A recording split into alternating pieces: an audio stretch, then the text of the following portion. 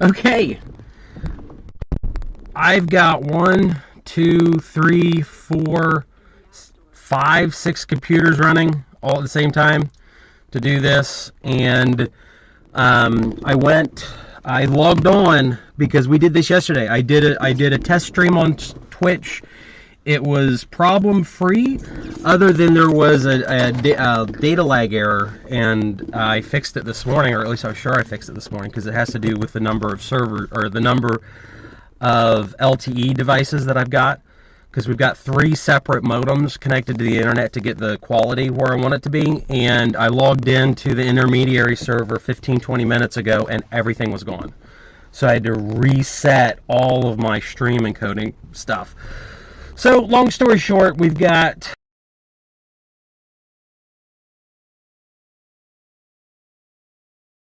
the SUV right now. On future streams, we'll be doing the police car that I bought, because we're setting up a police car for live streaming, just so people will run away. Yeah, the trade. John, are you down at the trailer park right now, John? Because if you saw, you didn't see the schedule. I want to show you guys the schedule.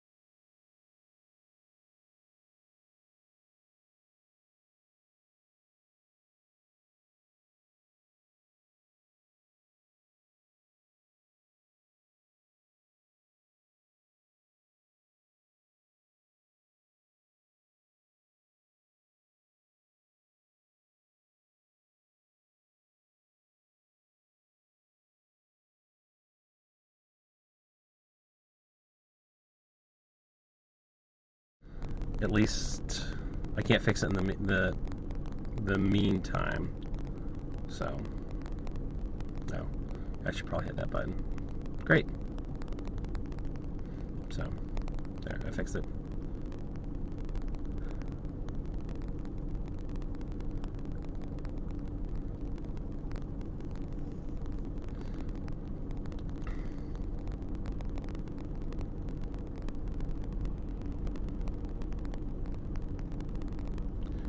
Oh, why did it set the stream down?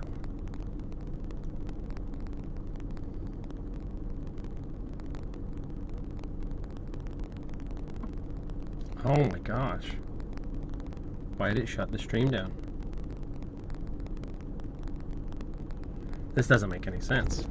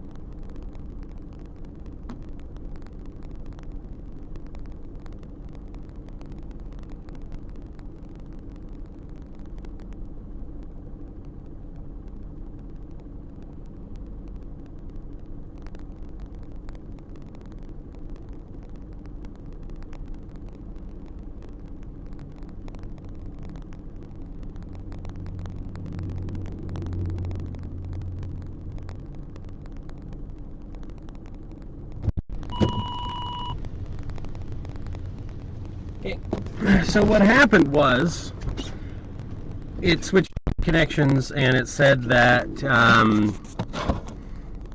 I ended the stream, which doesn't make any sense whatsoever. Because it should not end the video stream when anything happens. So it doesn't. I don't know.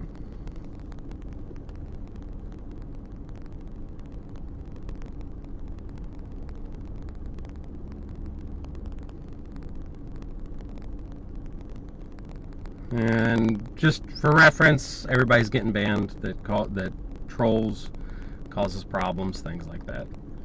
Yeah. Right. Where is the? Oh, this thing. Yeah. I don't know why you have this, because it's usually for people that are upset. So we'll go to the car wash here in a minute. Yeah, there's a person. That's why it'll tweet my phone number on here if you have to get a hold of me, because I only use 1740 number. So I guess when it switched to my personal hotspot, which we've got to do at some point. I don't understand. I really don't understand why I did that. So we're going to switch cameras here real quick, and we're going to start the long trek to my car wash. Audio should be good. Yeah, I mean, it looks okay. Let me know what you think of the drive video when we start. It looked good last night. As long as it's light out, it tends to look pretty good. There. Live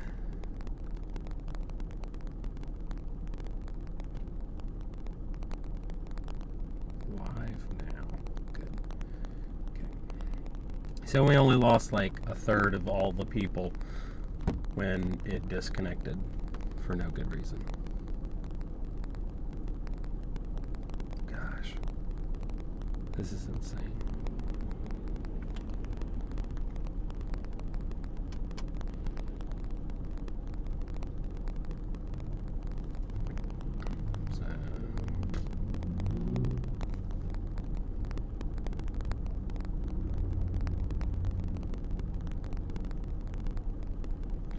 All right.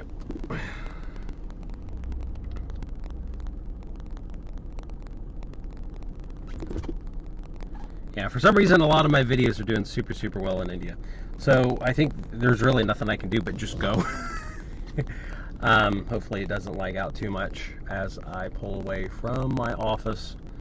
I can't read comments, so I'm just going to train of thought while I go in between these places. If you saw the schedule, it's going to be, we're going to the car wash real quick this morning, then it's going to be Eddie's office to work out. Then after Eddie's office, we're going to go to Chillicothe to go look at the trailer park and deal with the trailer park. And hopefully we don't have endless problems through this. So I'm not pinning anybody's comment. That doesn't make any sense. I don't understand why it makes any sense. So what type of phone do I have? I have a Samsung S20. I'm still in the parking lot. Yeah, I'm right next to the cemetery. So anyway, if it disconnects, just save like the link to the stream in here. I'm trying to think, because YouTube should not end the stream. It should immediately fall back to another one. I'm trying. Man, it doesn't really make any sense. Now, if it lags off, it is what it is. So, all right. We are headed to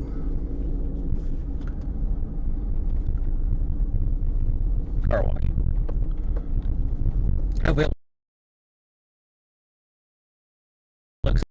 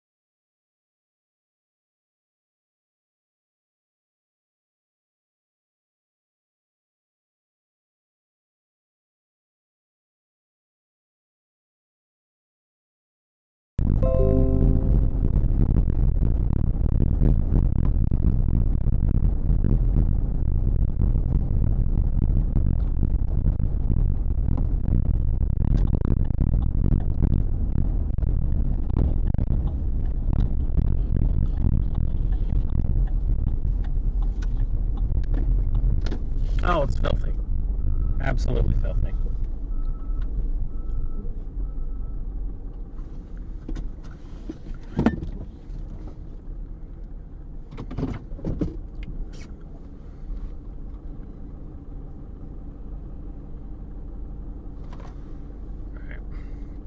It should reload. Yeah, it says it's broadcasting. So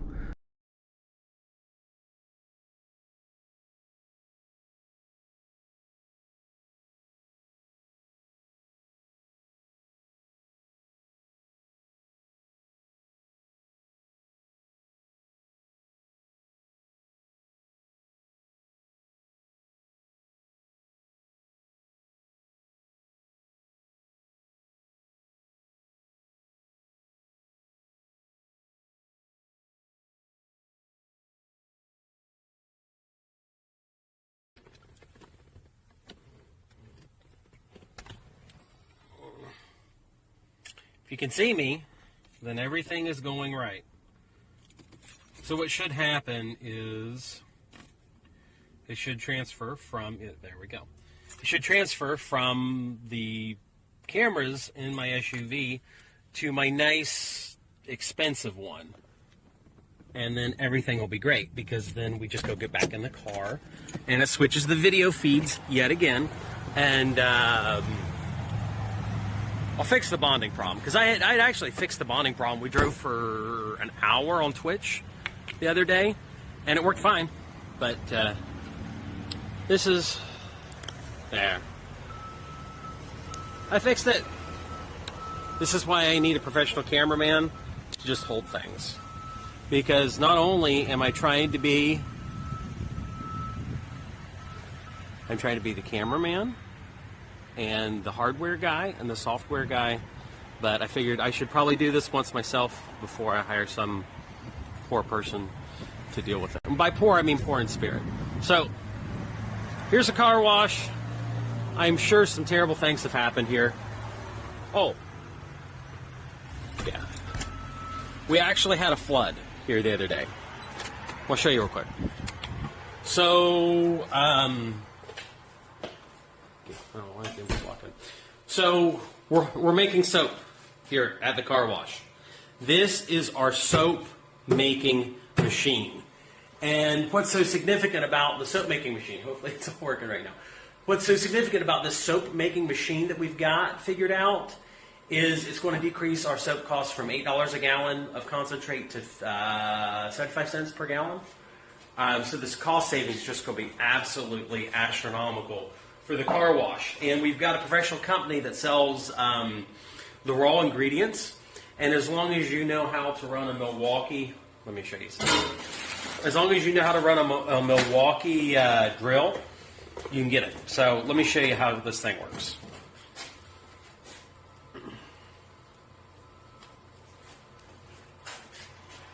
Alright, so it could be lying to me. Let's see. Are we live? Yes, good. Okay.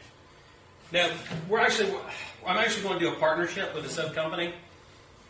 If you can see me. I'm going to do a partnership with a soap company to probably advertise them, because I'm sure a big soap company that charges $8 a gallon, because that's what you pay. If you buy a thing of soap and it's this expensive, if it's one of these, you pay $13 a gallon. But we're going to be able to make a 50-gallon drum of concentrated soap, not like diluted soap, but it's concentrated, and we should be able to go from, we were at 12 to 13, now we're going to go down to $8 a gallon, then from $8 a gallon down to 50 cents to $1. So, yeah, I don't know what's going on with some of the technology, but it should be working for the most part. Anyway, yay. So that's what we're doing with the soap. But I'm going to show you guys what happened yesterday, and it actually flooded the place. And I did take video of the flood, but it's clean. I had to pull a normal Brandon process, and I had to siphon one of these tanks out. guys know how you siphon, right? You stick a tube in, and then you put it in your mouth. You put it in your mouth, and then you get the water out. So what happened was, this is called a hydrominder here. And whenever this concentrate gets low, it drops the water level in the tank, and it shoots water soap mix on. Makes sense. Well, the thing is, there's a filter down at the bottom of it, because all of the soap water mixture gets sucked out the bottom. The clean water comes in from the top. The soap mixture comes from the bottom. So what happened was, there's this filter here in case something gets dropped in there, which happens more often than I'd like to admit. So there was a big chain on here for the hydrominder. It accidentally fell off and flooded the whole entire system. And we had water flowing out the back there, and I got a call at... I got called by Riley, who works for us. He's the kid that does all the trash, and he does the cleaning, and he checks soap's level. Riley called me at 10:55. I had an appointment at 11 o'clock that I was getting ready to pull into. He called me and said, "Oh, the whole place is entirely flooded. It's a disaster. What do we do?" So all we have to do is flip off the line here. That's all we do, is flip it off. Turn it off. We turn it off. So you turn it off, and all you have to do is turn it off, and then we found out that this chain was here, so I took a pair of bolt cutters. I had my own multi-tool on me, which of course I forgot. So we had to cut the big giant chain off of it, turn the water off, of course. And then he did a really good job. Riley did a great job, and the floor is now clean and dry, and everything's good. And then we finished up all of the crap that we needed to in order to do the soaps, which is nice. So there's what we've got. Car Wash Chronicles gave me just one shout out. Yeah, I've talked to the Car Wash Chronicles guy is on our Discord. So we buy the soap from a company called National Car Wash Supply, National Automotive Chemical. There's the company, and the guy that owns it's absolutely amazing. So this is what we've been dealing with at the car wash, at least for a little bit of time. So, all right, 114, cool. So that's all that's going on, like right now, with the soap and everything at the car wash. I can't read most of the questions, so things are working as they should. Hopefully the audio and video quality is good. We're struggling still a little bit with dirty lots. Dirty lots and ongoing maintenance is what drives a lot of car wash people crazy. Oh, yeah, our weep system is just wasting water like crazy because it's broke. So technically, if you came here, you could get a miserably poor quality car wash for free because this machine's broken. In Ohio, it freezes. Freezing's a thing in Ohio, and what happens is you run water through your lines on your water, anything that uses water in a car wash. You have a machine that turns it on and off depending on how cold it is, and if it gets super cold, then it just runs 24/7, which is how it's supposed to work. The problem is that valve that opens and closes, it broke. So now the valve's open all the time. It's just shooting water down the drain, which isn't how things are supposed to work, but that's how it is. Our maintenance crew, Tony, he's our main maintenance guy at this point. He's going to come in and fix it. And then Riley does the normal maintenance stuff and calls me when there's a problem. But I don't think he's been here today because of the fact there is crap all over the lot. And normally we have the lot cleaned out every single day, and it just hasn't happened yet. So we got water running, got crap on the floor. That's just how it is. Now remember, we're going through a full day. I'm shooting content myself today. Next week I should have a cameraman to help me manage everything. We're also having infinite problems with this thing. It is an absolute piece of crap, and out of all of these vacuums, this vacuum, the vacuum that's over there, this one gets vandalized for no good reason. And I have opened up this machine, I don't know how many times, and it's jammed completely full of stuff. And it doesn't make any sense. And I've got a near identical problem down at the laundromat. And if you guys are aware, the laundromat's very far from where here. It's like 45 minutes away. Yep, see, that shouldn't happen.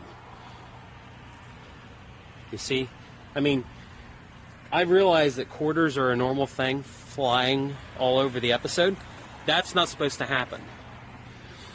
This means the quarter that someone put in the machine never activated the timer. How many quarters are back there? Can you count? I feel like a PBS Kids special. 1, 2, 3, 4. There's 4 quarters back here. And the mechanism's full still. So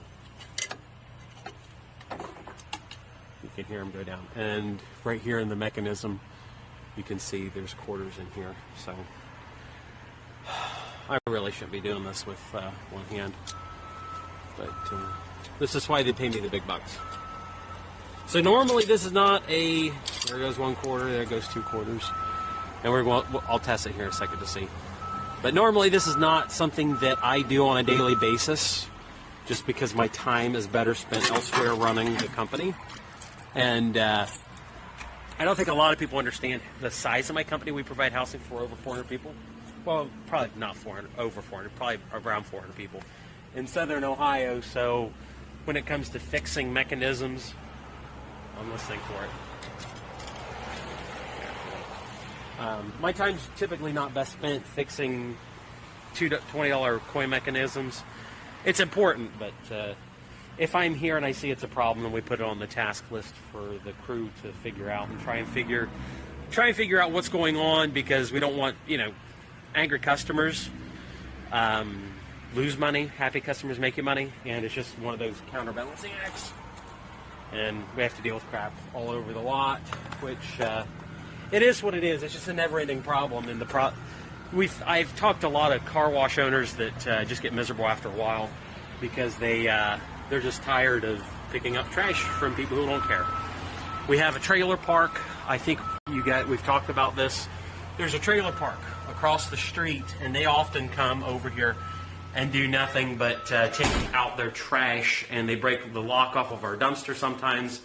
And it's a nice trailer park too. It's not like mine, but there's just things that happen. So this is what it is. So I'm going to go through. I want to check comments real quick. Hopefully the stream hasn't dropped. It's on the nice camera setup with the Live View Solo, so it should be somewhat reliable. So let's see. Has it dropped out and caused problems?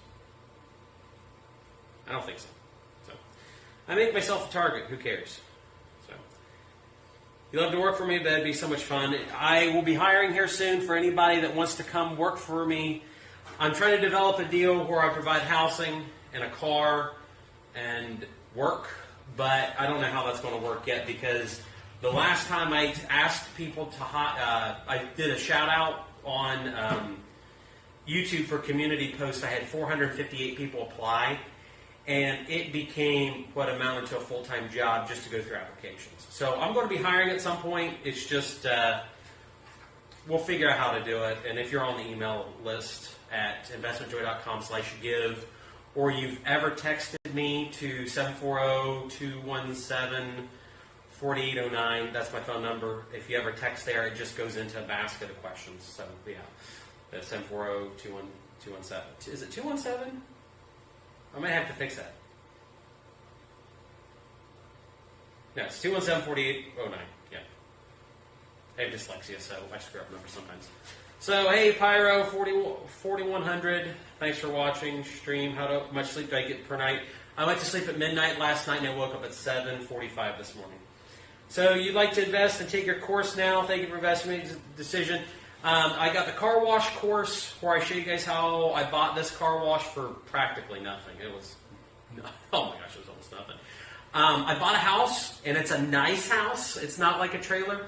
I just bought a house for $250, and we're going to do a whole video series on it soon. Part of that video is going to be live. I mean, a lot of that's going to be live, because a lot of the stuff that I want to do, I want it to be live, so you guys can ask questions like you're doing right now. But that's going to be live, where I go and I show you what I bought for $250, and then we're going to have a course on that of how did I buy a house for $250. A 6-bed, 2-bath, corner lot with a 2-car garage and full basement for $250. And it's not bad condition, but that's my opinion. You guys can figure out and come up with your own decision whether you think it's a nice house or not. But can we see the money we made? I've got an agreement with my car wash partner that I don't do money videos here. I'm also I like to buy a car wash just for the money collection videos, but he's afraid that someone's going to kill him. I have no regard for my own life, so YOLO and whatnot. So where am I finding $250 houses? That's what the whole video series is going to be on, because it's the same place you find free car washes, and it's the same place you find free laundromats. I asked Danny D'Angelo how many free laundromats he's helped people buy, and I think he's near 1,000 free laundromats. And there's just a whole process to get stuff for free. In a nutshell, you find somebody that has something that they have to sell. They're like, they've got to get rid of it, and you just negotiate yourself in a position where you don't pay any money for it.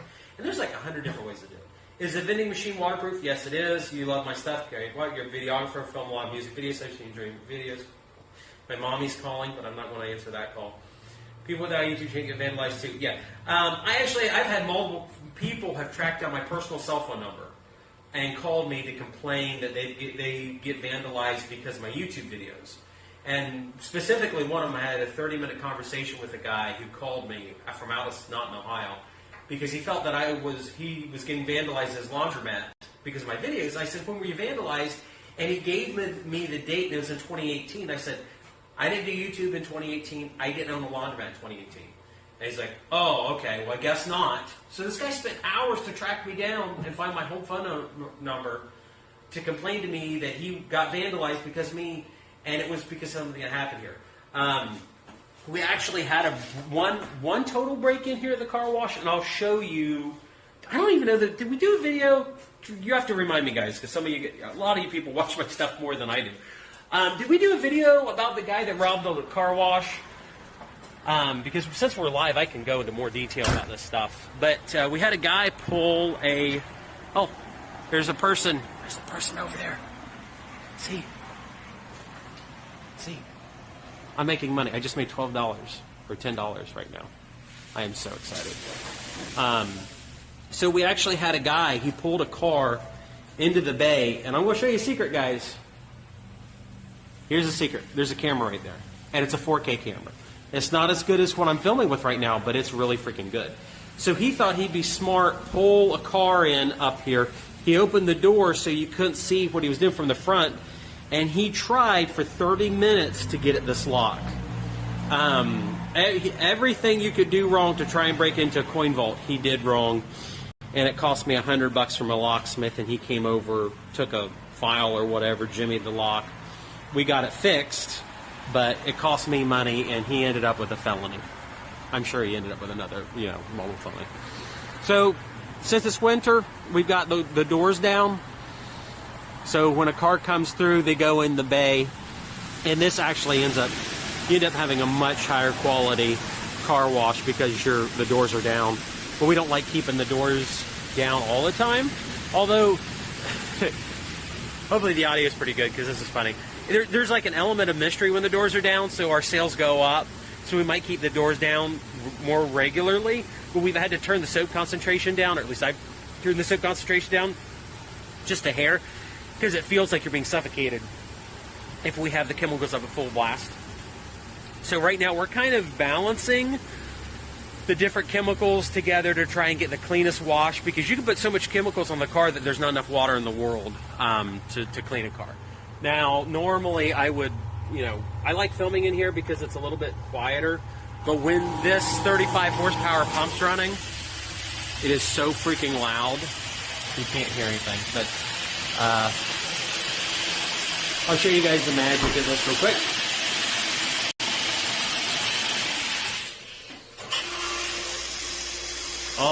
all of these valves and pressure switches are working together to clean a car.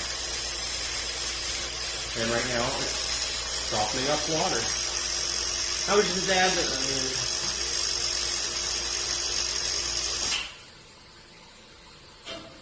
So.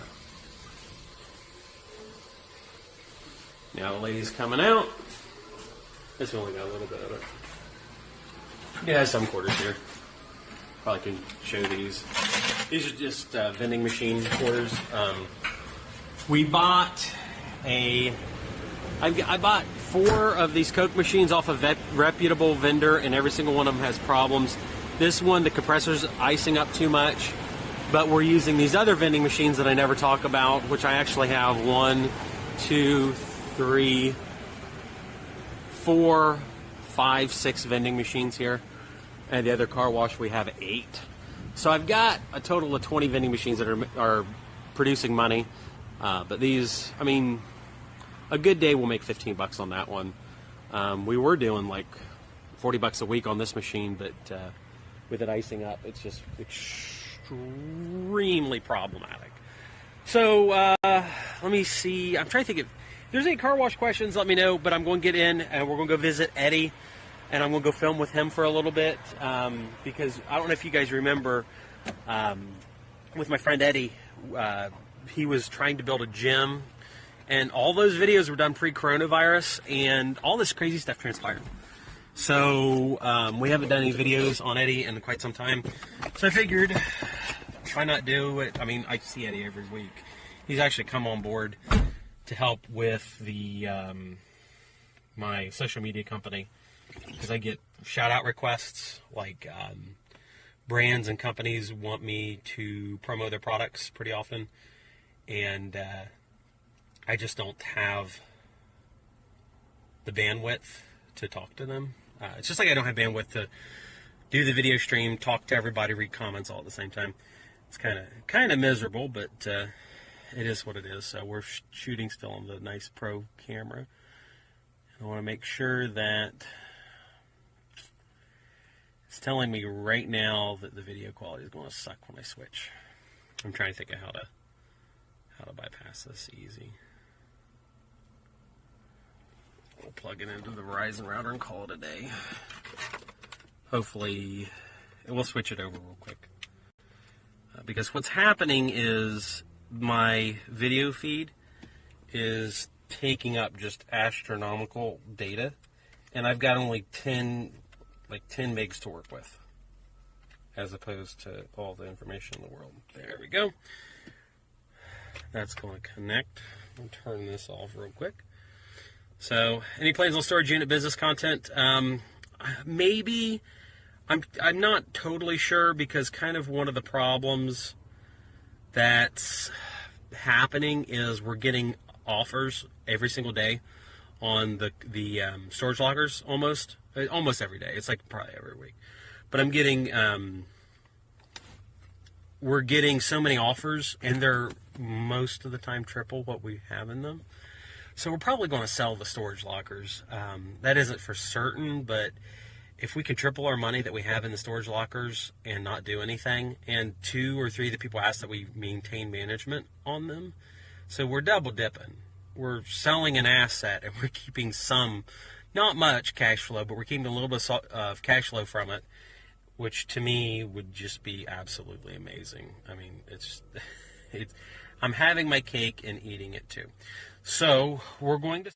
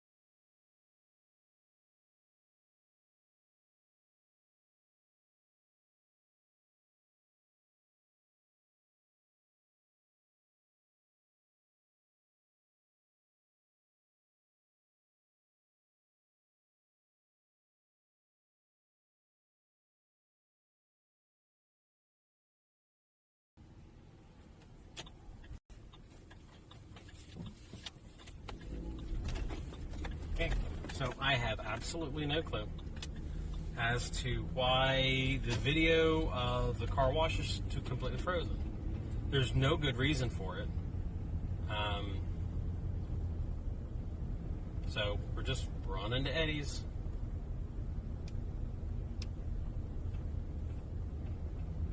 So I apologize for, I mean, it's a weird feed right now, and if you would look on my computer monitor, you would see that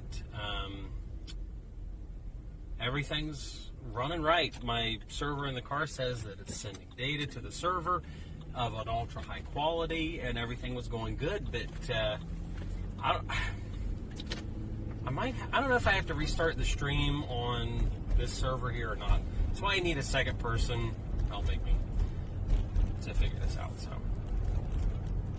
yeah, the video quality from this camera should be absurdly good. The one that you're watching right now. I'm trying. The setup that I have is engineered, or it's supposed to be engineered in such a way that I can compete with a major TV show.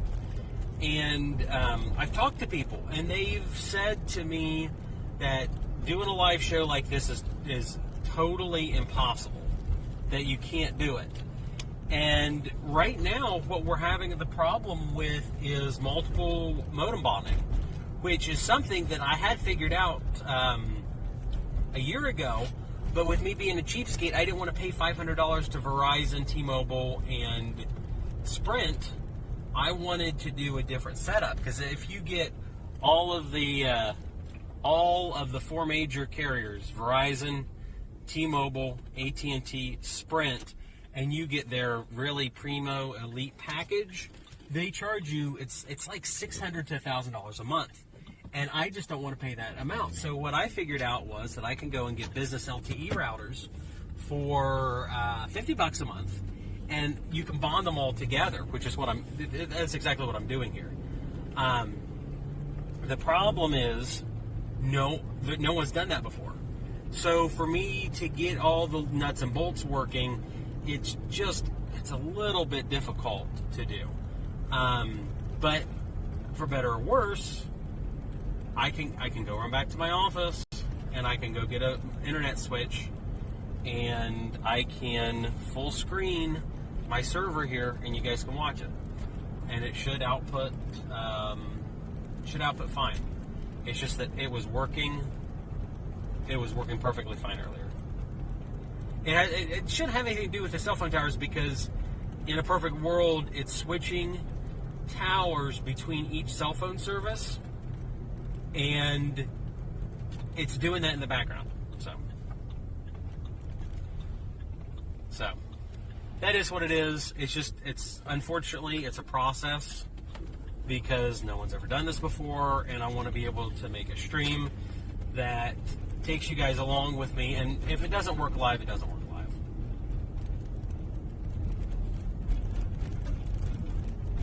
The alternative is we film, we quickly edit everything, and then I upload. So, but it should be working good. With this camera, because it's using multiple internet services, and I know it's correctly bonding, and the correct bonding fixes everything. That's why this specific video quality is so good right now. But the problem is, it's my expensive camera, and I don't have a good place to put it. But maybe I should just use one camera for the rest of the day. That's probably the wisest choice that I can make at this point.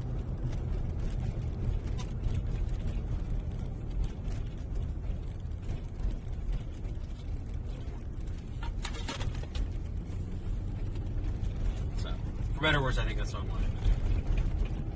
So we're headed to Eddie's house right now. I can't answer questions simply because I'm driving. But when we get there, I'll read up on the comments.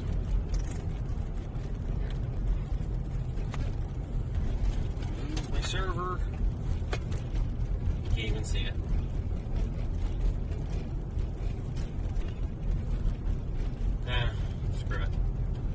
go to the store and get a 2-foot section of PVC. That'll fix it. I've had the camera working, or I've had the server working, and I'm having a problem on both, or having them talk to each other.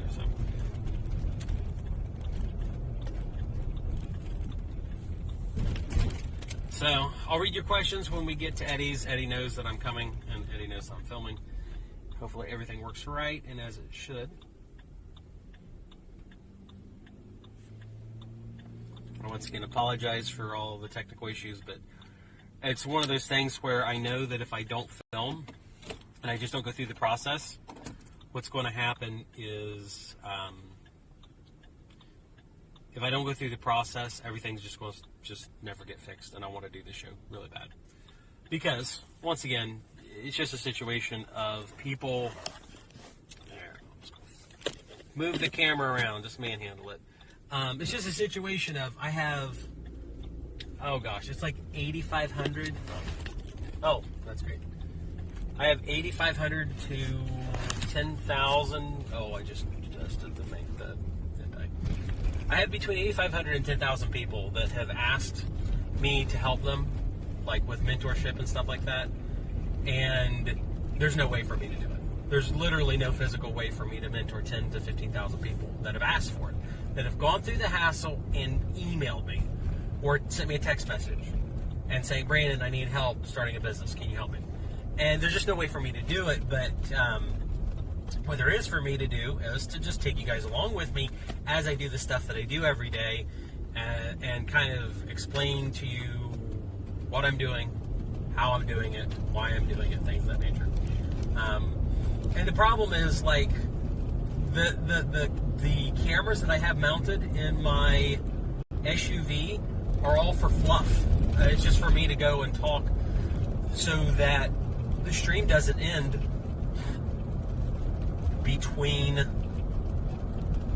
me driving places. Because what happens is I could build up 10,000 people watching the stream, or let's say 10,000 people. I can have 10,000 people watch the stream, and then it cuts out and it comes back on, like we've already had happen. People get tired, they jump off the stream. But if I can make it continuous and the camera transitions between doing things at the car wash, getting in the car. That's my broadcast system that just fell off. That's cool. I'll have to remount it, I guess. But can't do that while I'm driving. But like I said, I got comments and questions loaded up on the phone, but I can't read them right now. So I do take a peek every so often at my bit rate, and bit rate's at 1.5 megs. And what's neat is it should be encoding and changing the quality correctly as I go through these spots with somewhat minimal cell phone coverage. So that's what the Live View Solo does. It takes up to 4 separate connections and it takes them all together. So, I mean, I can fix it. It's all this stuff's fixable, and if I had like another day to prep stuff, I would do it. But then I went to hit the stream and already have people complain that I just had like 20 comments from people complaining that I didn't start on time. They were complaining that I started 10 minutes late because the server crashed, or it deleted all my settings in it. And it is what it is. I guess if I talk too much or give too much attention to troll comments, they will destroy me. So we are pulling into Eddie's right now, and we're going to go talk to Eddie, and we're going to see what happened to Eddie's gym and how I've kind of been trying to help him with everything. He wants a gym so bad because he's in health and wellness and fitness and stuff like that, and it's just a miserable disaster because of coronavirus. He got shut down for 6 months because of coronavirus, because the state mandated it all. So the state mandated closure of his gym and all this different stuff. So Eddie lost an incredible amount of money. This is one of my very expensive thingies, my doohickeys. So Eddie lost an incredible amount of money over coronavirus. and he's been coming out of it better than he was. But not every company. I mean, there's a lot of little, small local businesses that are gone forever. At least, you know, in my area, they just couldn't. They could not get the money that they needed to survive, and even then, the federal government was only offering loans to people for coronavirus. So, if you think about it, what use realistically is a loan? Taking out a loan when you depend on customers. Did I explain that right? Hopefully I explained it right. But just think about this. You take a loan out from the federal government to run your business, to make the payments that has to happen. Your mortgage has to happen. Your insurance has to happen. Your taxes have to happen. Your water bills have to happen. Gas, electric, all those bills keep going on even though you don't have a single customer. It's like a car wash. If we would have turned we would have turned everything off, technically the old owner would have turned everything off when coronavirus happened, he wasn't getting customers, everything would have frozen and would have destroyed the building. So he was still paying out $2,000 in water bills so he could just keep the place existing. And a lot of small businesses have gone through that. And now for me, I had cash reserves, I have YouTube money coming in, I had access to capital, I had all this different stuff, and you know, I survived coronavirus fine. But there's all these little, small local businesses that are never coming back. And it's really disappointing. And, you know, to an extent, we'll switch this off and hopefully it doesn't cause a problem. Just turn my SUV off. All these little businesses just aren't coming back. So hopefully Eddie's ready for me. And hopefully this should switch right. It should work. If it doesn't,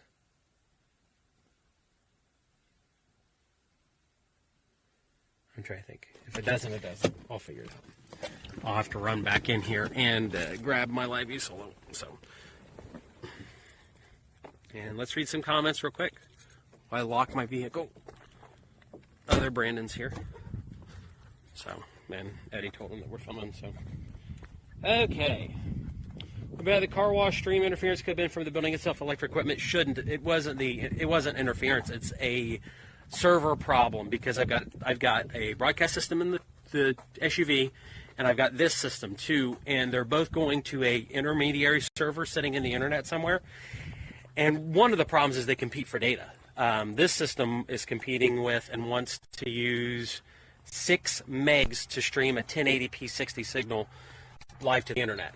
The other system is trying to compete for a 2 meg system, a 2 meg signal. And there's just not enough bandwidth because I'm not blending the signals enough. All I have to do is take the server output, put it in my solo, and it'll work. But the problem is it's just not doing. Oh, let me go get another battery. How much money did Eddie lose? We can ask him. I don't know.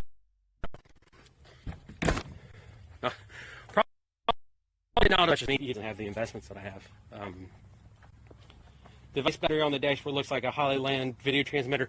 It is their competitor. It's an Axoon, and I did an Axoon because their transmitter is it bonds 5 gigahertz plus a 2.4 gigahertz, and the Hollyland only does 5 gigahertz. And if you understand radio transmission, 2.4 penetrates better than 5. If I had my preference, I'd get a 900 megahertz transmitter, but they stopped making them. I would use ham frequency, but I've heard that I can't use those for commercial transmission, even though I have a license. So we're going to rebond this real quick. So here's the server that we're having all the problems with. See? There's OBS. I'm running a full OBS server in the vehicle. So what's going to happen is this is going to switch off for a second while I switch the battery out. And then it'll come back on in a second.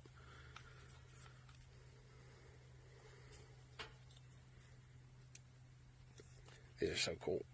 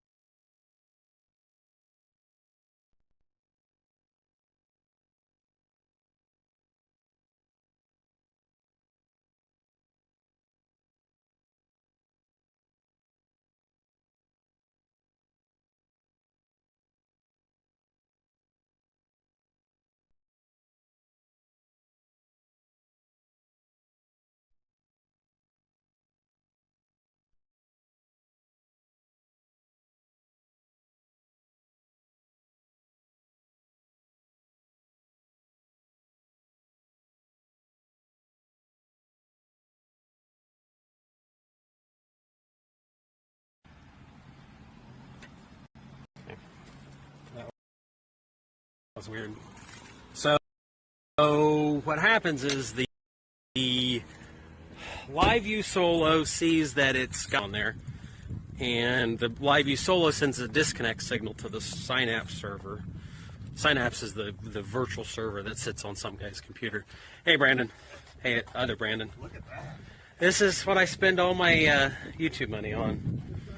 Yep. Nothing important. Not silly stuff like my family. Why would I do that? That's other Brandon. All right. So we're here at Eddie's. Need to ring his doorbell.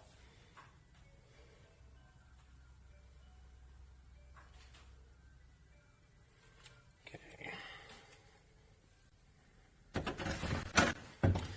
So should be still working. Hey, there's no music supervisor off.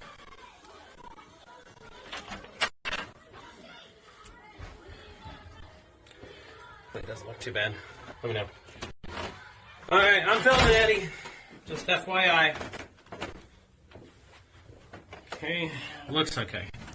If this works, I'm going to be so happy because I'm walking into a basement.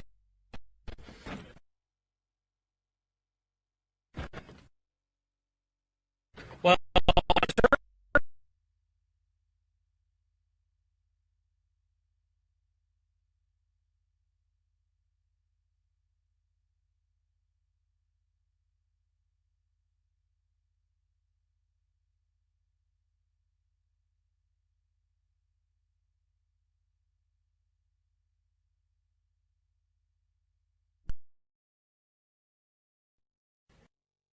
I do it like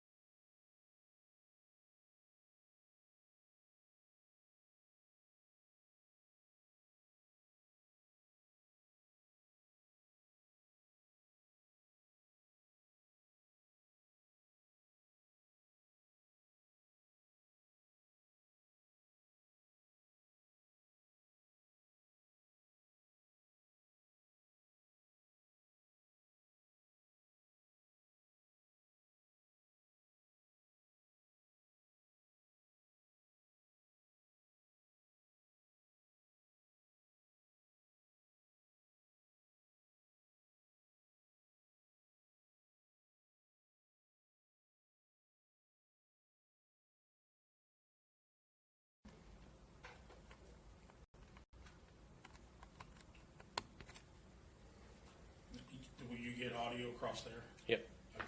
Yeah, everything, I mean, the camera, generally speaking, works out pretty well. That's the Sony A7, huh?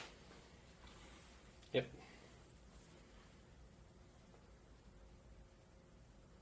So, this is why, as time goes on, I need somebody to just come with me and manage half of this stuff. Right. Because if they could, we're back. We should be back. Yep.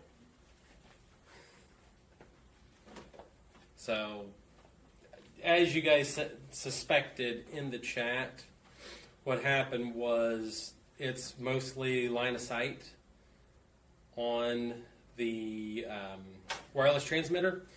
And here's where the problem starts to happen, generally speaking. Oh, it's on gimbal. Here's where the problem starts to happen, is you end up needing a professional setup. And the professional setup, like a Teradek LT 4K Max, is $15,000 for one camera. And, I mean, if I knew beyond a shadow of a doubt I could find a sponsor for my live stream show, and I could get a sponsor to pay $15,000 for naming rights for X amount of streams, 10 streams or 20 streams or however long it takes, to pay for a Teradek. But $15,000 for one piece of equipment just doesn't make sense. I don't like the idea of spending $15,000 on one piece of equipment. Right. So what I do is I've got these other transmitters. I might as well start on that. I got these other transmitters, and they're line of sight, but they will go through walls and no. So we're going through basement, ground, and everything. So here's my big get around the $15,000 Teradek. The transmitters line of sight. All I do is have a bag with more transmitters in them. Right. So I just set a bag with a transmitter receiver bundle together. Yep. Yes. So then it's Line of sight. it's line of sight from my SUV to wherever I'm filming to wherever I am in that. Right. Because what happens is it ends up being an HDMI or SDI wireless bridge. So now that we've restarted, everybody, I mean, I don't know if you can load live questions on there, but a lot of people had questions for you since we have not done a video here since coronavirus started. So it was almost 2 years ago, and I kind of alluded to, the questions on the computer. I kind of alluded to this or mentioned it right before I got out of the SUV, is how long were you shut down for? As far as the studio goes? Yes. Well, by law, the state of Ohio made all fitness facilities shut down until, I want to say it was June 1st.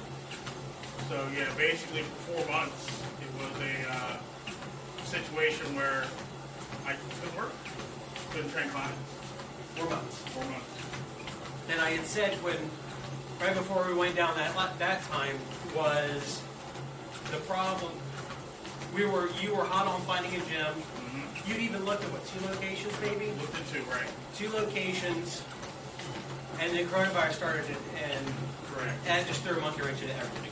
Well, the fact is, I found a location I wanted, and it checked all the boxes. It was perfect square footage. It was in the area of town that made sense. And we went, looked at it, talked to the owners, and we verbally agreed with it. And the very next week is when coronavirus hit and shut everything down. So, I did the right thing. I approached the owner and said, hey, this is what's going on. I don't know how long I'm going to be shut down.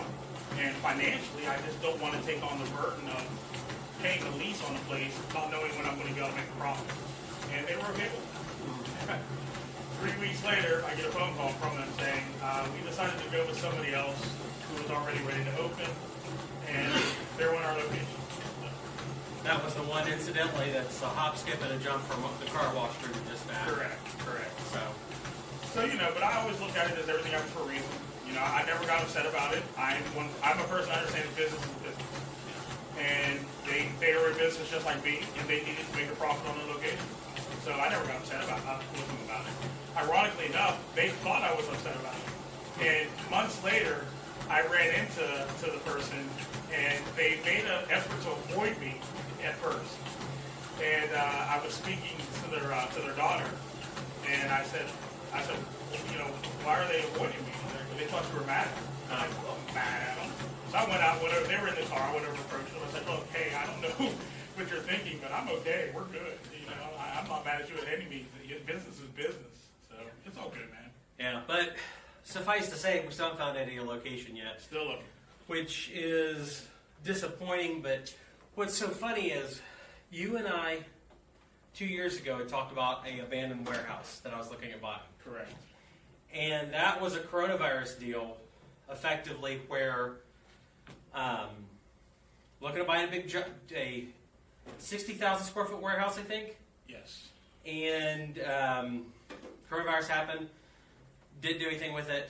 Called the guy yesterday and was like, do you still want to sell the warehouse? He said, yeah, the market's crazy right now, so I want a lot more for it. But he said, I'd still totally sell it to you. I had somebody that wanted to rent such and such a wing of it for $3,000. Okay. So I ended up calling one of my investors that wants to buy a warehouse. He's exclusively looking for warehouse space right now. Okay. Or a warehouse to buy and use it for space. And he's like, oh yeah, I know prices went up, so I'll have more money available. So, interesting. Sounds like it could be a possibility then. So I don't know. So that's kind of where the Eddie's gym is right now. He's still looking. He's still looking. I'm still hoping to help him at some point find something location-wise, but it's like everything else with coronavirus. Everything just totally screwed up. Is that going to be fixed location, or can you no, move it? I can move wherever. Well, we're going to be walking down here to work. I was wondering, how big, how wide is that? What? Can you set it up on there? You know, just take it with us. We're going to be down at the other end. Okay. I cannot get the live chat to come up on the TV. It says That's fine. Successfully connected, You know, but it's not. I've tried to watch live streams with my kids for YouTube, and generally speaking, they always suck for like chatting and whatnot. Cool. So what are we doing today? To chat with us. Yeah. We're going to come down here to this table.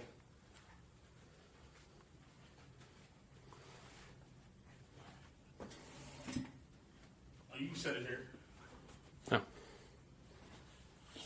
That'll be in a good spot to be able to catch everything, I believe. Okay. See? Yeah, I was going to do the GoPro, but I just didn't feel comfortable bringing in camera number. I got 2 cameras in the SUV that are erroring out or something's going on with them. We'll try to get some chat going. Yeah. So, there you go. All right, go ahead and get a quick stretch. Stretch the legs out a little bit. But yeah, man, that sounds like an awesome opportunity. Yeah. What's that? My legs were toasted on Tuesday. He's crying about his legs hurting from his last workout. To my benefit, I'm just getting over 2 weeks of having coronavirus and not being able to breathe for a week. So I feel like everything I do is very much diminished. So. All right, I'm going to open up my phone to your channel. Can Eddie take on one of my abandoned laundry locations? Not really, because I'm in contract for the most part to sell my last empty location to one of my contractors. So what should be happening is I should get rid of one of the empty ones. Plus, I don't think he wants to travel. We'll be doing 45 minutes worth of driving today here in a little bit, down to go do the trailer park and the car wash or laundromat. And it would be a far drive. It's a far drive for me. That's why I tried. That's why, like, with these streaming days, my intention, I really want to do streaming, collections and stuff like that. Right. Sit down. Yep, face in. Okay. Platform out. So I want to do these collections all in the same day because I don't have to drive multiple times a week, which I have to do a lot of times. Right. So just down it up. Yep, down it up. Lean up a little bit. There. Just give me 10. Just loosen it up a little bit.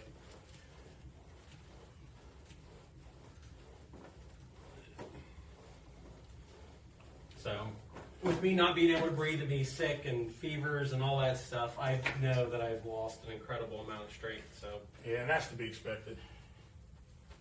Okay, I had it a couple months ago, and I made the brilliant mistake of trying to work out about 3 days into it, and it was just a complete failure. yeah, I mentioned about it that I got really close to blacking out one day, and it was because I was cleaning out a room for my daughter, and I grabbed a 50-pound tote, which is nothing, it's a 50-pound thing. Grabbed it, threw it in the closet, and I started walking down the. It's coming up with the comments in a little. Yeah, what's it say? Is a gym really a profitable business? Yeah, the answer to that is an astounding yes, but it really depends on a lot of things. It depends on location, and really depends on how much effort you want to put into it. I belong to a specific podcast. I belong to a couple different podcasts, but one specifically is about helping gym owners launch businesses. And I can tell you there are multiple people out there who are earning anywhere from $20,000 to $50,000 a month just with their gym, but understanding that they have multiple streams of revenue with the gym. It's not just memberships. They're also selling training packages. They're selling group training packages. They're selling supplements. They're doing a lot of things within the atmosphere of that gym, not just gym memberships. All right, I want to come over here, standing curl. So basically with any enterprise, over on this side, it's about taking that initial business and creating multiple streams of income off of it. Just like what Brandon does with his investment joy. Okay. Everybody's very supportive of me. That's it. Now, this is a warm-up set. We'll get a little heavier. I won't even comment on that one. Yeah, okay. We'll just leave that one go. We have one more time. All right, we're going to stay there. Yeah, I feel like I've lost probably 30% of my muscle strength. Right. But there's been other times I've been sick in the past. Working here working out here for 3 years. Ups and downs, depending on health. But That is a factor. one of the things that I've discovered with coronavirus, coronavirus is I need a schedule. That's why I want to do 1 to 2 days a week and do nothing but filming. Right. Okay, go ahead and give me another 10 here.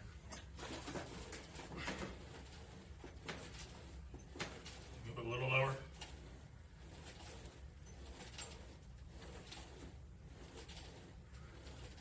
And 1. Good. All right, take 45 seconds. But, I would say numbers don't lie. That's why I track your progress. I track numbers. And, based on where you were before you got sick and now, you're down probably about, I'd say, 10% on everything. No, only 10%. Yeah, about 10%. But the thing is, you get that back quick, though. One of the favorite cliches in the fitness industry is this thing called muscle memory. That it takes you long. Once you build it, if you take some time off, you'll get it back a lot faster than it took for you to build it the first time. Yeah. So someone asked if I do private investment I don't talk about. I'm sure there's stuff that I'm invested in that I don't talk about. I would say there's at least one investment category that I can never talk about because I get demonetized very quickly. So, but, I do like gold, silver, coin investing, but I don't talk about it a ton on the internet because it's just, I can get run so thin on content. Like when I've done coin videos before, no one watches them. So it just doesn't, I don't know. Right. If I do content, if no one's going to watch it compared to stuff I do that does get attention. Hopefully that makes sense. A little bit. Good. Give me 2 more. And pull.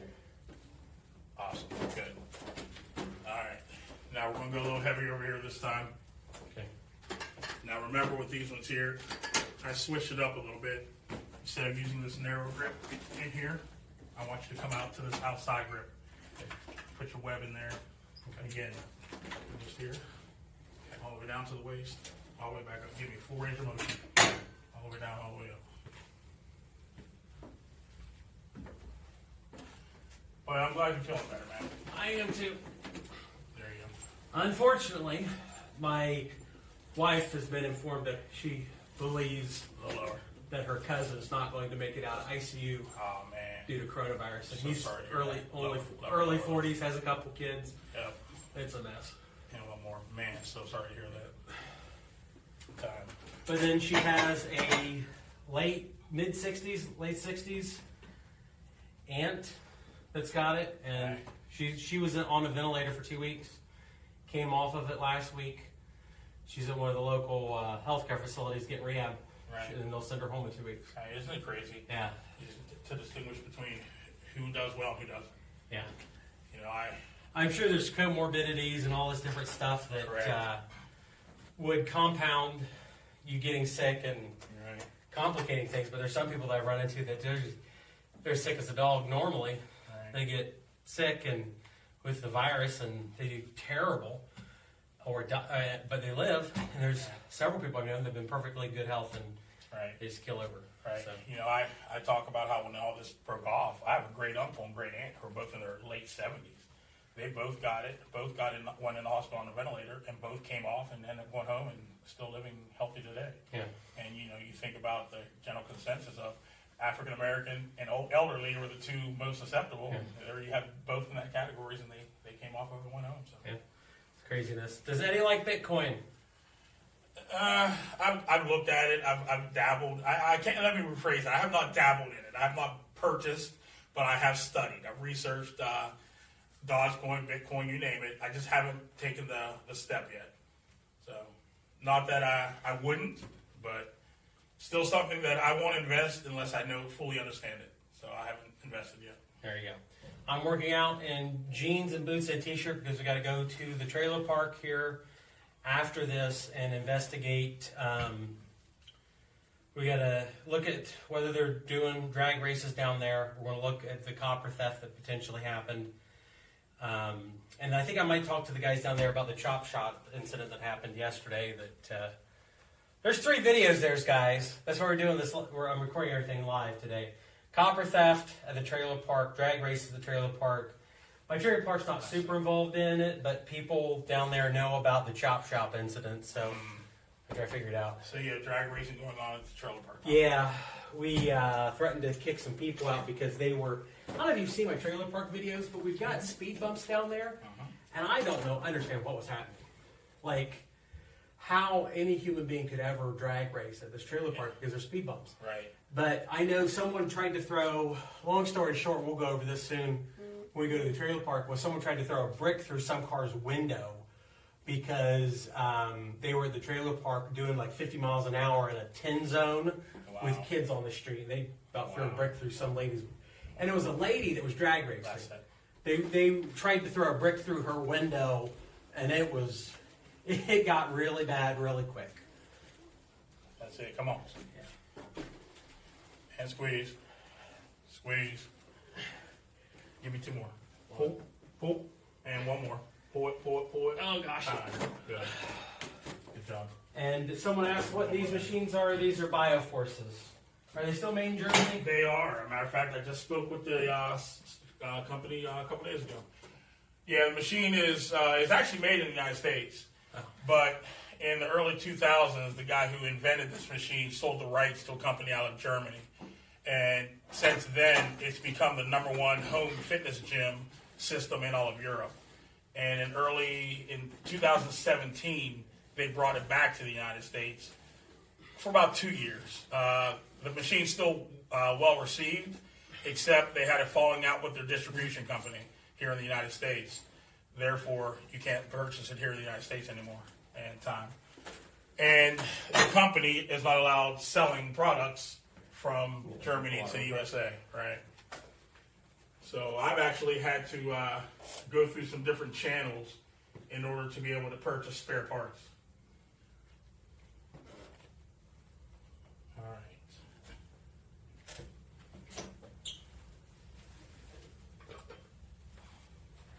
right. But I can say that this is by far the best home gym piece of equipment I've ever used. And the way it translates into personal training is incredible. Just the simplicity, the ease of use, function, and the small footprint that it takes makes it an excellent option for a home fitness studio. And as you can see, I love it so much, I bought 2.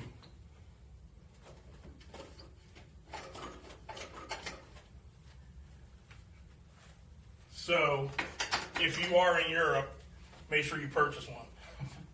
They actually have stores in a couple different countries now, just not another one here in the States. You know, I was able to fabricate a few parts that I need for this thing, but I recently did some homework and I figured out how I can actually get the product shipped to an international mailing address. Okay. Carrier. And then they, in turn, ship it to me. That sounds so convoluted. It is, but unfortunately, with the way things are set up with shipping from Europe to here, that's the route I have to go. Unless I want to invest another $2,000 or $3,000 into other equipment, which I'd prefer just to pay the shipping cost and get it shipped here. So now you're going to be here. Just bring it straight back with a slight swap.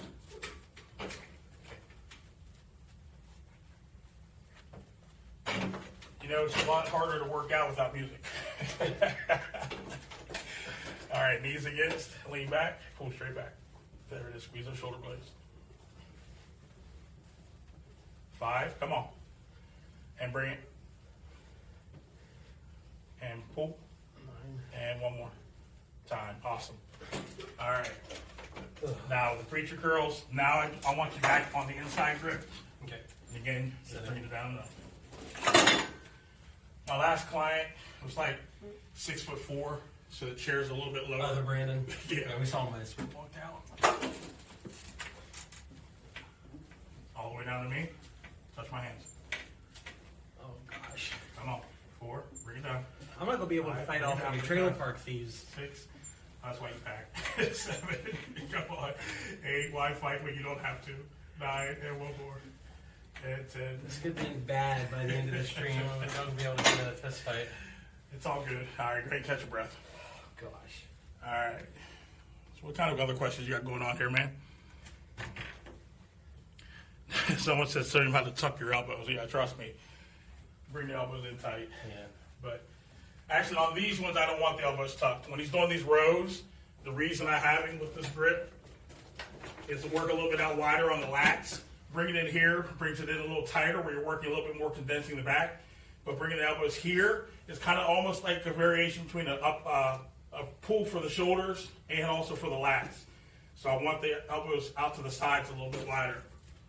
So there's a reason for that. Okay, give me another set. And just to remind you, after this, I might be doing lunch with Sean at some restaurant down around the Laundromat.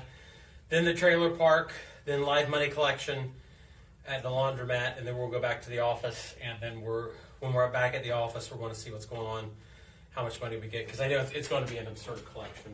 All right. Come on, bring it.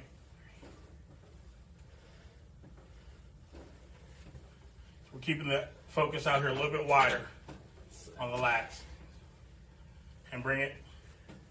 8, 9, give me one more. Oh, gosh. Pull, pull, pull, down. Oh, my Good. gosh. I'm in pain. If you don't realize how thick this guy is. The guy's got a lot of muscle on his body. We just got to get it back in shape. Yeah. For reference, if you watch my first videos from 2017 till now, I've lost 60 pounds. Right. Just for reference. But I could probably stand to lose another 40 at this rate. Right. Well, first of the year, get through the holidays, get back on track. It did help me that I should be saying I only need to lose 20 pounds, but I gained 20 due to through the pandemic and stuff. My wife actually had this long conversation last night of how we eat no healthy carbs. I said, you guys don't eat healthy carbs. Right. Like, that's what I try to do for lunches. And she's like, oh, I'm like, she's the one that orders everything from grocery pickup, because when coronavirus hit, we stopped going to the stores. Right. She stopped going to stores. She doesn't want to compete with people and fighting Makes at sense. Walmart and When there's like 3 items on the shelf. And yeah, 10 fighting people trying to a go. local Walmart has kind of started. Okay, so that's what we're doing. Yep. Now back over. I'm just lifting it up for you. Trying to save you a little strength. Okay. I'm already going to look stupid on the stream, so. Nah, you're doing great, brother. You're doing great. Come on. 3. Good. A little lower. Awesome. Up. 8, 2 more. Come on. Up. 9. And 1. Bring it. Nice. Good. Going great. But So- yeah, you know, again, nutrition plays a huge role, brother. You know that as well as I do. And I can tell you that day that I went over had lunch with you, man, the options there were pretty good. You know, I was surprised. Oh, at OCU? Yeah. Yeah. I've heard great things about that cafeteria. Yeah. And I knew it was open to the public. I just had never went over. Yeah. And it's 30 seconds from my house. Yeah. So, you know, but yeah. So Now I just got to get that employee discount. I get an employee discount because I have an office at the college now, and I get my lunches for $5. But I've only been technically $5.50. But I haven't been doing the lunches too terribly often because they're like closed for every holiday. Oh, that's right. Like anything that would shut down a college. So what would the students do? They stay on campus. They just got to fend for themselves. Yeah, I guess they go eat cereal from Save a Lot. Right, or ramen noodles. Yeah. Ramen noodles. Yeah. Am I back here? Yeah, last one. Dude, I can remember the ramen noodle days. Trust me on that. As a former college student myself, college athlete, ate a lot of ramen noodles. And we are not sponsored by ramen noodles. All right, come on. But if you happen to be someone who knows anything about that, have them reach out. Come on. They had professional ramen at the college here not too long ago. It was pretty amazing. 7, stay back. Good. Pull. And pull. Awesome. Good. All right. Last one here. As the shirt says, last set, best set. I can't read all the way up there. Yeah. We'll read it in a second. I see something about I work in asphalt, so I'm hoping the message says, I work in asphalt, Brandon. Do you want your trailer park redone? I will do it for free. Well, then you might have more drag racing. 5, no speed bumps. Come on. Up. 8, come on, up. 9, drive a little lower. Come on, touch my hands, pull. Time, good. Awesome, go ahead and rest. Let's see what this question is about asphalt. Yeah, go ahead.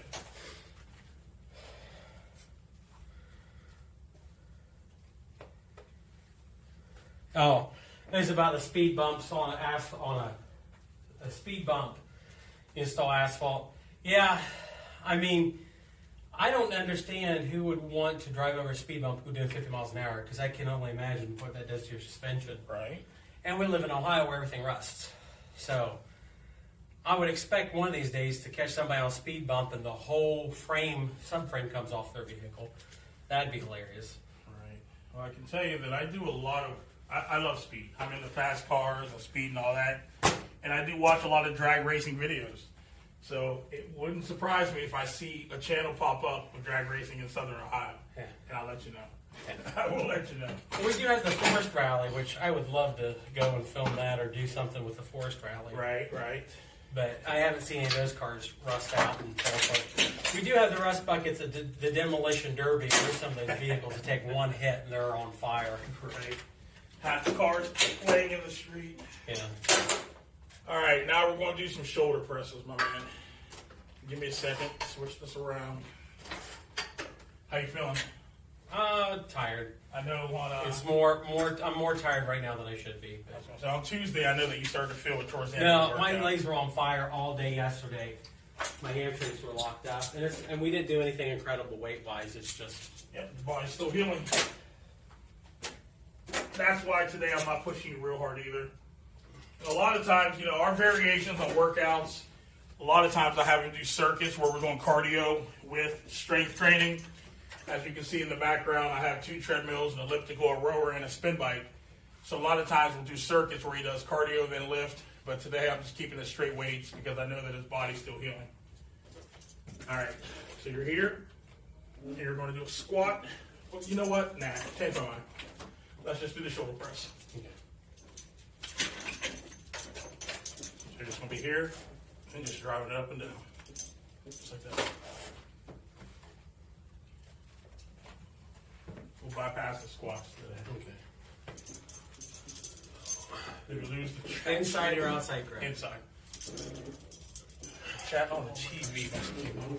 No. Yeah, stand tall. Squat. Legs wide. Bend the knees. Lean forward a little bit. And press. Good. Go up and in. Good. Give me 3, 8, 9, and 1.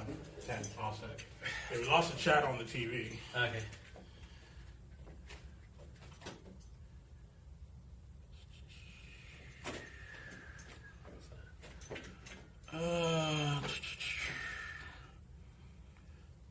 Someone asked if you could answer them.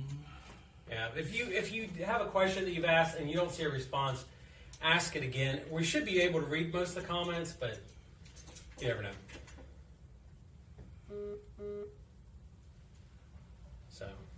Cool. All right, same thing. I'm going to keep the same weight. Lean against it, back up. Back, butt against there. Lean forward. Right there. And straight. Keep the core tight. 7, 8, 9, and 10. Good. You're getting comments on the TV, but No, show them it's far enough that I can't see them. Is this episode 445? Serious question. EDP 445, I have no clue what that is. I thought maybe we meant episode, I don't know. All right, we're going to go up one more. It's taking you up from 30 pounds to 35. Yeah, this is like nothing compared to what I've done in the past. I know, trust me, I know. It's awful. It's all right, man, you'll get back. Just for reference, on this specific exercise, you've done 60 pounds. Okay. So I'm at half of what it should be.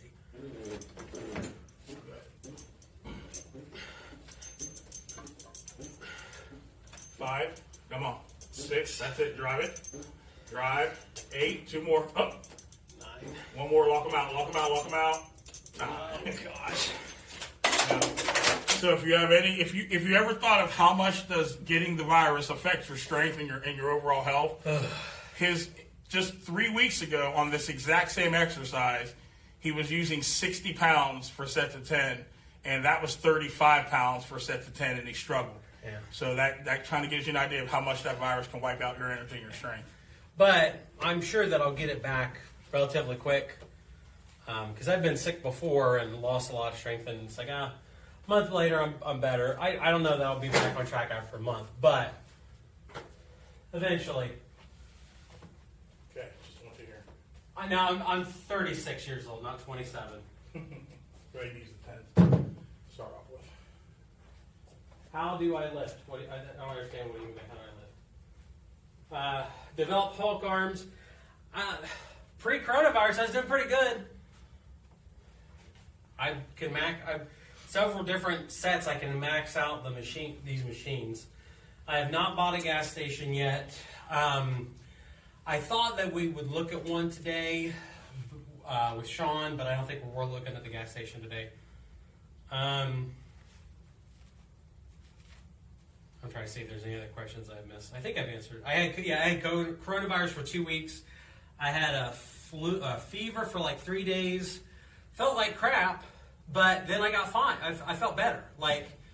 So it was 3 to 4 days. I felt like crap.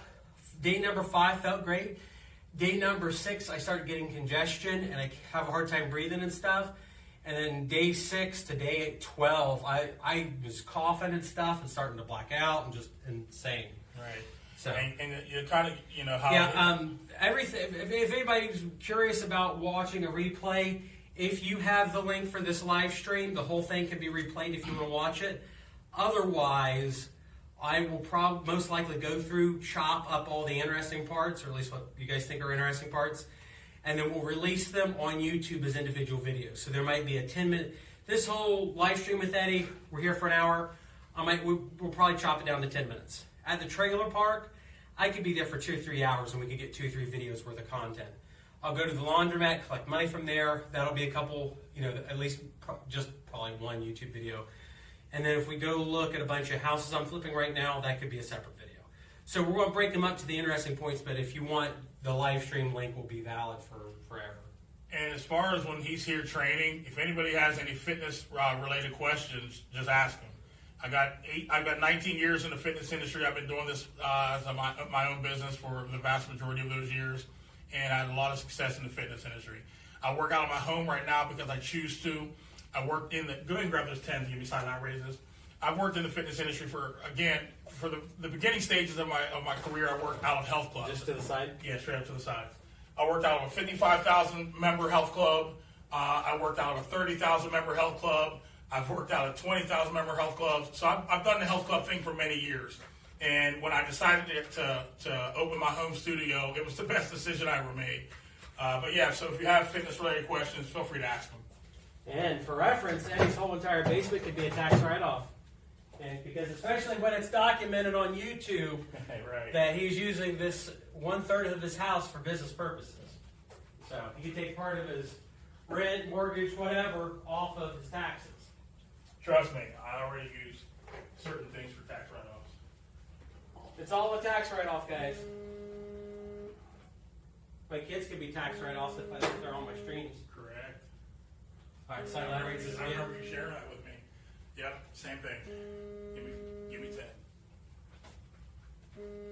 Did I tell you I'm trading my phone in and upgrading to The fold. the Fold? Yeah. I don't know how much you want to talk about that on here because they're not. I am not sponsored by any phone companies at this point. But I am. Look, I'm old school, guys. I'm not gonna lie. When it comes to cell phones, I had the Note 9 for 3 years. Absolutely loved it. Had no reason to upgrade. And last week, I accidentally crushed it in my reclining chair. So it was not fixable. So I had to upgrade. And with everything being on back order, I had to go with something quick. I did research. I mean, I don't do anything without researching. I read a bunch of reviews, watched some videos, and I ended up buying the Flip. And I love the Flip. I think it's a good phone. It does what I need it to do. But I went into the store and I looked at the Fold. And for me, I need to be able to multitask more. I also sell nutrition supplements. I do a few other things. So I need to have that ability to multitask on the go. And the smaller phone wasn't going to make that happen. I do use a laptop for a lot of the stuff that I do. So having this Fold is going to make multitasking a lot easier. All right. Now, I will say that on these, that is what you did last time. I wasn't going to go up that heavy. So let's do one more set, take it up to 17 and a half is the last one. So evidently not every single muscle group I have has a problem. I did see an article yesterday where they're doing autopsies on people. Nah, go back down. Okay. I don't like all of those. They're doing autopsies on people, finding that the virus made it into their fat cells and all sorts of stuff, like viral reservoirs. That's is interesting. Being that I'm not a virologist, there it is. A little higher with the elbows. Perfect. Yeah. Oh my gosh. Go ahead, give me 3 more. And up. And up. Higher, higher, higher. And tight. Much better. All right. We're going to call it a day at that point. We can talk a little bit more if you need, if you want. Yeah, I can't say everybody's name in the chat, and the thing is, if I mention your name once, I'm not going to mention it again. Because then otherwise, when I have 2,000 people on a stream, what ends up happening is that everybody wants a shout out, and then that's all I would do. So no offense to anybody, but that's just kind of the process that I have. And Mossy Boy, I appreciate the feedback on that. I'm looking forward. It's actually in. They called me yesterday, told me it was in. I just got to go pick it up today when I have some free time. But yeah, I'm looking forward to using it for some multitasking. And today was a short workout just because we had some technical difficulties getting everything set up. Normally we do a few more exercises than this, but I do have another client who will be here in a few minutes. So we have to cut this one short today. But today's workout was basically back, biceps, and shoulders. Again, we did 2 exercises for back, 2 for biceps, and 2 for shoulders. Normally I would have done 3 for each muscle group in a 45-minute time span, but again, we had to cut it a little bit short today. So where are you heading from here, man? Chillicothe, go have lunch with Sean. All right. So someone asked a question about eBay. I want to talk about that in a second here. Because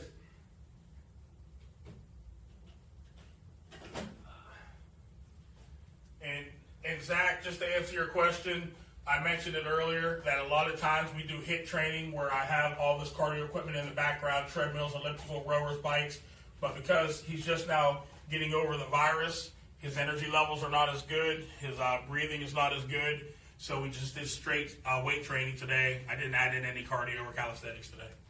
Someone asked, how do I know Eddie? How did I meet Eddie?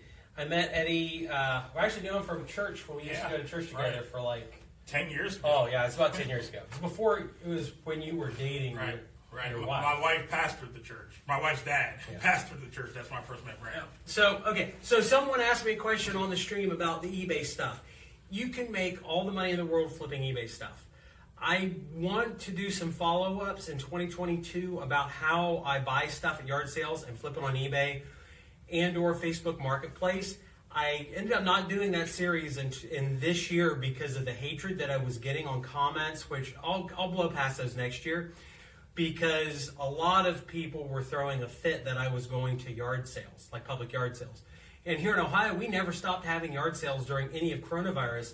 And I've got a lot of footage that I've already shot of going to yard sales, hop, skip, and a jump over in New Holland, Ohio, where I was buying old film cameras for like $1 a piece. I bought a set of really rare knives for $20. I ended up buying like $500 worth of stuff in 1 hour at a yard sale to flip on Facebook Marketplace and eBay. And it's still sitting in one of my rooms at my house to do a video series on, but I chose not to do it just based on the extremely negative comments I was getting on TikTok and YouTube. I figure this coming year is probably going to be a better time to do it, the video series, because a lot of people were throwing a fit that I was out in public, which, I mean, I probably shouldn't let it bother me as much as it did, but it did. But the thing is, like, there's so much money and knowledge of stuff, like these Bioforce machines. I have seen people sell these Bioforces that we just did the workout on for $250 to $350 on Facebook Marketplace. During the first part of the pandemic, there were people selling them for $250 to $350 in bad formats, not taking pictures, not knowing what these machines were, and other people were paying up to $2,500, $3,000 on OfferUp and Nextdoor because these machines are such high quality. So if you do the research and you understand what things are, what the value of it is, if you can spend some time cleaning things up, marketing it, learning to take an actual useful picture, learning to take a decent little 30-second video, like a short TikTok or a YouTube short style video of what your product is, you can buy those products for $250, $300, repackage them and sell them for thousands of dollars. It's really no different. I don't know how many people have careers where all they do is go out and buy junky cars. They make them look nice. Buy an ugly car, fix it, make it look good, sell it. And they make thousands and thousands and thousands and thousands of dollars. Now, you don't want to do what just happened yesterday that I had to meet the county sheriff with, and you don't want to take things that aren't yours, clean them up, take off the VIN number and the title numbers off, and sell them to people, because that's illegal. And at one of the locations that I was involved with yesterday, that's what they were doing. And the Columbus Police Department and the Pickaway County Sheriff showed up, and they were beating down some doors over it, which is really interesting. So that's a cautionary tale of what not to do. But as far as eBay stuff goes, hopefully that answers your questions. But you can make money on it. If you're underage or ineligible for account, just find somebody to help you out with that and get the account started. So I wanted to actually give you a more formal response on that question, because I've got so many questions on my YouTube short, my TikTok, about buying and reselling on eBay. I've been wanting to do a response, and I figured that would be good. So sell all new thing on eBay, make good money, and new store think. I don't understand what that is, Lucas. I have no clue what you're trying to say. All right, so we're going to head out of here, and we're going to head to Chillicothe and do probably a lunch interview with Sean. Awesome, man. Yes, no, maybe so. We'll see. Awesome. Well, have a good day, brother. All right, see you. I'll see you next week. All righty. Same time. Cool. Nice rig, dude. Thanks. It's nice. I mean, Awesome. so the stream might end in a little bit. I'm not sure. I probably should get my wallet and camera and stuff, or my wallet and keys to the vehicle. That'd be good. Yeah, it might be necessary. Now, Do I know Eastfield? Hire a driver and a sound engineer. Well, the sound part of it, I think I can get past a little easier than the video part. Because I've got now these lavalier mics, and I've got a wireless option for them now. Okay. And the wireless lavalier mic will actually record for 14 hours before it needs new batteries. I've been looking at those. Is it the same brand? No. I researched theirs, and they had really good reviews. Huh. I just haven't bought it yet. It's got really good wind noise cancellation, everything. Yeah. So the stream might cut out again, but we're going to try and transfer over to the car again. Cool. I'm actually. Hey, have a happy New Year. Thank you. I'm on Eddie's Wi-Fi right now. See you, Andy. Appreciate you, Andy. All right, man. Happy New Year's. Be safe. Be careful. So. And let me know if you need anything. All right. All right, brother. All right. I'll see you next Tuesday. Yes, sir. So, going up here. Hopefully the Wi-Fi doesn't skip out too bad.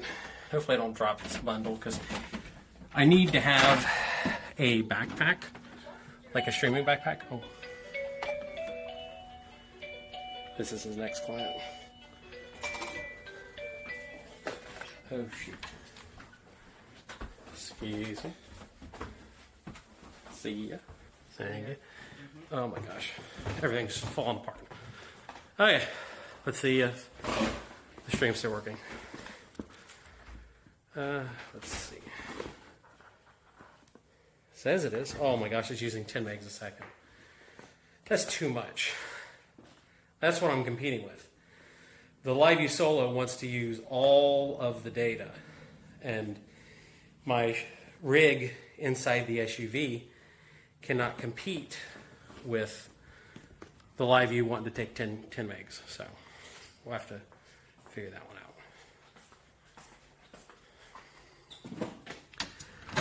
Try and do this with one hand. There we go. So there we are at Eddie's home gym. Oh, just broke it. It's not a big deal. So there's Eddie's home gym. Got done with it. This person has a nice Suburban. There's Eddie's home gym. So that's what I come here every Tuesdays and Thursdays just to try and have a regular schedule.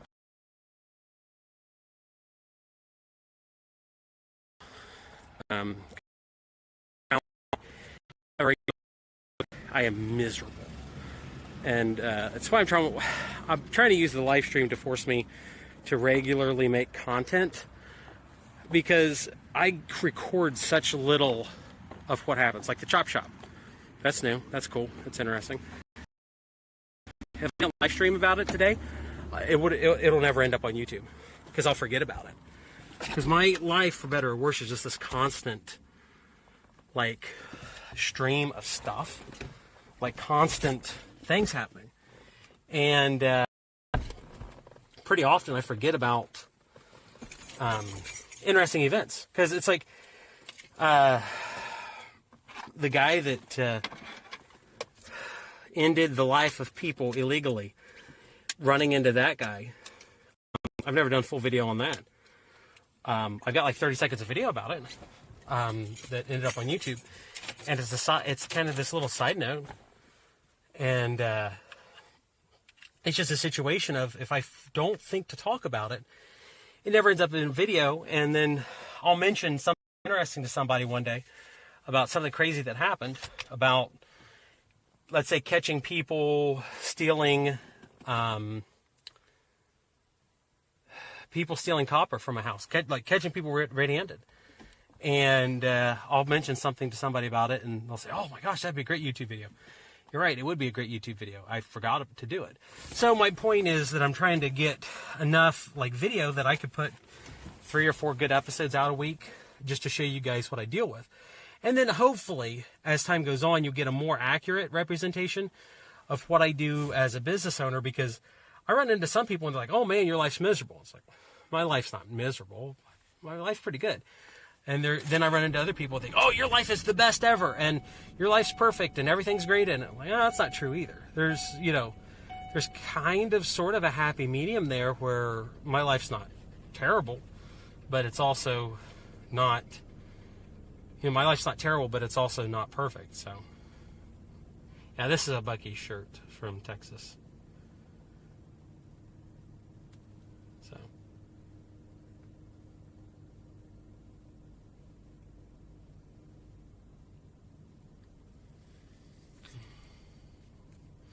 So hopefully you should be seeing me out in the SUV. Yes, you are. Okay, now I'm going to think through this. Can you look over yard sale for yard sales? Can you look oversell? I don't understand what you're trying to say, Lucas. So, yeah.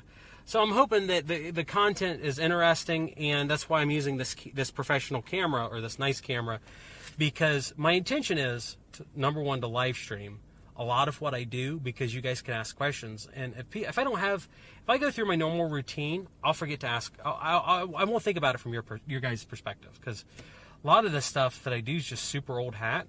And if it gets old hat to me, I don't know how to get what I need to out of it. And I just broke it. I'm gonna try and get the in-car server, because otherwise it's going to be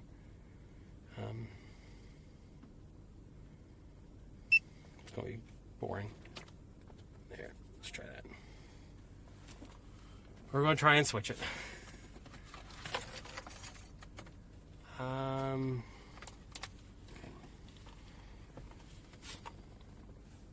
Well, it realistically should work okay, because it's running on Eddie's internet in his house is what we're streaming on right now, or streaming through.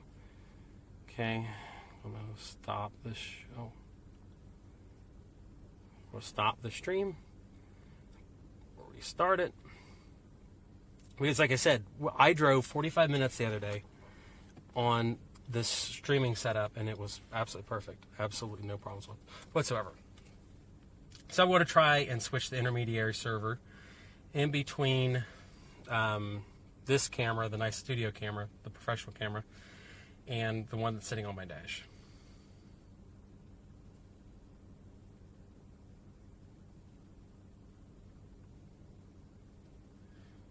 And hopefully everything works great and perfect and everything. Laundromat should be fine, and the trailer park should be fine, because I'm using this exact setup here. And it should be very problem-free. So now my phone is saying, we can't connect you to the internet because there's a problem. So I'm trying to switch it between the two cameras, this one and the one that's sitting on my dash. Because once the one that's sitting on the dash starts working, should be fine. Should be great and wonderful. Okay. No lunch with Sean, darn it.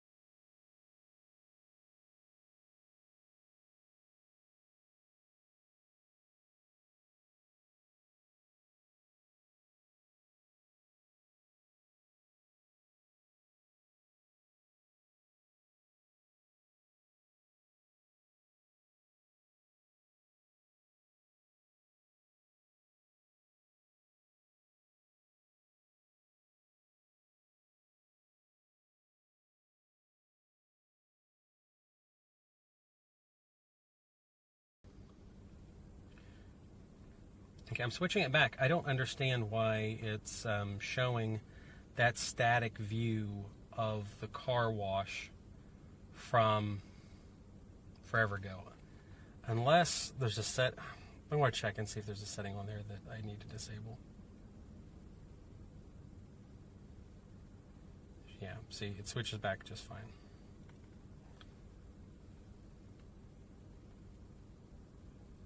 Now I'm hoping that when I get to my studio where we do the money count for this video, I'll be able to get it right, because it kind of survives on that second stream.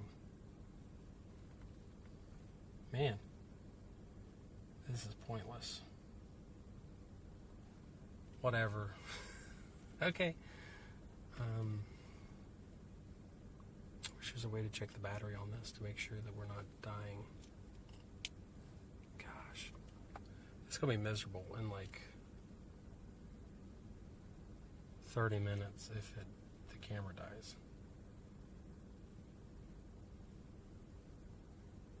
How do the giveaways work for UK residents? You should be fine if you're in the UK.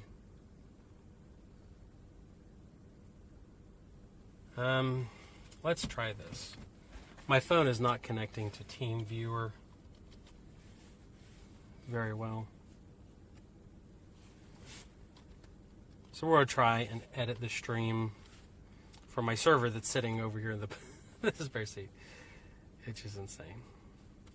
Absolutely insane. I have to do this on the stream, but it is what it is.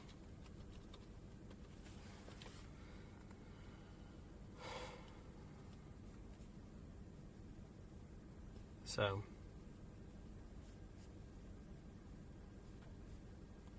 going in here, trying to change things real quick. Hopefully the Synapse guy ignored my last message about everything being crashed, because we ended up getting it for the most part figured out.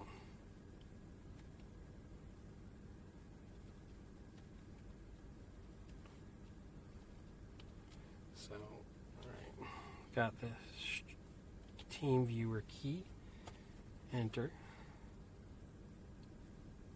and everything is working fine, even though my phone says your computer does not exist. This is why I need somebody to go with me and figure this stuff out. Help me with it. There.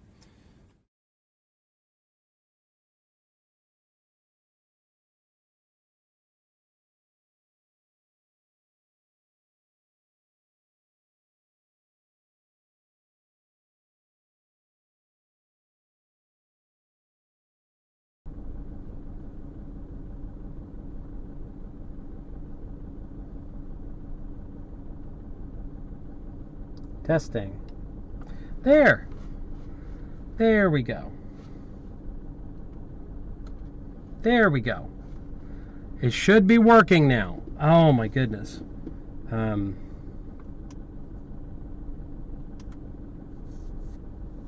This should be there. It stopped. Good. My big giant expensive camera stopped, so we can sit here and it can finally charge. And it's physically connected. So we have the benefit of it working. Yay, we did it. We did it. I figured it out. So there was a setting on there that said if the stream freezes, that's okay. Just hold that picture out for the rest of eternity. That was the problem. I must have disabled that selection at some point. I've restarted the stream. Oh my goodness. So we hit the button. There, it works. Let me check comments real quick. Yay, we fixed it. I mean, I guess I fixed it, but it's working. So we turned the camera off. That's okay. So we're streaming now in the vehicle for the long 45-minute trip to the trailer park. And it works. We're live, yes. My holiday's going okay. Everything's going okay. We'll pull up here to a restaurant real quick. I'll grab something quick to eat because I'm hungry after working out. My pathetic workout routine with Eddie because of coronavirus. Oh my gosh, I feel absolutely miserable. But that is what it is. I feel as bad right now as I used to before I started taking protein shakes and doing protein supplements, and then started taking vitamins. That's how bad I feel right now. And I imagine it's due to coronavirus. I don't think something else happened. So we'll switch the stream. We're in the Lord's country of Southern Ohio. So this is a nice subdivision, guys. These are $200,000 to $300,000 houses, guys. Let me stop here a second. I'm getting some warnings on the screen that says our audio is peaking. So we'll turn that down just a little bit. So if you have questions, I can only answer them when I stop. But otherwise, we should be good because, like I said, I did this on Twitch. I drove the whole entire way to the Laundromat in Chillicothe, Ohio, and it worked great. So, yeah, you like the tour and the tip videos better. I don't know what to tell you guys. I personally, for me, the coin collection videos get boring after like once or twice. But they're still my best performing videos ever. I just don't understand why it is, because it's like I do these real estate deals. Like there used to be a guy forever ago called the Cheats, and he would do these infomercials nonstop on how to buy real estate for nothing. And I've done videos on YouTube of how to get real estate for nothing, how to go and find investors, how to go and find mentors, and people that have money to spend but not enough time to spend it and stuff. And those videos, they consistently do awful for me. Yet when I do a money coin collecting video, they do super, super well. Now, I'm not angry about that, because it's just what people want to watch. But it's why I'm doing these live streams, because yeah, there's going to be a part of the live stream where we're going to go count money. We're going to count. This is going to be the biggest money collection video I've ever done. I made sure of it, because I haven't collected. It's going to be an absolutely amazing video. But the thing is, for me personally, I look at it like, who cares? You know, for me, I would want to see a spreadsheet video on my profit and loss. And the thing is, my last 2 or 3 spreadsheet videos have been absolutely miserable. Absolutely miserable. And I got a lot of negative comments and downvotes on my last spreadsheet video. Because I'm trying to think of what the comments were that I was making the numbers up, all this different stuff. And the math did not add up right. And what's so obscene about it is, it's like I showed everybody the values, how I was doing all the formulas, so I got all the same information. So, it's the nature of it. It is what it is. I can't get too upset about it, but I know that there's people that like my real estate videos, or they like my advice videos and stuff like that way more than they do the coin collecting. And it's like, well, you know, for better or worse, the YouTube algorithm gets a vote in what content I make, and it's probably the biggest point of everything is the YouTube algorithm, because I've got to keep them happy, otherwise no one sees my content, which sucks. But so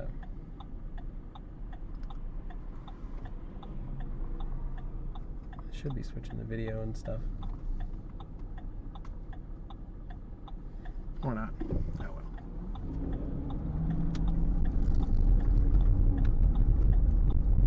So we are driving slowly over the course of time to the carwash, or the laundromat. Slowly going to the laundromat, and the trailer. We'll switch back to the nice camera when we get to the trailer park. We'll talk about the copper theft. We'll investigate that, and then the people that were potentially stealing copper, and the drag strip thingy. So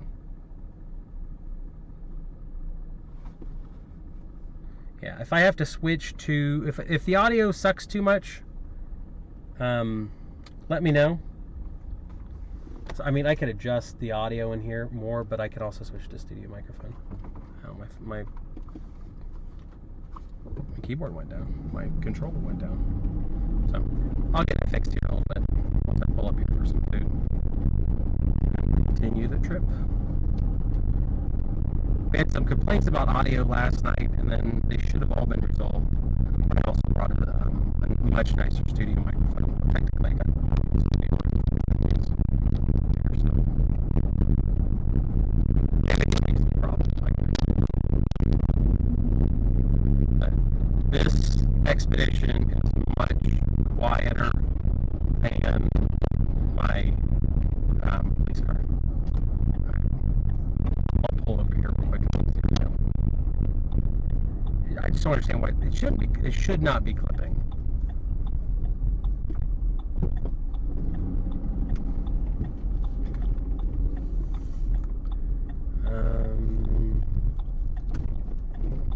Here, I'll switch to the lav system I've got. On a good note, I think my muffler's fallen off. Alright, we're stopped in the parking lot. Ta-da! Look, guys, look what I have here. Look what I have here. So, we'll just clip this bad boy on.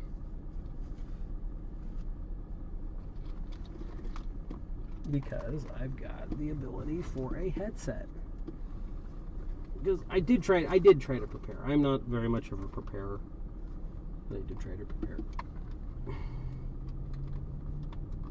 There. Yep.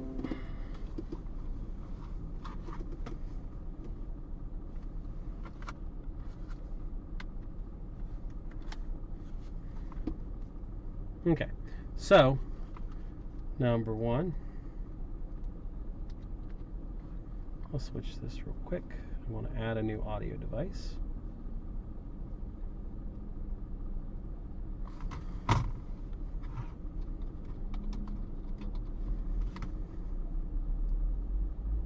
Add a lavalier input.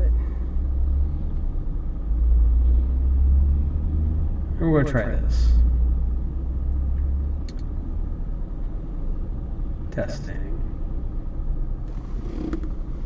Okay, we're going to turn off the microphone from the, let's clip in just a little bit. Let me know what you think of this here in a second. So we're going to turn we've turned the camera microphone off, and I've put the lavalier mic in, and we're going to change this. We're going to change the audio input capture to the lavalier mic.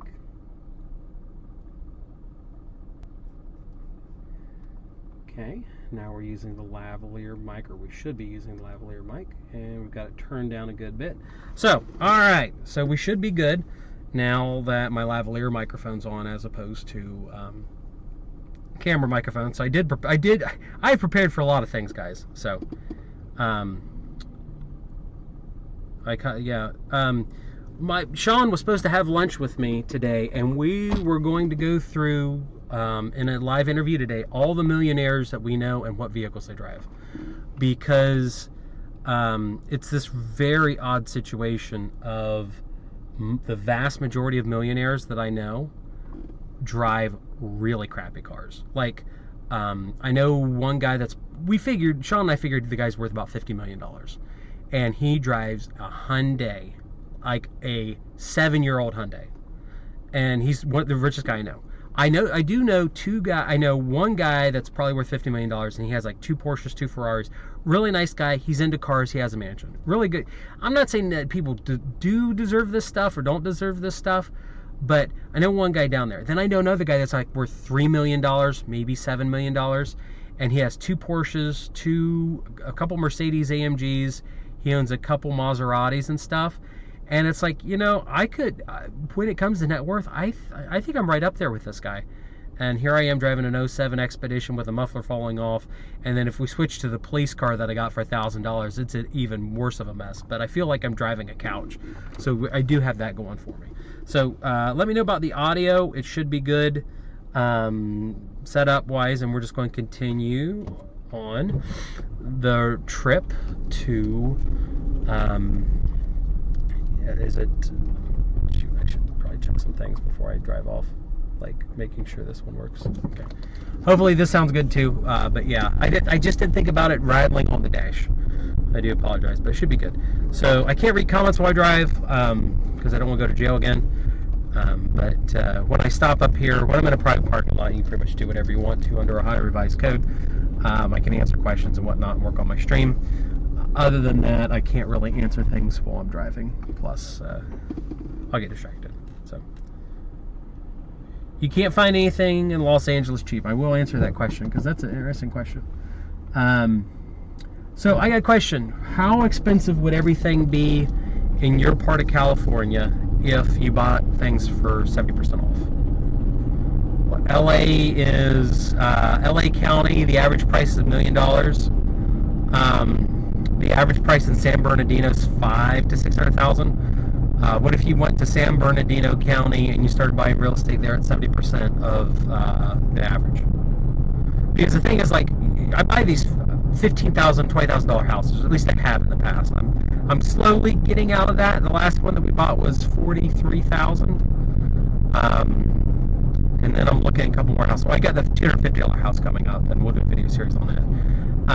But most of what I buy 80 to 70, 80, 90% off of what it should be costing me. So although there are those, I mean, there's always going to be high cost of living areas, I'm very much convinced, and I know guys in San Bernardino County that swear to me that I'm right, but that there are methods and strategies that you can implement and use in order to get properties cheap, to get real estate cheap.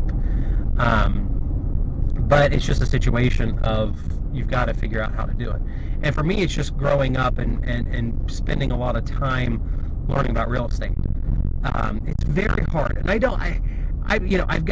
got my business buying course out now, and I've got this MLO course, this master lease option course coming out soon, and it's pretty much a course set to how I went and bought a house for $250. And this house is one of the nicest ones I own. But I can't understate that when you start off in real estate, you start looking for deals and stuff, your chance of success as a guess is like 1%. And that's totally okay. When I got my real estate license back in 2006, I listed like 10 houses before I sold one. It was miserable. And then I got better. And then like the second one, I listed probably 10's overstating it. Like I had 5 listings before I sold one. It was a high number. And this is leading up to the crash too, to my benefit. But my rate of closing a deal was very, very low, like 5%. And then 3 years later, my chances of closing a house was like 25%. Then in 2009, when I started doing foreclosures, like nothing but foreclosures, I was giving deals away and only taking the really nice ones because I could close. I closed every single one. It was at 2009. I closed every single buyer deal that I set up. 100% closure rate. So I went from like 5% to 100% in 3 to 4 years. I see people do, and it's really aggravating. When you're new at real estate or a car wash, or you want a car wash, you want a laundromat, you want a vending machine, you want to buy stocks, you want to buy a trailer park, your rate of success is really low because you don't know what you don't know. And as time goes on, you get better and better and better. If you invest your time, you spend some of the 24 hours every day that all of us have, because none of us can make more time. We either buy time or we use time. We can't pull time out of things.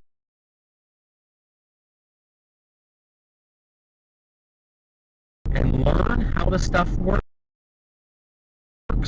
to implement strategies, to get some education, to network with other people that are doing what you want to learn, or you can get a mentor that's a couple steps ahead, because you always want to get somebody that's a couple steps ahead. You would go, well, number one, you'll go nuts, but you also drive the guy nuts. It would be pointless for somebody that's never bought one house to get a mentor that's has $100 million in real estate. It would be pointless.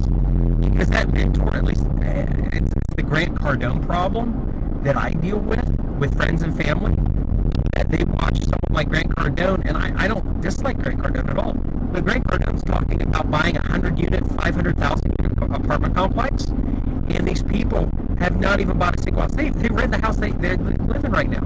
And I'm like, go out and buy a cheap house like I do. At least you'll have something. But they're taking advice from somebody that hasn't done that one house deal in 10 years or 20 years. And you get this detachment. And it aggravates me to no end, because what you really have to do is find the person that's a couple steps ahead of you. And you need to figure out, how did they get there? How did they get where they're currently at? And how can I do it quickly? Or at least, how can I do it at the same speed that they did it at? Where am I going to eat? We'll go to Wendy's. I'm not happy about Wendy's, but we'll go to Wendy's. I should go to Sheetz up here. Freaking 5 Sheetz in the entire state of Ohio, and I've got 2 within 15 minutes of my house. It's amazing. Absolutely amazing, guys. How's the camera looking, guys? Mounting a camera on the outside of my car for YouTube fame and fortune.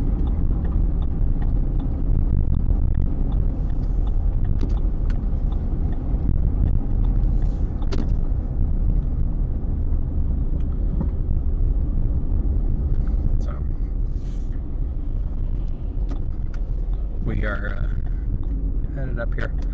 Like I said, I'm gonna go to Wendy's. But we got sheets right here. Oh my gosh, they're not very heavy.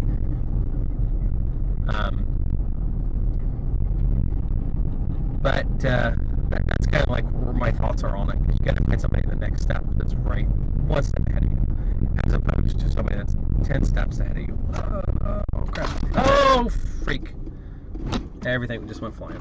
Oh, if it stays on, I'm gonna be so thrilled. Is it still? It's still on. I need to treat my equipment like a baby and buckle it in.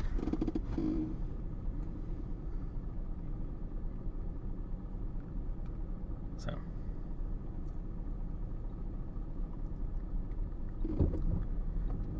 But the audio quality should be all resolved at this point. Everything should be good.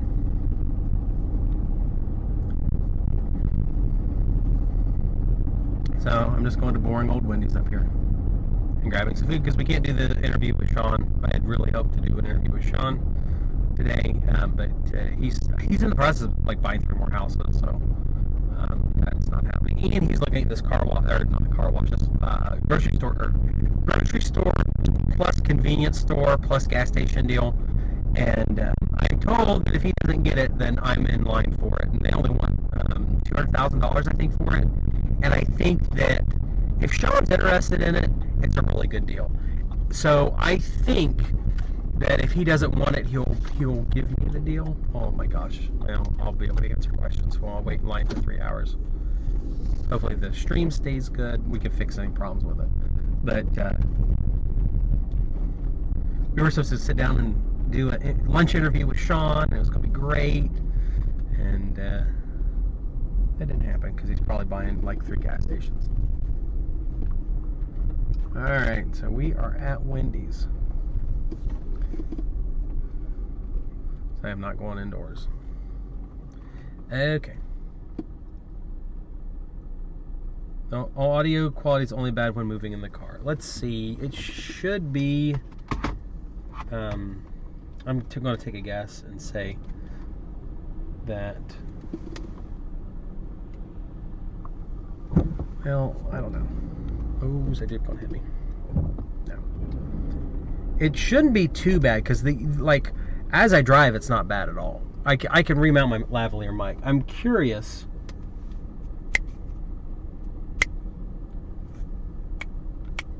Yeah, what's happening is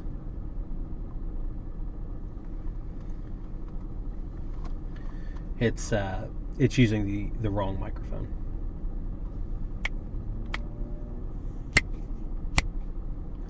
Yeah.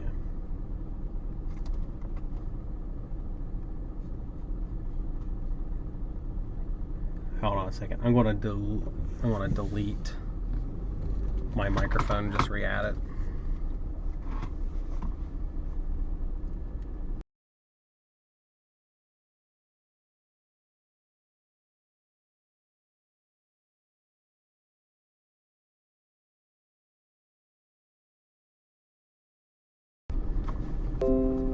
Okay, that should be it.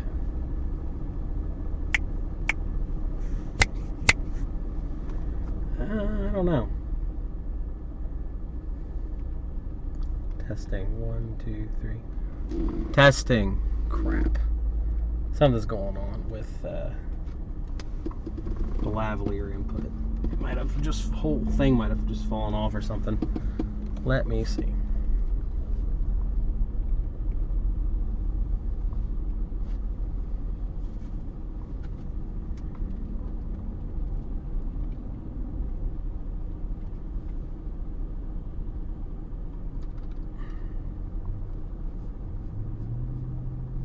I'm trying to figure out why it's not using the lavalier microphone.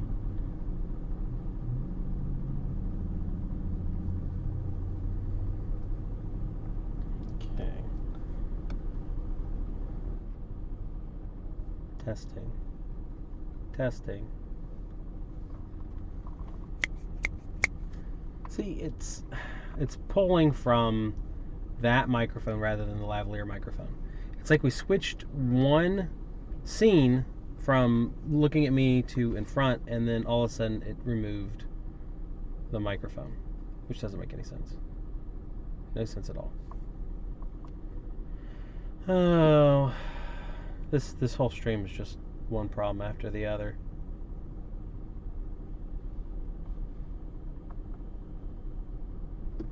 So we'll figure it out, though.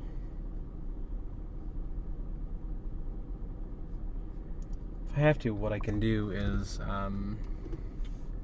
I should be able to at some point put something here on this one just so that it floats rather than sitting on the dash and jumbling around. Let's say here.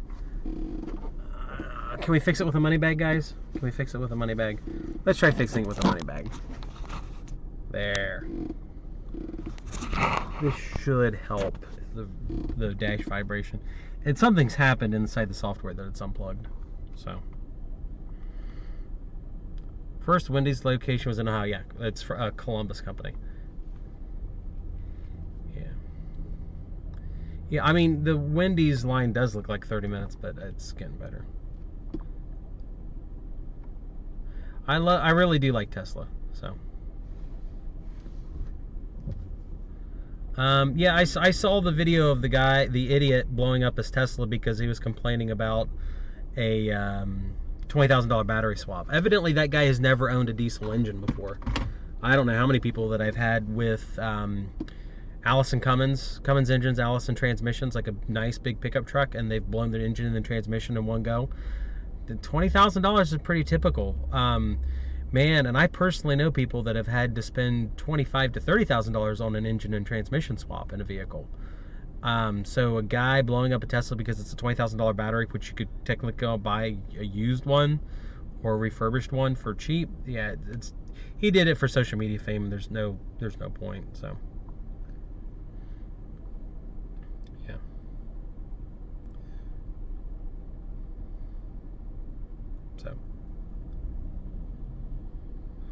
But I'm not going to take my camera setup into Walmart. That's the problem.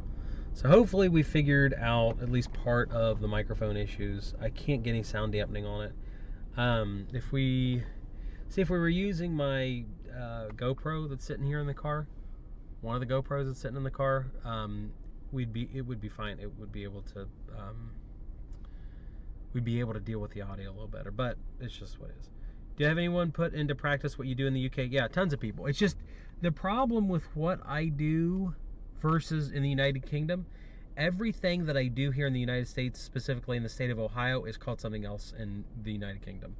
And in Canada, everything I do is titled a little bit different sometimes, but it's mostly the same stuff. There's a guy that everybody hates in the UK called Samuel Leeds.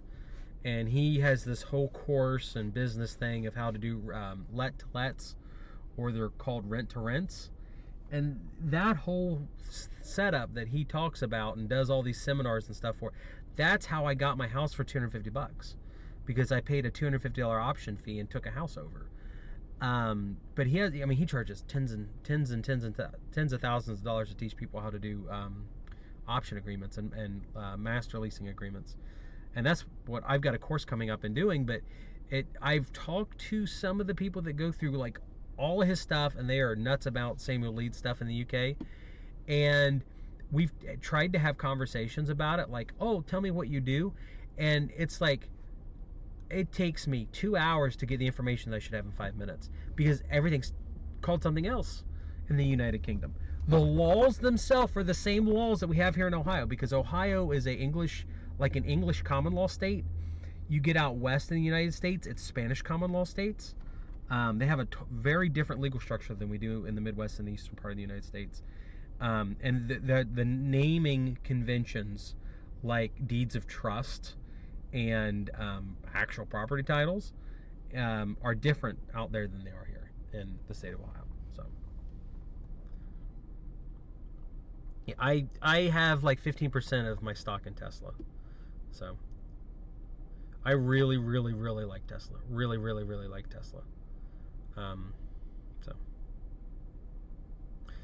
Jeff asked a question about $20,000 houses. I buy $20,000 houses in Ohio. But the point is, like, I buy $60,000 houses for $20,000. I buy $100,000 houses for $40,000. So I'm buying, 20%, 30%, 40% of what they're actually worth.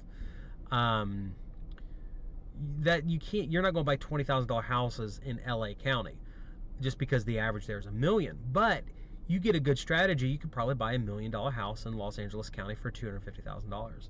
And there's always a way to get it for free. But what you're going to do is you're going to give away some equity, or you're going to spend a lot of time involved in it. So someone's complaining about my Wendy's choice. If you were me, where would you eat in my town right now? I'm not pulling out of here, but I'll take your Spaniards use civil law legal system. Yes, they do, but they also are Spanish common law is Spanish common law, Spanish civil law is also title theory, and we're not title theory here in the eastern part of the United States. We're lien theory. No one owns the land. Realistically, no one owns the land. It's just you have a claim on the land, which you'd think the Spanish would do. But in Spanish, the way that it works in Spain is you actually have a physical title for the property. It says, this piece of paper shows that I own this piece of property. It's like a title to a car. We have titles for vehicles and trailers and things like that in the state of Ohio. But we don't have titles for houses. In California, you can get a title for a house. And, of course, you can get titles for trailers, like mobile homes, all over the United States, because they're treated as vehicles more so than they are houses. In the state of Ohio, to turn a trailer into a house, you have to destroy the title, which is interesting to me, I think. Hi, thank you for stopping at my Wendy's. This is Crystal. May I take your order? Yes, can I get number 3, please? Spicy nuggets. And With put down? no, just with an unsweet tea. Okay, and what's your drink with it? Unsweet tea. I didn't hear you. Unsweet tea. Sweet tea. I'm sorry. Yes, thank you. Okay, is that it? Yes. $7.79. Please call line. Thank you. Thank you. There we go. Yeah, a guy gave this to me. He's like, I would love it if you would watch it, if you would wear this Bucky shirt on one of your shows. And I'm like, I'm going to wear it in like half of my videos. I love this shirt. Hi. $7.79. Thank you. It fits so well.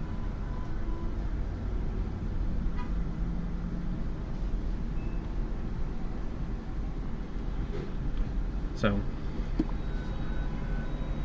what I think sorry. Thank you. Oh, got it. Thank you.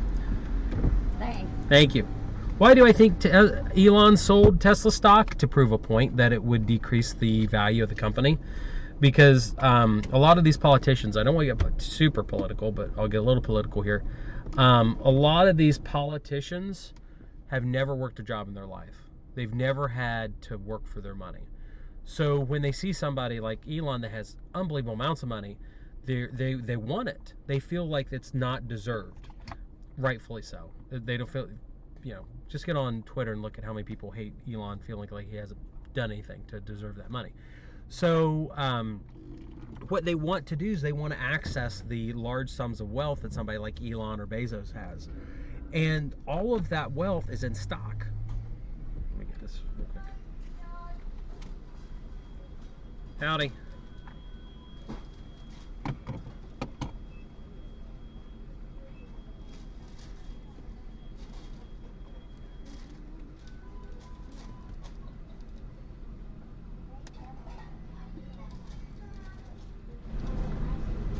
How are you?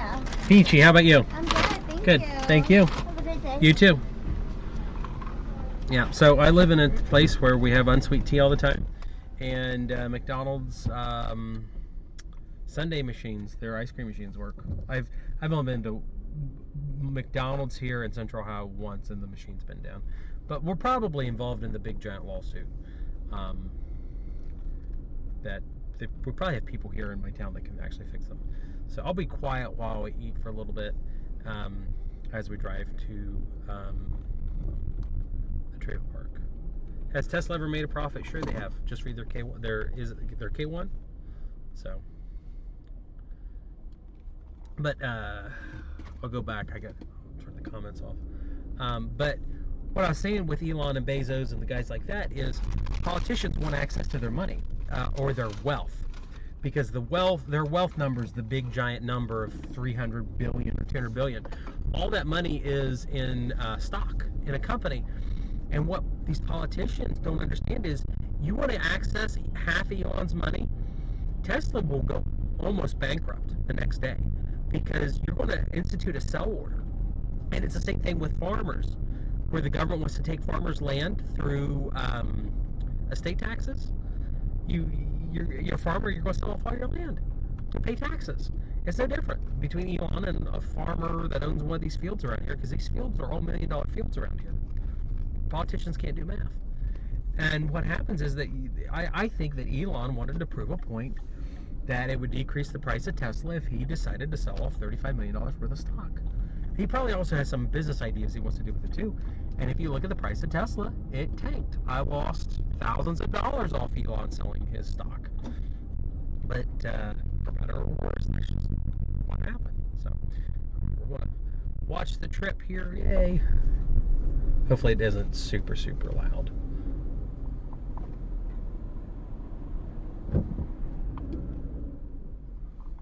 Hopefully the camera putting on the bag has helped some.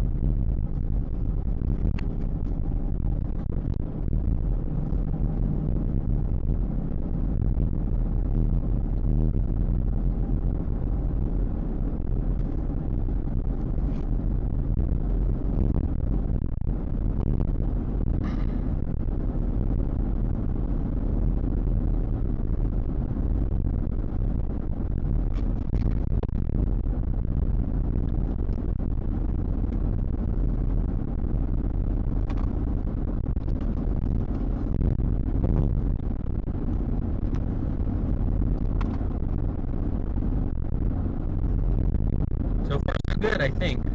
It says the stream quality is good and everything's working.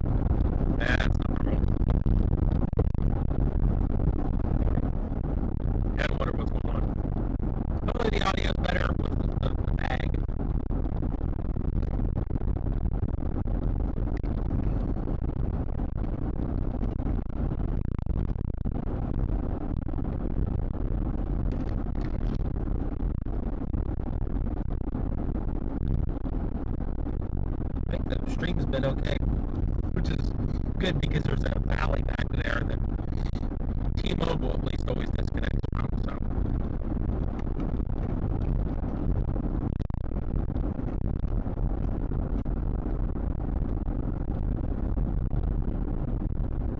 Like 15 minutes away from the trailer park. I'm on US 23 right now. Headed southbound.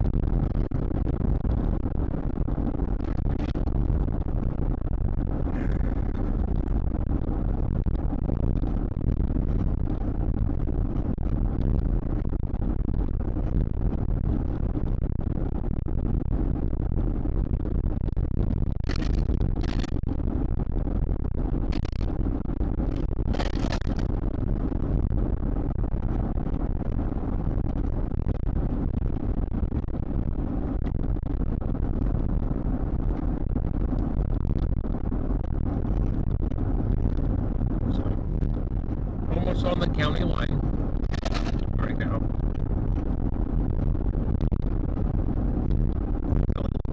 Now. I really need something to stabilize the camera that's sitting on top of the SUV right now. It's a really good magnetic mount, but it's just jumping. GoPro does a much better job, but the GoPros are having an issue with the HDMI cable. It's jiggling in there. What I need is anymore I'm learning about how good SDI is because it's a BNC mount. You actually push and screw it in there so it can bounce around, and all sorts of bad things can happen to my connection. And HDMI just kind of jiggles in place, which sucks. But that's why no one does this stuff. It's not easy. It'd be so much easier for just me to take the camera with me and record it and then upload it later. But the problem is, one, I can ask questions. Number two, I have to get more editors to help me with content. So.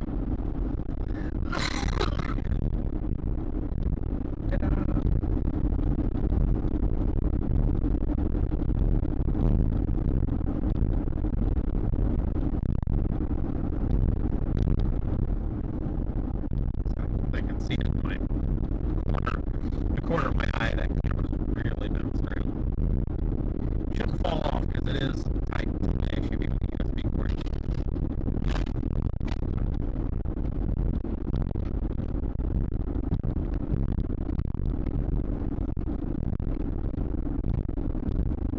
Oh, we just passed the trailer park. Shoot, I should hit the button. I didn't see the trailer park over there.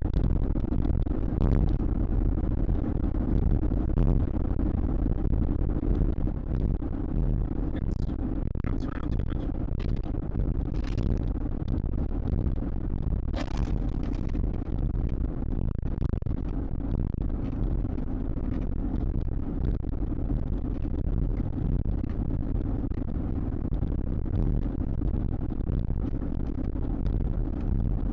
So far, I think I'm getting a lot of the kinks worked out on the string, which is really good. I wish the lavalier mic was working as it should have been. I can get past it pretty easy. Got multiple cameras working. That's good. I do want to add my GoPro because when I have a cameraman on the stream, he should be able to help me with everything.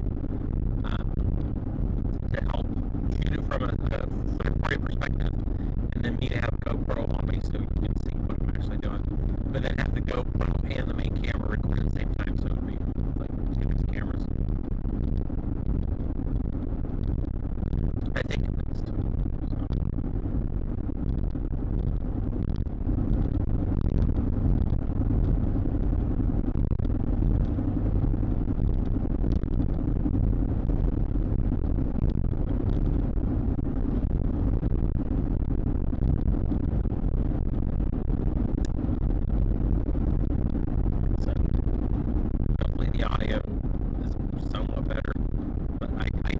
Understand why OBS isn't picking up this lavalier mic, because it was working. You all said that, wow, sounds really good. Glad you did that. But now it's not picking up anything from this mic. And it's back to this camera that's sitting here on my dash, which it bounces around and stuff. And I get the audio quality is fine on the when you're in a studio or a calm environment, and we're out driving in the good old part of Ohio, and there's just stuff going on. That's why it's easier to do a live stream from your mom's basement or your garage or your closet than it is to do an IRL stream. But I haven't seen any IRL business streams before, so I figured I'll be the guy that takes his subscribers with him as he deals with all the terrible things. Every one of the terrible things.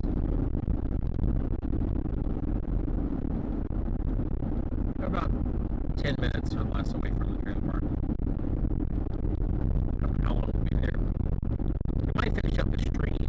Gosh, this is going quicker than I expected. We'll get, at least look at the new flip. Wait, so quickly. Gosh, I'll be in the basement on that one too, but my SUV will be right next to the house. We'll try it. We'll see if it works. Because the basement was finished. They're installing the kitchen today. It's really coming along on that house. Really coming along on that. So I'm pretty happy that it's going so well.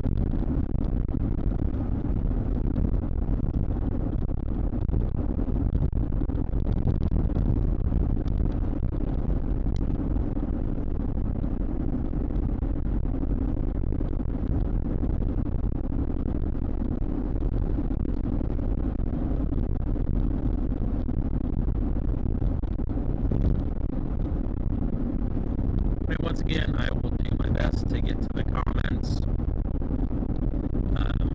here when we get to the trailer park. I'll be able to stop and read them. So hopefully you're being nice and my mods are taking care of business where it's necessary. There's a bunch of batteries on these things. Oh crap, the server's about ready to go off. If we lose the server, then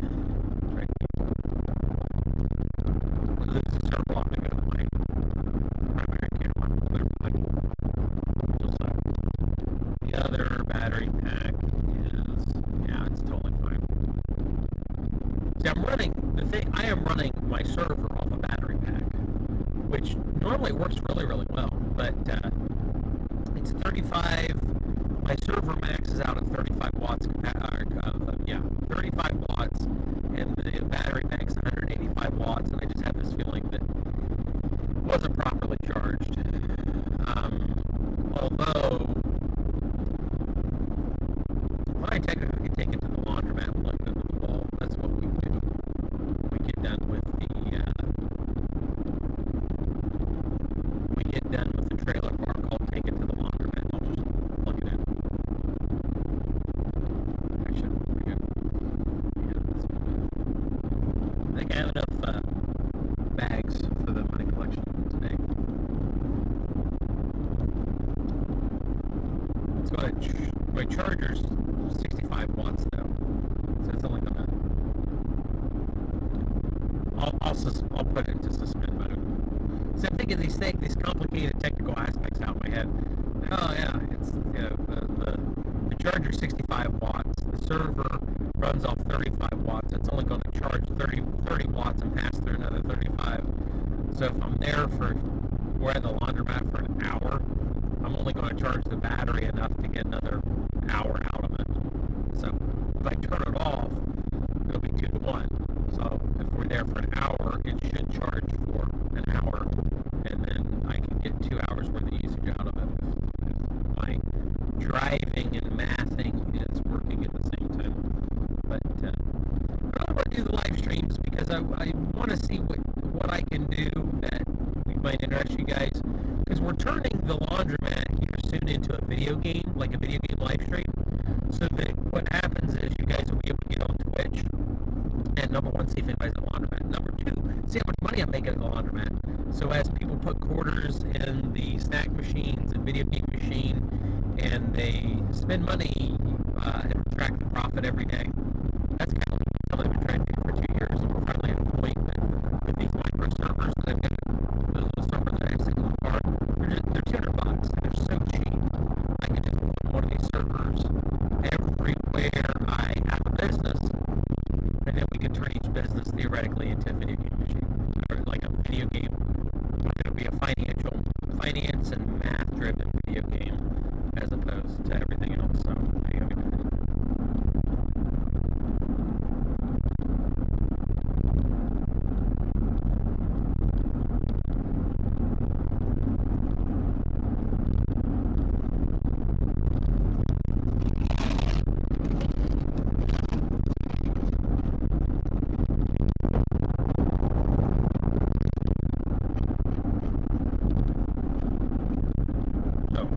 Very close.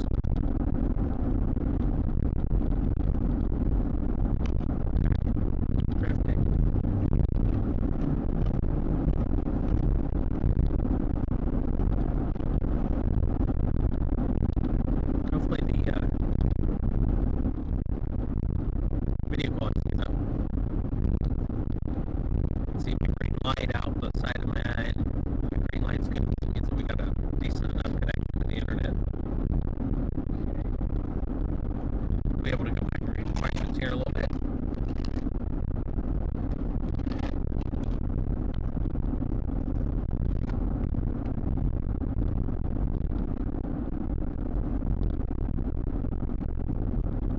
The trailer park in my benefit's really looking good. It's not all drama and drugs, thankfully.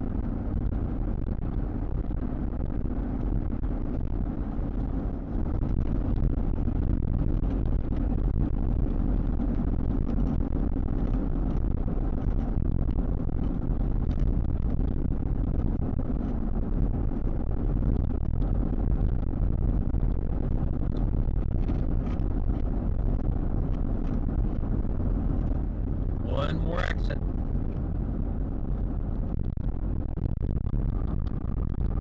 We are almost there.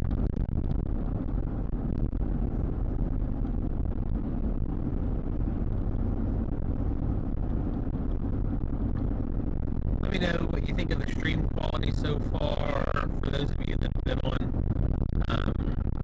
what your major problems or concerns are.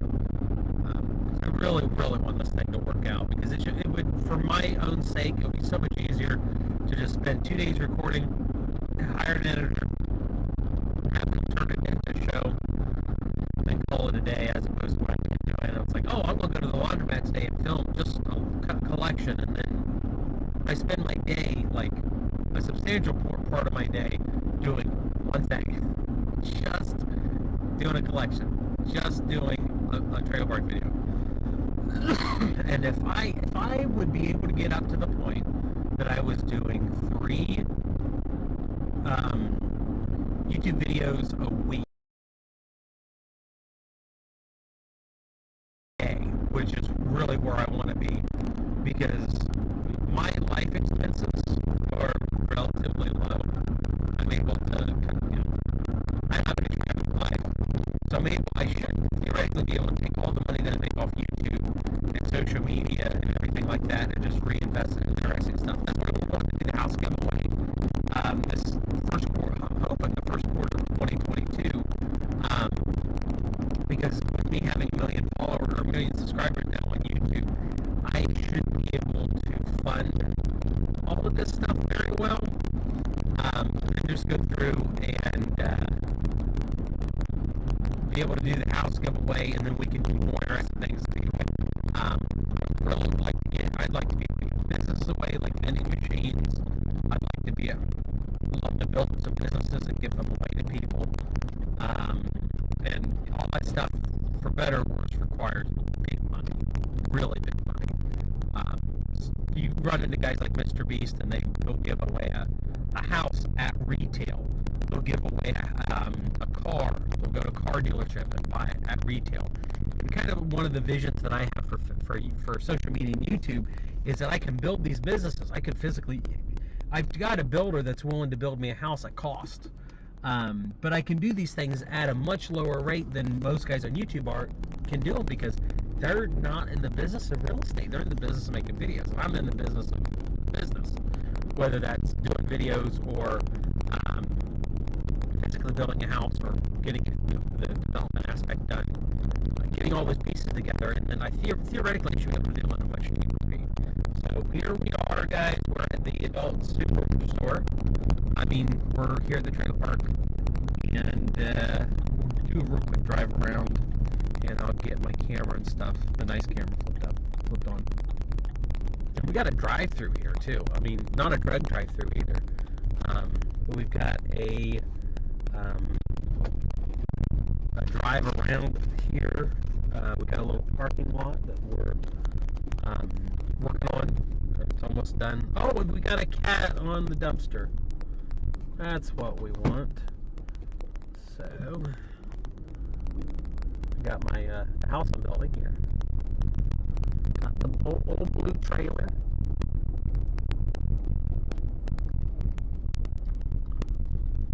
Looks like a dead animal. It's a sort of stuffed animal.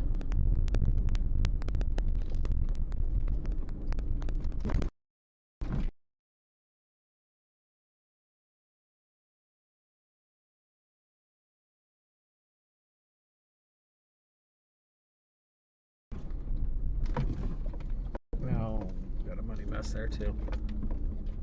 So, all right, I'll read your comments here in a second.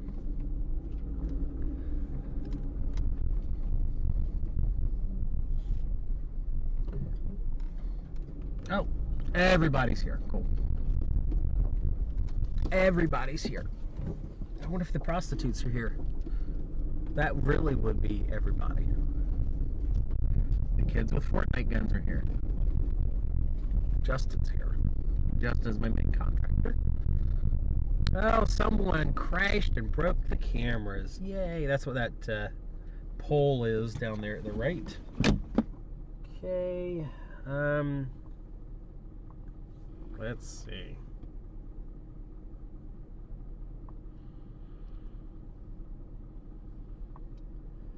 Okay, we're back up.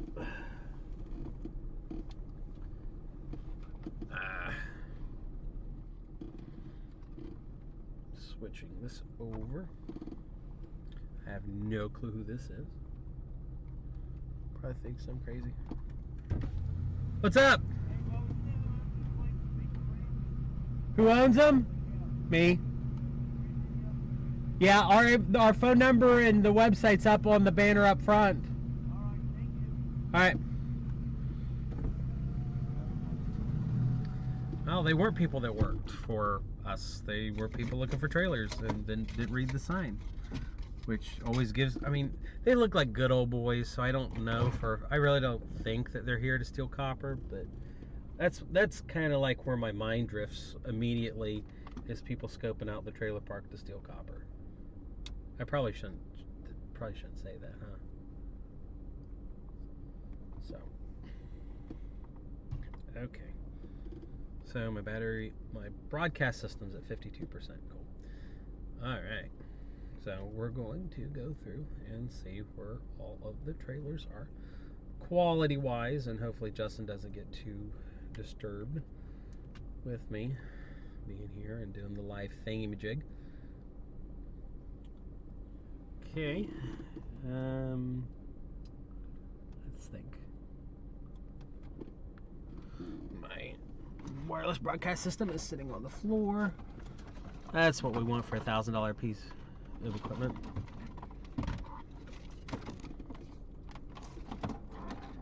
There we go. There's that.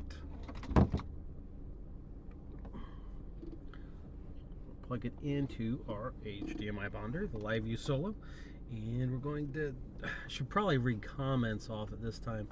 Be very effective, won't it? Be very time effective. Now let's plug straight in. We don't want to plug straight in. We want this. Okay. So there we go.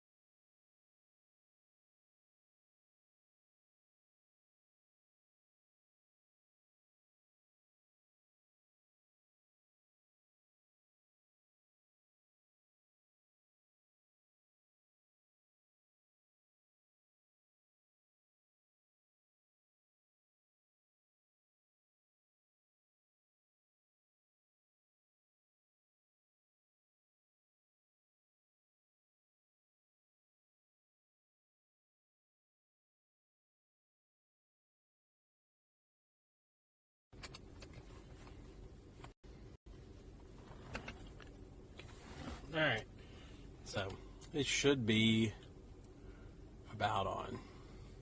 We'll see here in a second.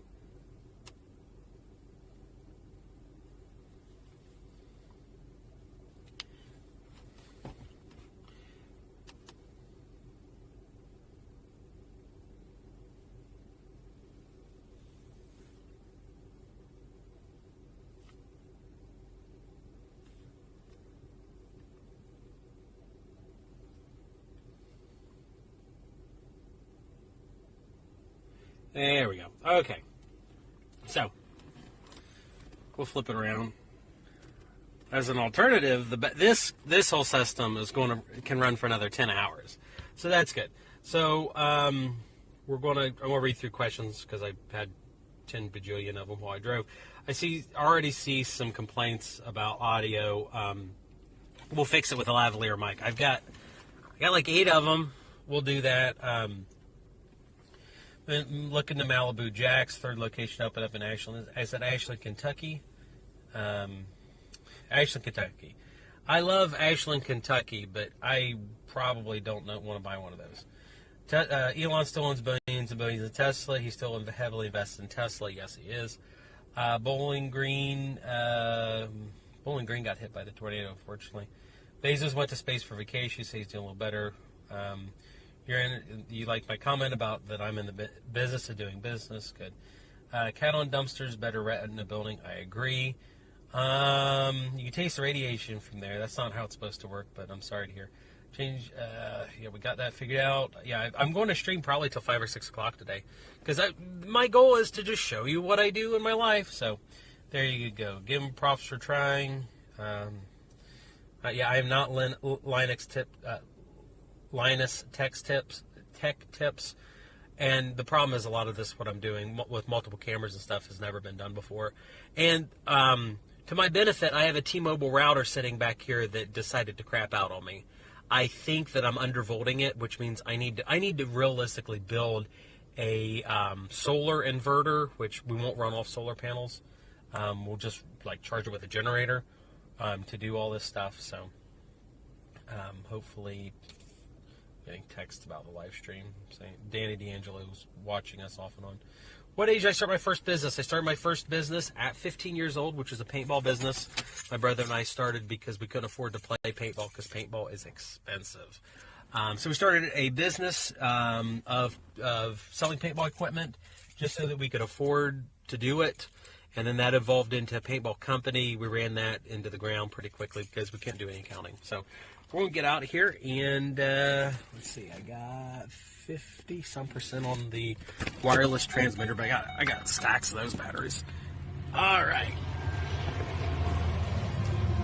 Well, lock up. 47% on this transmitter, so hopefully we're good. I do have my phone on me for comments, things of that nature. So, here's the trailer park. This is north. So we came north to south. So this is the west side of the trailer park. And it is the side that, for better or worse, we thought that this whole entire side of the trailer park would be the harder one to get out. Oh my gosh, someone broke the window there. We figured this side would be the harder to get done side.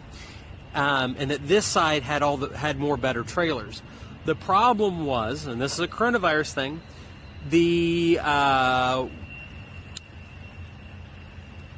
we go. The electric meters. We just could not get electric meters to save our lives. So it just took us forever to get these. So this is the one where I had people die in. This trailer, sadly, and someone's come by and they have broken out the windows.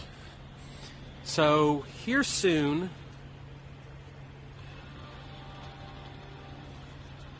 I can't believe that the gimbal is totally locked. That's insane. So someone broke this window out, and like I've said, as time goes on, now that I've got a full-time assistant and we're actually working on this stuff, here's more windows that are broken out. And someone took a BB gun. Hey, that's exactly what I want to see, is a BB gun. So as time goes on, what we're going to do is just start putting freaking hidden cameras and all this, and I'm going to start my own ghetto trailer park boys show, and we're going to catch the people doing it, and we're either going to put them in jail, or we're going to ruin their life through social media, because I do happen to own the newspaper here. So, the newspaper that found out that they were operating a chop shop out of one of my other places. Here's some cash to fix that window. You love this concept. So, thank you, Danny. $50, yay. So, what we're going to do is, as time goes on, we're going to have people like Danny come, and we're going to dive into deals and stream the whole day. So, can I set more trailers to the west? Yes, I can. I've got another 6 slots here. But what would you guys think about me building tiny houses instead at the trailer park?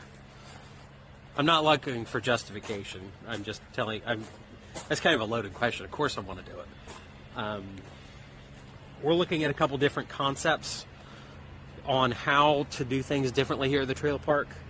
And I've got enough lots for like 6 of them. But now I really would love to know what's going on with this stuff here at the bottom, like some of the skirting's popping out, and our guys have done such a good job installing the skirting. Hold on a second, I want to reset the gimbal.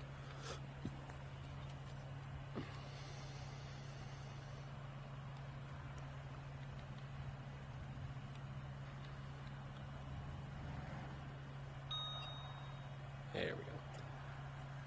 The gimbal wasn't set right, I think. There we go. Okay, so we're going to see if we can find Justin here. They are just absolutely kicking butt with these trailers. The trailer park is now cash neutral. We're not losing any money on it. We're not making much money on it. We're like making maybe $500 a month now. But we've just had 2 trailers get approved. I have to go get keys. We've just had 2 trailers get approved by the state of Ohio, and we've got like another 4 more that they're working on right now. So Justin's out here somewhere. So we've managed to get the trailer park now to at least middle of the road. We're paying taxes and the insurance, and we're paying all the stuff associated with owning the trailer park, but we're not making any money yet on it. Every trailer from this point on is pure profit, which is good. That's exactly what we want. But we're trying to rent to good people. Earlier in the broadcast, we were talking about how I had a call not long ago. 4chan for Prez. Oh man, that's awesome. Thank you. $50. Wow, I can eat more than Wendy's. I shouldn't probably. I don't know. I don't know if I should commit to that. But $100 right there. That's cool. At one point, we're going to figure up a system to like give people like the guys that work for me, super chats, because I don't really need the money, and $100 for someone that works for me could be really major. Hey, Justin. Hey. So, are you out here all day today? Yeah. Okay. Is no one working on Norfolk? Which one? The nice one? Not yet. Okay. You need the code? Can you text it to me? Okay. Yeah, I'm doing nothing but taking videos today, and everybody's asked me nonstop about the trailer park, and I've had a lot of people ask me about Norfolk. So. Yeah, I'll send you the code. Cool. Thank you. They said counter man, so next week they should be done. Huh? Oh yeah, the countertop's red. Very good. So they complained to you and they complained to me. Was it Lot 13 that was accused of racing their cars up and down the middle, almost hitting kids? Yeah. Okay. Whose kids did they almost hit? Lot 12? Yeah, I think so. I know if it was Lot 12 It was 12. or 25's kids. Well, they did hit Dave's truck. And then, Is that? Oh, yeah, that's where that came out of. They hit his truck and trailer, didn't they? yeah. All right.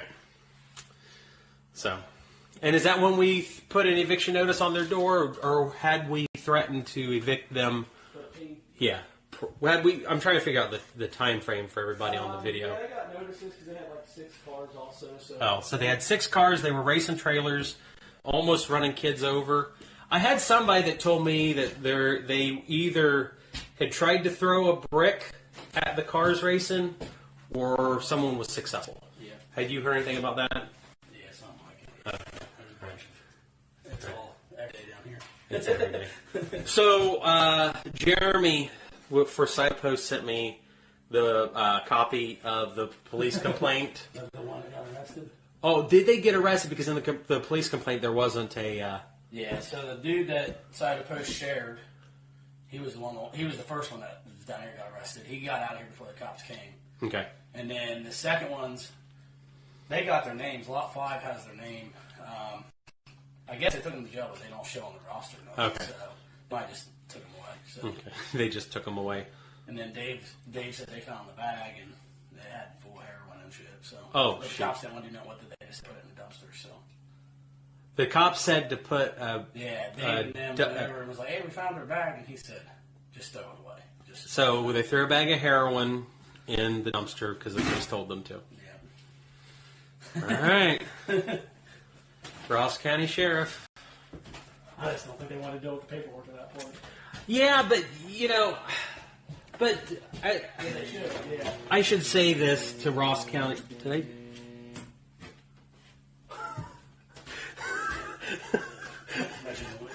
It's a blower motor for this furnace. You turn the light on, and the blower motor for the furnace turned on.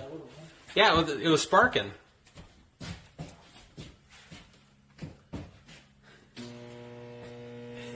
Where's the bathroom thing? Oh. No, it's here. It sounds like the squirrel motor there. Unless there's a short in something else. Is it? Okay. So it's the blower? We're hoping not. Yeah. I don't know. It's kind of weird that that light there's tied into it. Yeah. Okay, so lot 13's done though. Yeah, they're out. Okay. And then 12, if you want to do some film in there, they trashed that thing in 3 months. So. Yeah. That was the lady where they took all the kids. Yeah. All right. Cool. So, do we want to go find a dumpster bag full of heroin?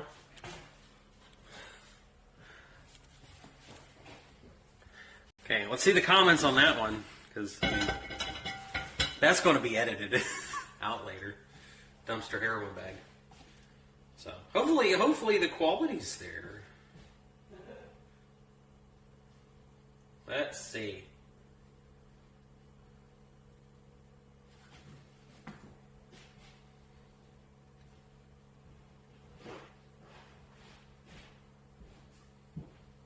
Is it working? I hope so.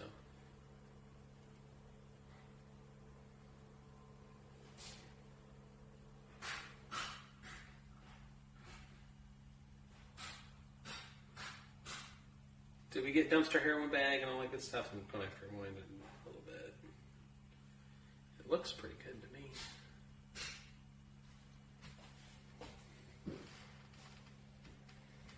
Okay. All right, we're going to go look at lot 13 and 12. Are they unlocked, or do I need to get the keys? I think they're unlocked. Okay. These ones about $600. A lot of what I have is $600. So it's not supposed to be like this. I mean, I'm not complaining too much that these steps are very far away, but they will look different when we're done. Okay, so let's look at how much damage they did to lot 12. This is where lot 12 is why I have trust issues with people. We'll look at these other ones here real quick. Oh my gosh, we have 4 cats there, and no one's supposed to have a cat. I have major trust issues, just as an FYI.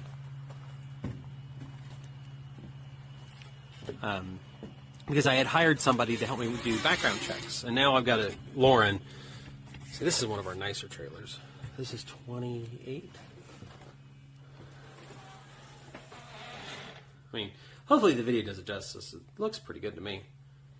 I mean, but I am told constantly that my opinions are invalid because people say, you wouldn't live in these trailers.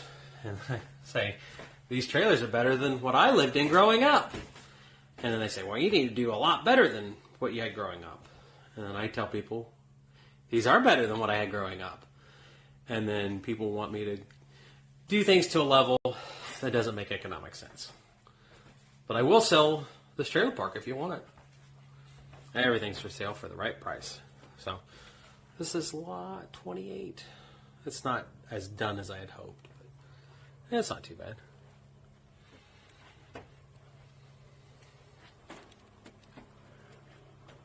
Now they've redone some subflooring in here. This is all brand new. I think this carpet here is new too. So let's go through here. We're slowly making our way. Let me know what you think of the audio and the video quality.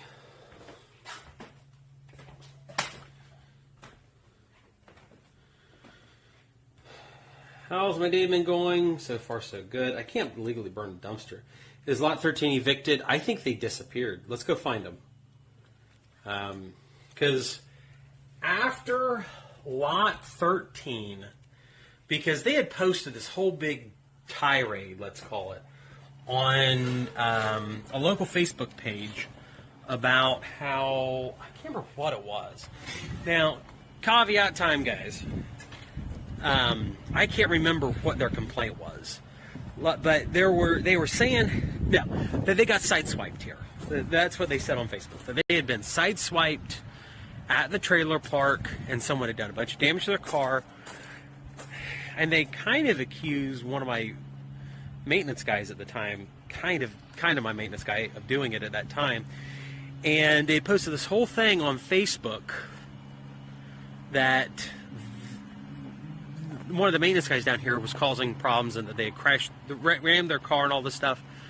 And the maintenance guy came up with a video and was trying to post it on Facebook, and then the whole thing disappeared. So here we have somebody bringing in a washer, I think. So there's lot 20. They just gave that one back to me for some reason. Everybody loves it when I have the camera down here. So we still got this one, but this is the one the kids keep destroying, and I keep getting aggravated for it. And I got cameras all over here, but I don't have time to look at the cameras. So that's lot 13 there, the one that they were racing out of. So we'll do lot 12 first. This is the one that we had rented for a grand total of 2 months. Howdy, howdy. We had rented for a grand total of 2 months, and they moved 891 trip. This is the wrong single.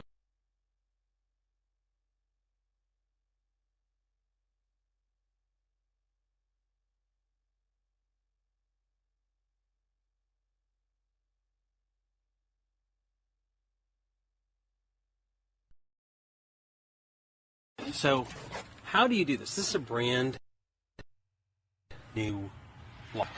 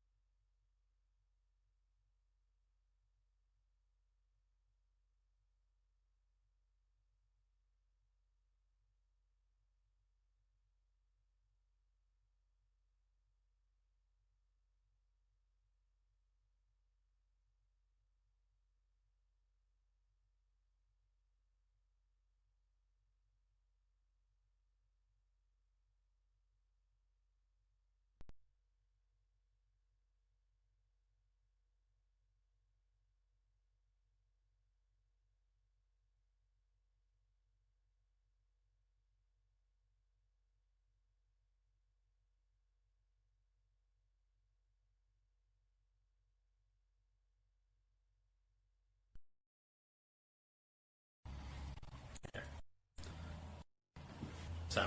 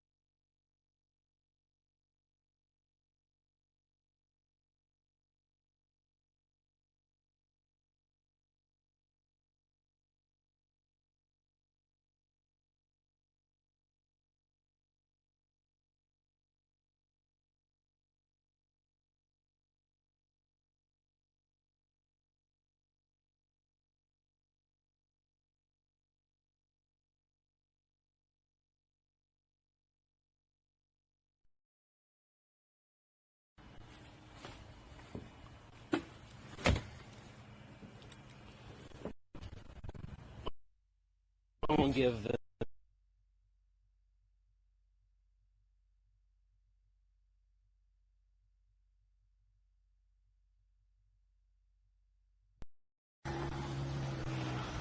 okay, so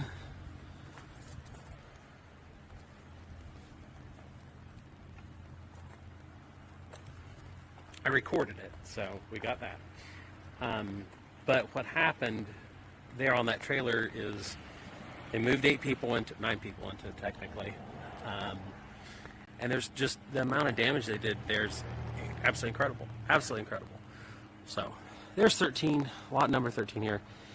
And can you see the, it doesn't make any sense that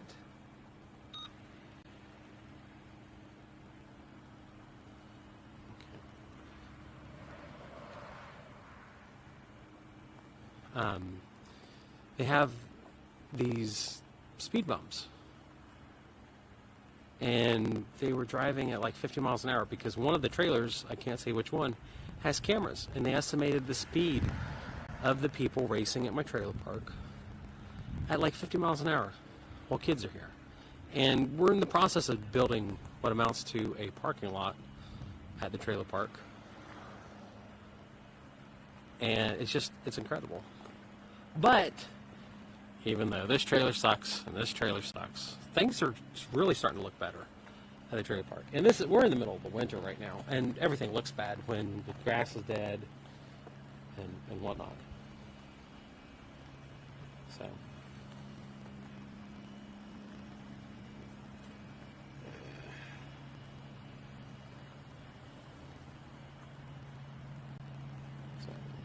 should be reconnected. Yes, it is. Okay, so I don't know how much of it lost on there, but I had the presence of mind to hit record because these trailers are metal skinned and it blocks the signal. And I can, I've got an idea for when we get a cameraman. I'm going to take my GoPro, and then I'm just going to have this nice, expensive camera. It'll be a signal repeater with the machine that's over here on the side.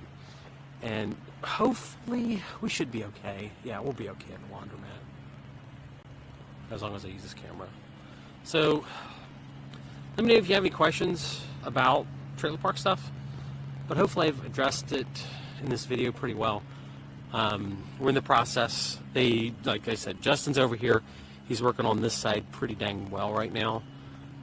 We were in 28. That'll be up soon. They've got some trim and stuff, whatnot to do. That one will rent for around 600. This is an actual lot larger. This is like a 16 by 80, and it'll rent for probably 700 a month. What we're asking on it. So I'm pretty excited because every single one beyond this point is profit. But we do have a problem with trailers like 33 over here. I don't think it's economically recoverable. Let me peek in the window and show you guys what I'm talking about. At some point, I've got to make amends to the fact that some of these trailers just can't be fixed. And I really feel kind of guilty taking any of these trailers and just throwing them away, because they could be fixed, they could be rehabbed, they could be somebody's living space. But I think as far as the economics go, I just don't think they're savable. We'll peek in the broken window here on this trailer, and we'll see what you guys think. Tell me what you think about the condition. Tell me if you think that this can be saved. I don't think it can be.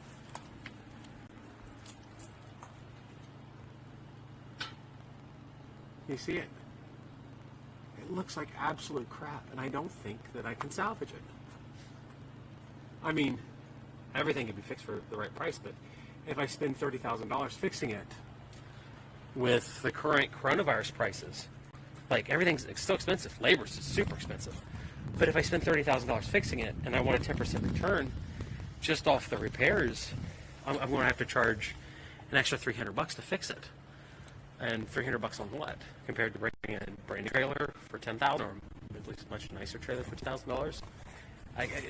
Some of these don't make economic sense to save. Especially, we've got a couple companies that will finance tiny houses, and we're trying to figure out with the state of Ohio if the state of Ohio will let me finance let me just install tiny houses here. If we can do that, then $250 for a tiny house or $500 a month for a trailer. I think most people go to the tiny house concept. Here's this one. And of course we got great ones like this where the door's open for no good reason.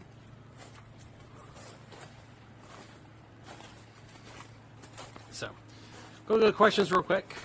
We were here, and that's 2 o'clock. We're about on time. What's wrong except with all the junk? No, you can't see it. I believe all of the floors are bad and all the walls are bad, and we'd have to go and rip everything out. I think that's what's wrong. We could ask Justin how much he thinks it costs to fix, but for better or worse, like, I can sit here. Well, let's do this. This will be fun. I say sit here, and I don't mean sit. I mean stand here.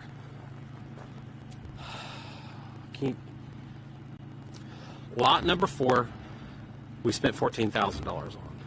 Lot number 10, we spent $9,500 on. Lot 12, that's the disaster, the absolute disaster, I think I spent $8,500 on rehabbing it. Next to lot 12 is 14. That's like my saving grace there. We only spent like $4,000 on it. So that's lot 14. Lot 16, that's a $15,000 minimum rehab. Lot 18, $10,000. Lot 20, $20,000. That's lot 26, the nice big one. We only spent $6,000 on it, so that's going to be cool. Lot 28, that's going to be an $8,000 rehab. Lot 30, 34, 36, 38, 40, 42, 44, 46. From that blue and red one all the way over here, I'm estimating an average of $12,000 per rehab to fix these trailers up. And at those rates, it makes sense. Because if I want my 10% return, I can charge $150 premium on fixing them. Lot 33, $30,000. Lot 35, and it's not too bad. That's probably $12,000. I'm guessing $14,000. That one over there is like 8. The one next to it, 20. The one next to it, 30, maybe 25. Lot 45 there, almost on the end. That one's pretty trash. That one's going to be about $6,000. So, it's just, I hate using this term because I use it all the time. It is what it is. But you look at these prices, I've still got an outlay still yet to pay on this trailer park of probably $100,000. And we haven't made any money off of it. We haven't made anything off of it. We're breaking even, which is good. But we've got a lot to go. I'd love to get this the whole thing asphalted. I'd like to put in a nice parking lot, maybe a playground. We've thought about building like mini storage units for the tenants here. I could get that done for like $25,000.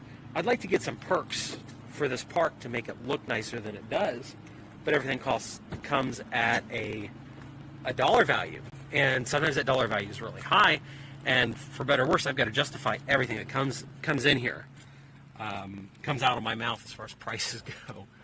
Because if you were one of my investors and I had said, oh, we're only going to spend $1 million on this park, ends up being $1.5 million, and we only make the same amount of money off of the rehab or off of the revenue for it, you'd be furious at me.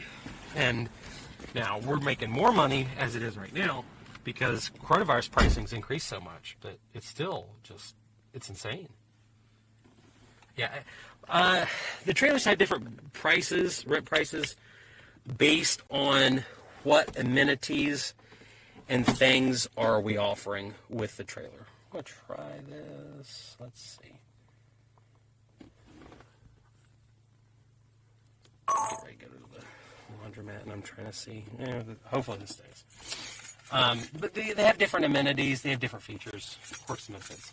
Why isn't my security guard catching people when they break stuff? They are, but under a higher revised code, I'm not able to just break into somebody, well, not break into somebody's unit, but I'm able to just walk into somebody's trailer and say, hey, it's the landlord. Time to take a look at it. And the problem is, beyond that, I don't have the time to inspect every trailer as they get rented up.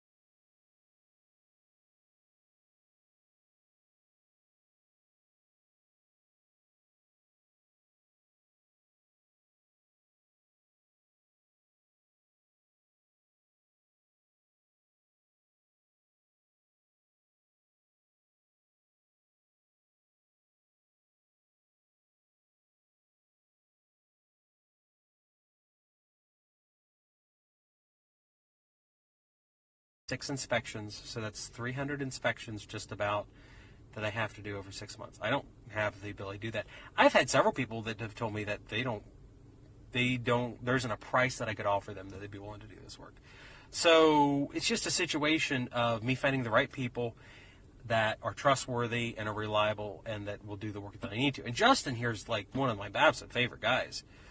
He does what I ask him to, and he does it for a reasonable price. But the problem is, I've got one Justin. I've got other guys that work for me that do very, very wonderful things in their sphere of what they do. But it's been very difficult for me to find good people. Very difficult. And coronavirus has just made it much more difficult as time's gone on. So I don't know why the feed went down. So it should be. Everything on my end says it's okay. It says it's streaming at 4 megs a second. So I think I answered everything there. Why don't I understand how a year watches on 1.13 subscribers? Because YouTube builds interest groups, and the interest group of 1.13 million subscribers doesn't watch random streams. So rent for $400 to POS single mother. I mean, I'll rent it to people that can pay, and the problem is a lot of people can't pay. So right now it's about 50 degrees outside. So, all right, guys, we're going to go to the laundromat here in a couple seconds. So, once again, I cannot answer questions while I drive, but we will see. And my server has died. So, we will keep this camera on for quite some time. hopefully recharge the server and get us enough to go back to the studio. And then we'll do the money count. Yay! I'm not sure. We'll see. We got a general process. We're almost on schedule. I figured we'd probably leave the trailer park at 2 o'clock, and it's 2 o'clock. Eddie's took a little bit longer, I think, than I suspected. So, make sure you like the stream if you enjoy it. Let me know your comments and whatnot, and we'll do the money count. Once we get to the laundromat, the stream should start picking up pretty good. So, do I tell renters when they rent a trailer someone died in? No, I don't, because if I had to do that, I might as well just tell people that every single house I've ever owned, someone's died in. Because the trailers are realistically the newest things that I have. Most of my houses are 120, 130 years old, and the statistical probability that someone died in any given house I have is probably near 100%. So people get turned off when they hear somebody died in a house for a fact, but the real issue ends up being that it's pretty dang likely for almost everything that I own. So, I tell people about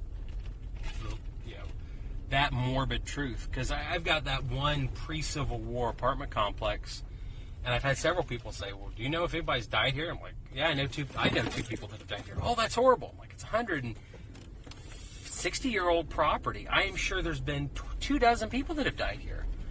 Oh, that's even worse. I'm pretty sure someone's died at every single room in this building. Oh my gosh. And they just get really upset about it. Like, it's a 160-year-old property. That's what happens to it. My dad died in my living room. It's just life, guys. So, it's whatever it is. So, can't answer questions right now, but I'm only like 6 minutes away from the laundromat, so. Hopefully everything there works real well, so.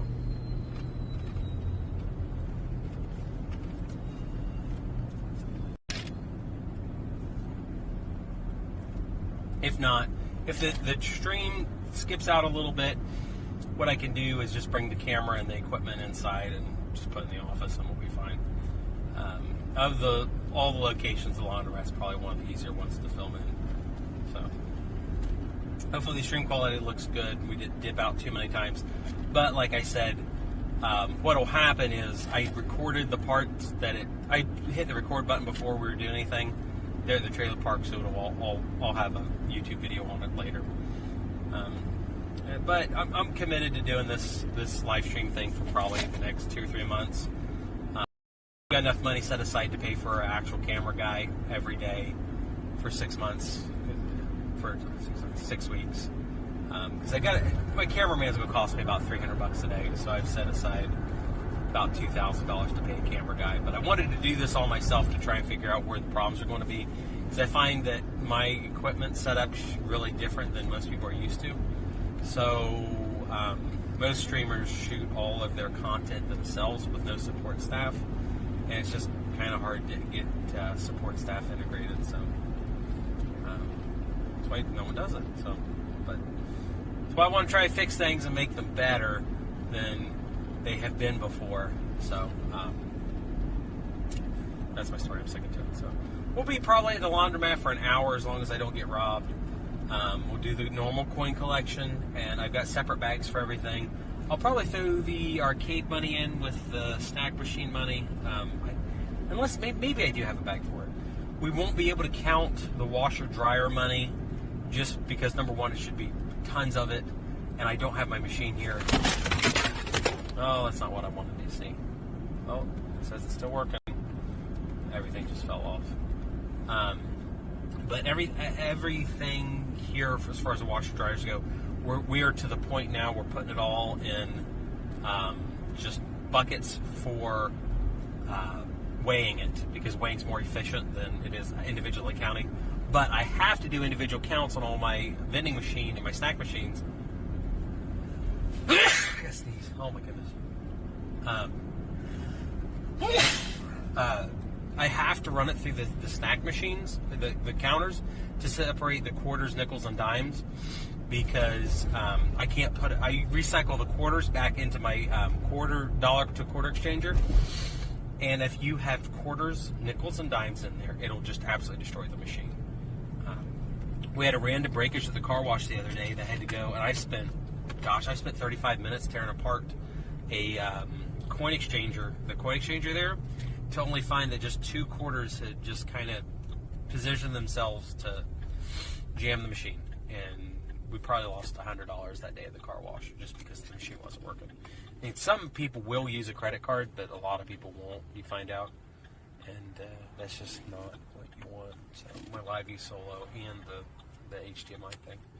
I'm pretty happy, though, with this wireless video transmitter. It's a line of sight, and it doesn't work on metal skin buildings, but that's okay, because we're just going to build directional antennas, and we're going to call it a day.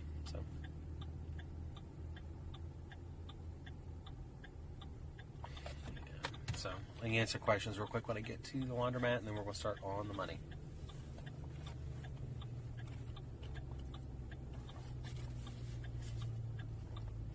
But nevertheless, thanks for everybody that participated in the stream today. We're going to have fun. I think when we get back to the office, because, like I said, we've gone 2 weeks without collecting money from the laundromat, and we should have a ginormous collection today. And it should be a super clickbaity video, and it'll be totally awesome. And I should start picking up tons of subscribers, tons of watchers as we go back. So that'll be fun. And my office video setup should be ironclad. I got nicer cameras, I had nicer microphones all over the building.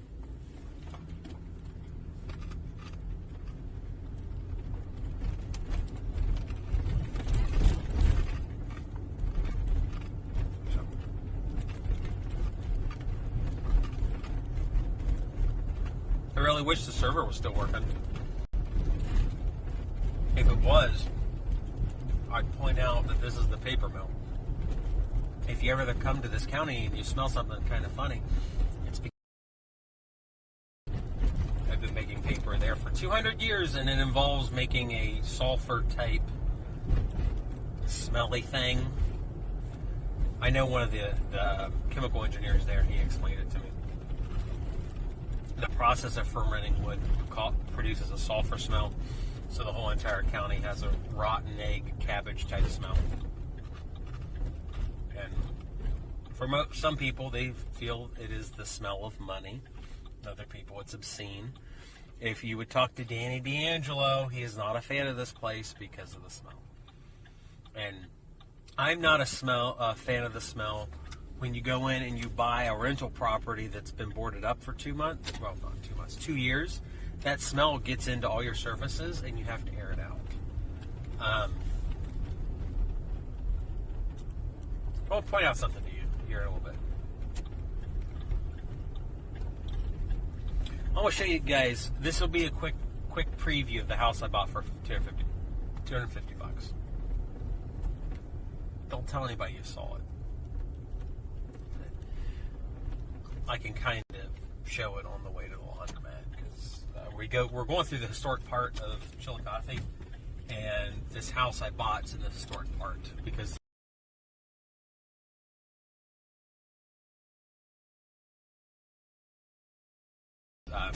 thankfully it's not on the register, because if it was on the register, it'd be impossible to fix. Camera around here in a couple minutes, and I will show you real quick what $250 has bought me. We're going to do a really clickbaity video on it, where I show you guys a cardboard box house that my kids bought. Oh, I bought a $250 house, and then we're going to flip the screen over, and then I'll show you the inside of the 6-bed, 2-bath, corner lot house. I really like it. It's a gorgeous house. The TLDR on it is it was full of drug dealers. When I bought it for $250, I took them to court and evicted them, and that was it. We didn't really spend. We really haven't spent much money on it, and ever since that day, I've been making money. So.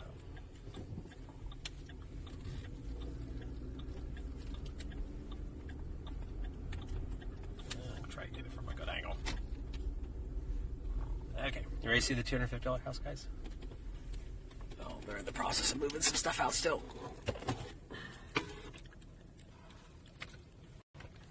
We got some work to do. But here it is. This is what $250 buys you in Ohio. The 6-bed, 2-bath, corner lot, and the 2-car garage isn't a whole lot to write about. But at 3,000 square foot for the house, I'll put $20,000 in it, and it'll be absolutely gorgeous. Because if we drive down the road just a little bit, we end up in a subdivision with $400,000 houses. This, if you remember the house that I sold recently, that's on the side of the hill with the basement foundation issues and stuff, and how it's in a neighborhood of $400,000 houses. This is that neighborhood too. The hill where the rich people live in town. So anyway, I think it's a neat house. It's going to be a really cool story. We'll do probably like a video series on it. We'll do several videos on the renovation of it, because Justin, that was at the trailer park, my maintenance guy, he's most likely going to be doing all the work as a contractor on the house. And I think we've budgeted $10,000 to fix it up. I'm hoping that I can get all the floors re-lacquered and sanded down in it for my $10,000 price. If I don't, it'll be okay, because the floors are in good shape. I just would like them to be in gorgeous shape, because I can't flip the house around. But here, this house right here just sold for $149,000.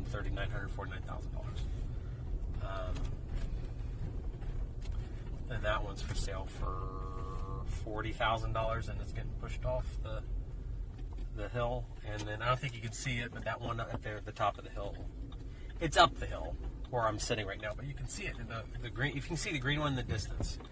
That one just sold for $269,000, and then there's another one beyond it that just sold for $459,000.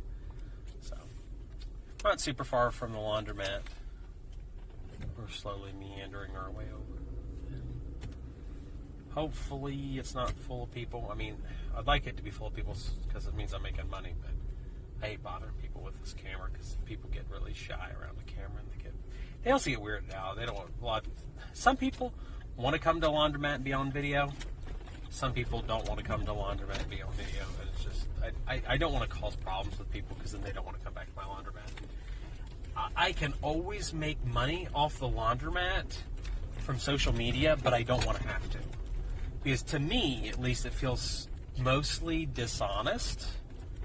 Because then what you have, there's a saying called wag the dog, and it's that what's supposed to wag a dog's tail? It's supposed to be the dog wags the tail. But there's also a situation where the tail's wagging the dog, and you don't want that to happen, because the thing that you're trying to control is controlling you. So, all right, that's a whole other ball game. Andy Buckingham. Case in the UK. Looks like money to me. Nice house. Where's this again? Rural Ohio. I'm 20 miles south of Columbus, Ohio. Looks like crap. It's in Ohio. Yeah, Danny did comment about the smell.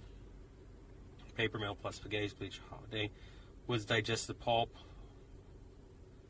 Free Wi-Fi at the trailer park will be cheap. Actually, I already have free Wi-Fi at the trailer park, but I don't know that my machine's connected to it. Brandon's the drug dealer. I am not. I would probably drive something nicer than this Expedition if I was making that much money. I mean, I'm making, I don't know. To me, it seems like if you're selling drugs, it's all free, frivolous money. You're not much of a business person, and you're not investing in things. How do you stop people next door from stealing electricity in that one house? We cut the line, and we called the police. They ended up getting evicted. I ended up finding out that house where the people were stealing my electricity is managed also by my people. Have we done the trailer park drag race? Yes, we have. So we did the trailer park drag race, and we are at the laundromat getting ready to go in and see how much money I made. So let's see. My phone, of all things, is almost out of batteries. That's kind of weird. Okay, let's see. The transmitter has plenty of batteries. Or the receiver has plenty of batteries. The transmitter's okay. Take this. Want to put it on the dash in the hope and expectation that the signal makes it to the laundromat. If not, we've got a backup plan. Tons of batteries on the live view. That's good. Oh, we just my gimbal's throwing a fit. Feels like it's being harassed by me. So.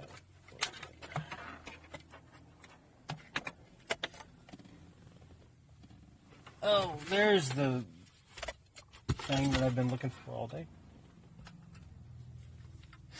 Oh boy. I'll have to charge my camera later. Okay. Or not my camera, my I got plenty of those.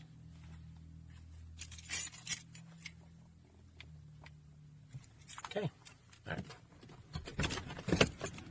So here we are at the world famous laundromat, where I still have not got a park. I did talk to the owner, because the guy that owns this house here, that has the tenants that hate me and hate everything that I ever touch in my life, ever.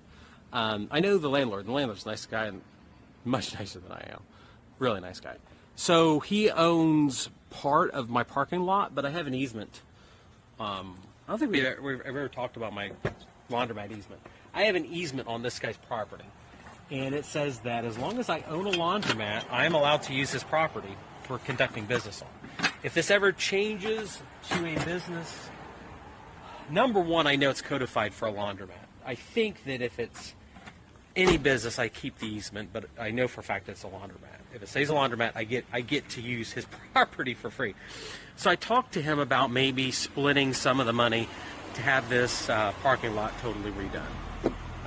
We haven't come up with much, but and to his benefit, I was asking him at a Christmas party, and I'm sure that, I mean, everybody was there to talk business, but I think that he wasn't wanting to talk as much business as I was. So, okay, we're gonna get our differentiating bags. Have to get the one over here.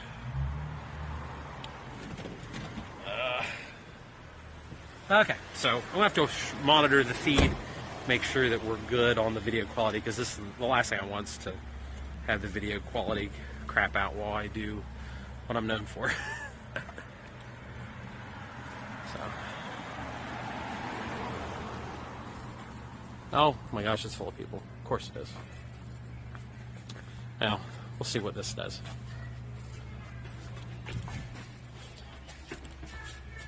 Oh.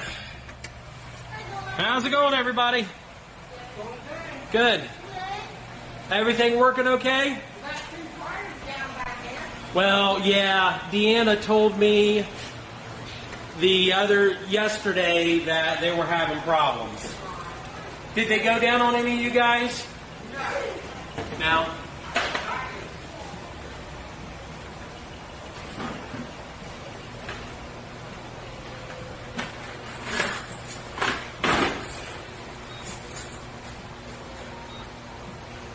Has it been busy while you've been here? This seems pretty busy to me. Good for me. I'm happy. For the most part.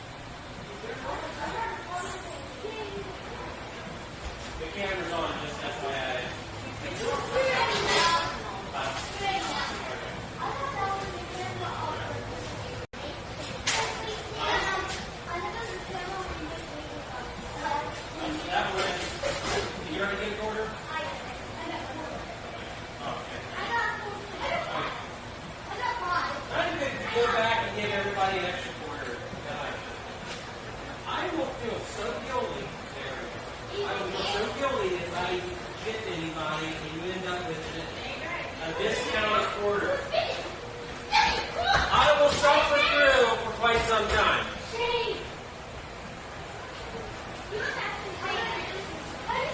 So, there you go.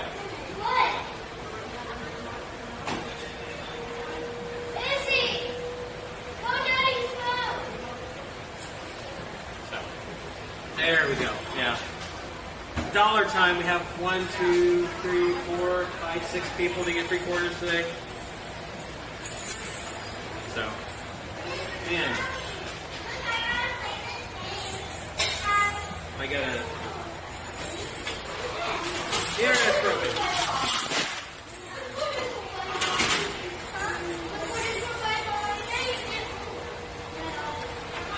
Well, then what's up with the internet? Oh, shit.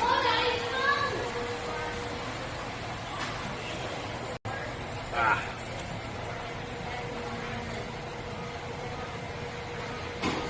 Okay.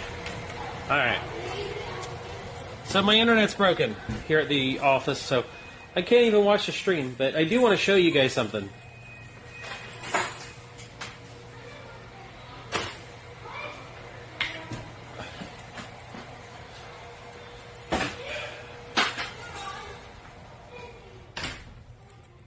So, what I'm not trying to show you specifically is the subpoena that's sitting on my desk.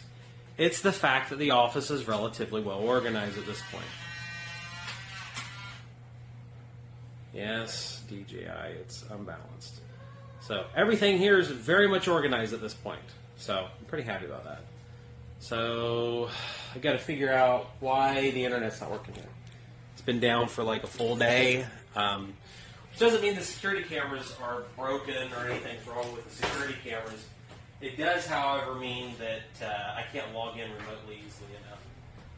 So, hopefully the stream is working correctly and everything's not missed. But having said that, I'm recording it anyway. So, I want to try to read comments if I can get it working. I do not own the ATM. We outsource that to another company. I am currently working with. If you were here, Fugly Orphan, I would give you one. So I kind of thought about just getting my own ATM for here because originally when I had done the agreement with the company, I was supposed to get a cut, and I made a couple $100 off the ATM, and then I asked them or messaged them. I said, "Hey, can I get my percentage again?" And he's like, "Oh, we don't do that anymore." So I had gone like a year and a half, 2 years without getting a cut from my ATM machine, and it's like I don't like the liability of having to fill an ATM machine. You puts me about $1,000 a week, and the liability worries me a little bit, but it would be a nice extra way to make some money off of it. So let me see if I can plug in the internet and if that does anything. I mean, I guess I could film with kids in the laundromat. I just have to edit them all out later on because that's how everybody's code works. I could load them up with candy and send them home. I got a bunch of king-size Snickers in the car. So, Road and Groveport, you drive by freeways to the side to fish at the Scioto River by you. It's a pleasure watching. Life doing great. Yay, thank you. Yeah, Scioto River has some good fish in it.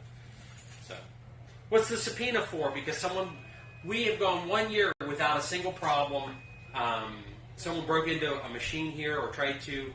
We called the cops on them, and then all of a sudden I get a subpoena. So, this way it is. So, all right. So let's go through. I apologize. I know the audio is going to suck on the coin collection because I don't have my lab set up, but it's just how it's going to be. We'll have an audio engineer fix it. So I'm hoping that. Let me see. I think I might fix the internet. Can I fix the internet? I don't know. But the video's working good. So. Yes, I fixed the internet. All I had to do is reset it. Okay. Video works good. Okay, so we're going to go through the normal process of money collection as far as washers and dryers go. We're going to count it via the bucket method, or the scale method, as opposed to coin counting because it's just, our business is up. I've got 2 or 3 adult customers out there with a whole bunch of kids. We're making money right now, and I need to keep my change machine full. I did get a hold of somebody this week for $100 to get a second change machine, which I will do in a heartbeat, but I've got to drive halfway between, well, I got to drive an hour east of Indianapolis to get it. But if I have to drive an hour east of Indianapolis to get one, I'll do it. Because it's a $5,000 machine. I hope, oh my gosh, I shouldn't say that on camera because I hope he doesn't. I hope the random guy on Facebook doesn't watch me. Because I want that change machine for $100. I have to rebuild one part in it, and it's not a big deal. So, okay. So we fixed the internet, and we're going to go. Got a little bit of money here. I don't need these. So, that driver's license belongs to someone that's illegally squatting in one of my rentals. Because luck would have it. Can't make it up, guys.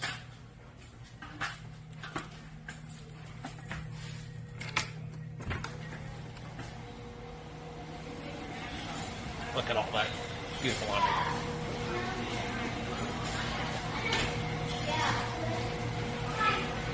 Okay.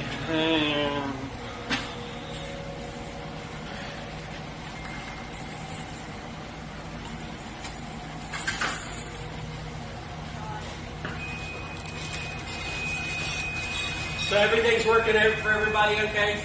Yeah.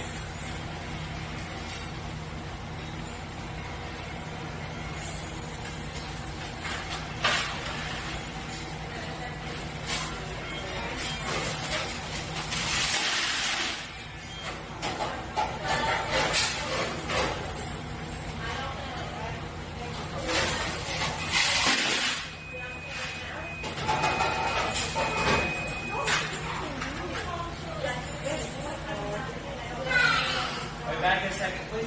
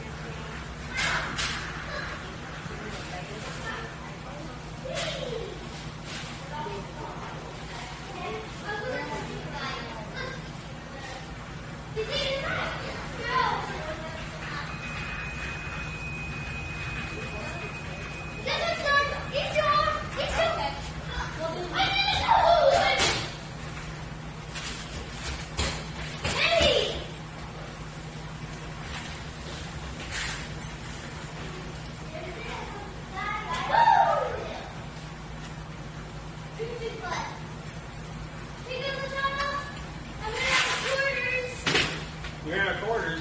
Yeah. That's not what I want to hear. Here. What did you do? Thank you. I went around. You were in the course. When I get one person quarters, everybody has that quarters, right? Do you ever want quarters in that bucket? No. Oh, God! Izzy, look! I mean, I'm kind of jaded when it comes to quarters. So, here. Who do they give quarters to?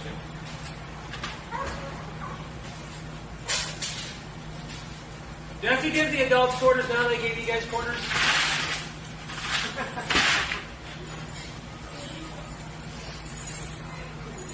If they're allowed to have chocolate, Deanna that works for me, she bought the wrong kinds of Reese's.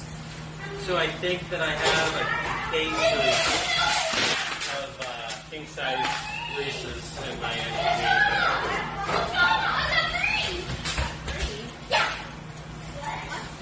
You got 3? Did 3 come out of the machine, or did you get 3? 2. I have 2 now. I got 1. Okay.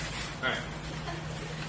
I've had some snacks randomly disappearing on me out of the machine, and I've been trying to figure out like if it's improperly vending them, or someone's gone in and like repriced everything at 25 cents. It's a mystery. Yeah, it's a wow, but it's not a good wow for me. That's what I'm trying to figure out what happened, because one of my workers up in Circle Bowl said, "Hey, how much have you spent on candy the past 2 months?" It was like $500. Or they went in and told me, "You spent $500 on candy," but I looked at how much money the candy machine made. I haven't even made $500 back. And everything I should sell I should be buying everything for 70 cents. I should be selling it for $1.25. That's most of what I'm selling it. We take our candy off your machine. $1 more, but you got the bigger candy bar.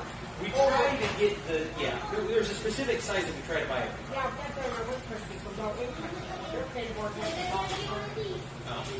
You need to find out who manages it and let me put a machine over there and I'll put the exact same stuff over it. Now, I've got a lady in Circleville that I've talked to, and she said, "Oh, that's a great idea." They run a grocery store, and everything's a quarter of what it is. Like, if I get their deal set up, I can build a vending machine and sell candy bars for 50 cents a piece. Yeah, that'd be It'd be really, really good. that is what we have. Yeah. So that's what I'm trying to do, but everything I do just takes forever. Because, coronavirus has slowed down everything I do so much. Yeah, but I still come. I appreciate it. They don't give 3/4 down at Brighton Clean, do they? I don't know. I don't go there no more. Okay, well that's good. I've only been here. Okay. Because I've been on the I can't believe we forgot coronavirus. I can't believe we forgot coronavirus.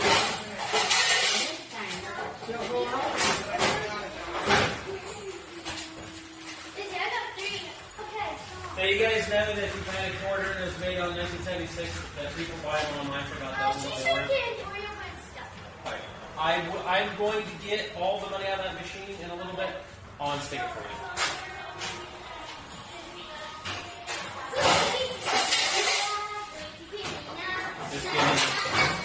Just give me like 3 hours and I'll get to it. That's a joke.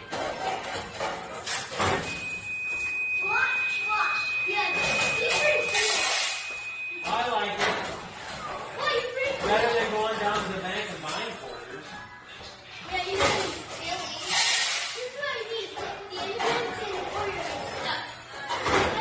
So the deal is, I send people to the store to get stuff, and I tell them not to buy that stuff because people complain.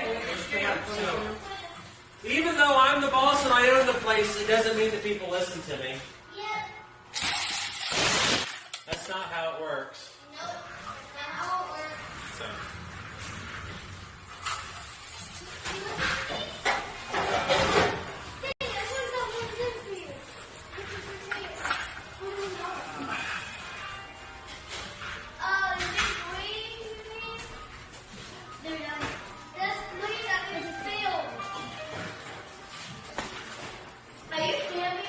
Yes.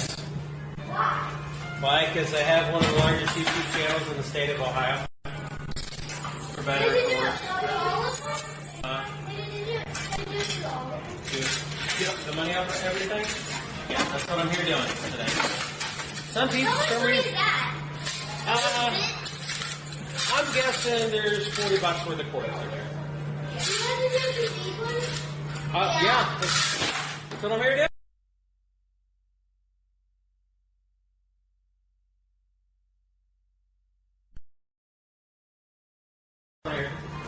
The quarters back in here so people can take their quarters, or they can put dollars in it and get quarters back out.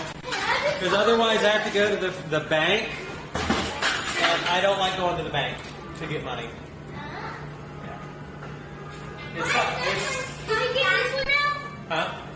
There's nothing in that because some lady came in and tried to put pennies in there and she broke the whole entire machine.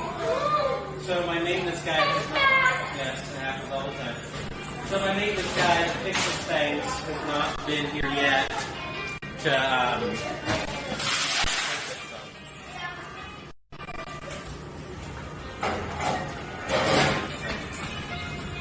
You have a lot of money. I'll tell you, I probably got about $400 a day. Let's go, Susanna. Oh, what's the way? This way. We'll live. Wow, that's pretty cool. I can see. It's expensive. It's a nice camera though. How much dollars? That one's about $3,000. What? Wow. How much is that? The GoPro that's on my chest, Huh? this one here, about $350. This one says okay. Yeah, I've got to do high to reset the breakers. So it's in that area. Yes. There's a control panel back Nobody's there. got in there. Yes. Yeah, there's also a really scary looking basement over the. It's really skeevy, and we don't want people back there.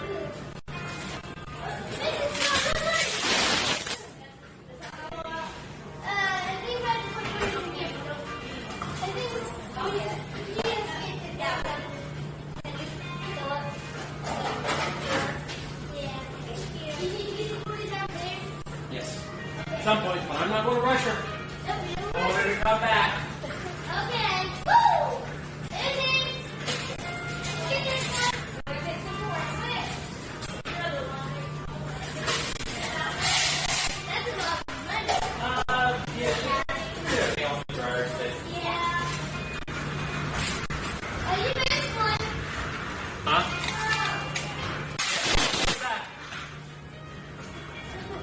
Do you think you can lift this bucket of quarters? My kids, when I take the quarters home, they all think that they can lift it up. And sometimes I say, I am not offering this to you, to be clear. But sometimes I tell my kids, if you can lift the bucket, you can have little quarters in it. My kids can never do that. They get close to dying.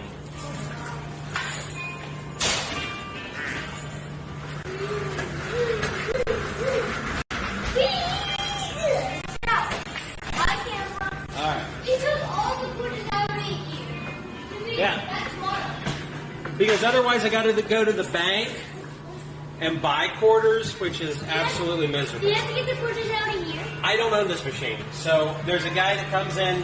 He's supposed to come in once a month, and he goes and gets all the quarters out from the bottom of the Even machine. here? Even here? I own this machine. So you own this one? Well, We've been playing this one. well, that's what I want to hear. My kids love this machine. Me too. Here's the secret. In every single arcade machine I built, if you get to the top one, the keys to get the money are always in the top. Now we're in it? How much money? I'm going to guess and say there's probably $40 in here. It's been probably a month and a half since I got money out of here. As long as you promise to play, share them with your friends. Okay. But, How's that? Well, I can share. Yeah. Okay, so Okay, there you go. there. As long as you use it on this one, because I don't know how to actually make it run for free. That's like the problem. Well, you can If I could, I'd turn it on unlock for free for you guys. these. You can unlock this one. I don't have to keep that though. And I don't want to try. I don't want to go to jail again. You finished it. It's a joke. Every time I say it to a kid, they're like, "You go to jail, get away from me." It's absolutely hilarious that I do it every time. Huh? The golfer. Just one at a time. One second. I think so. Huh? Yeah, I always put it on the left one. It says it's 6 separate credits on there. No, sorry. You got a ton of credits on there. I think people putting in money and they don't know what to do. Okay? Yeah. All right.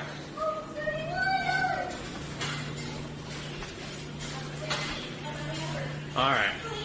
Oh.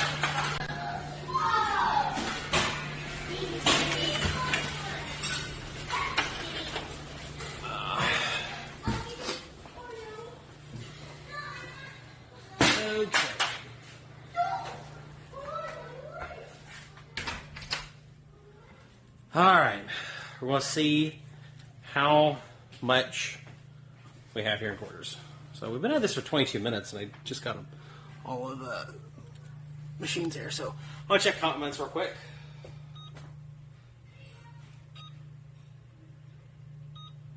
My gimbal's going to fit in here soon.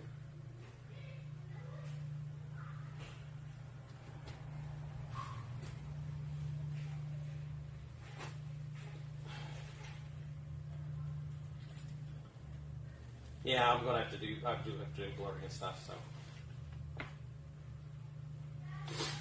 yeah, I'm looking at the phone now. Thanks, 4chan Prez.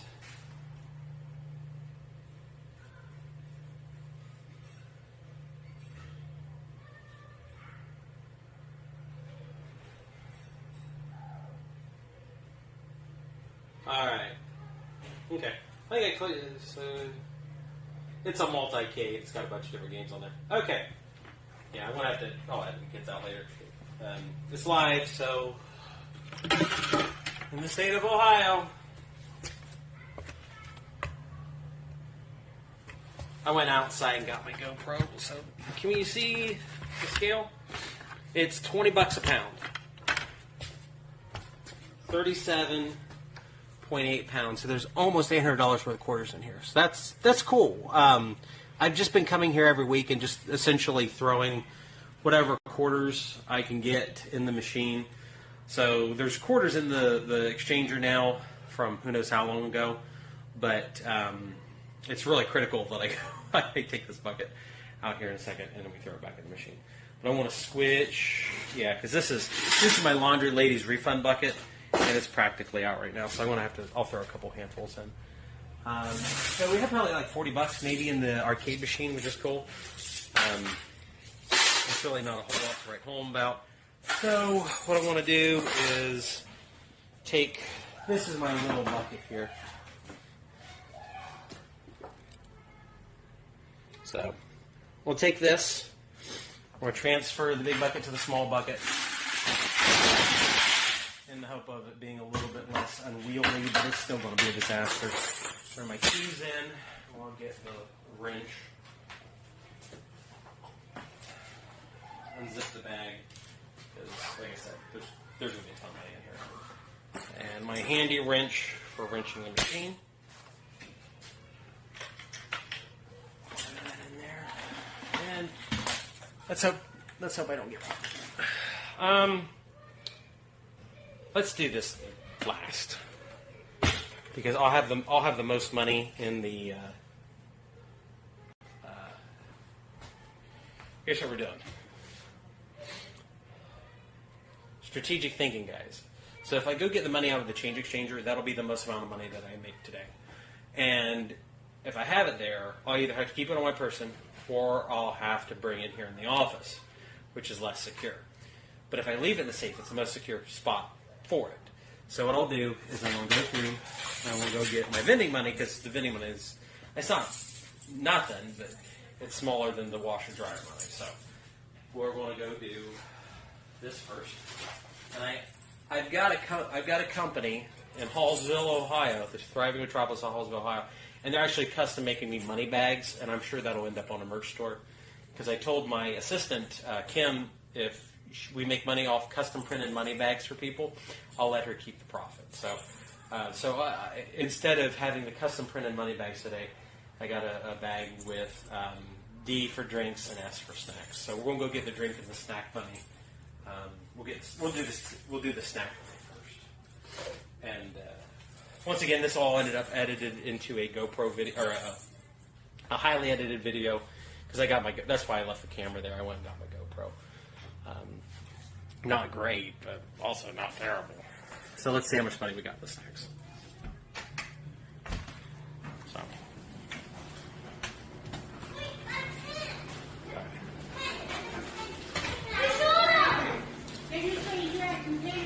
Hi, that's you! Huh? Yeah, it does look like me, huh? It is you! Hi. Yes, hi. Let's see. Here. Frame up the shot.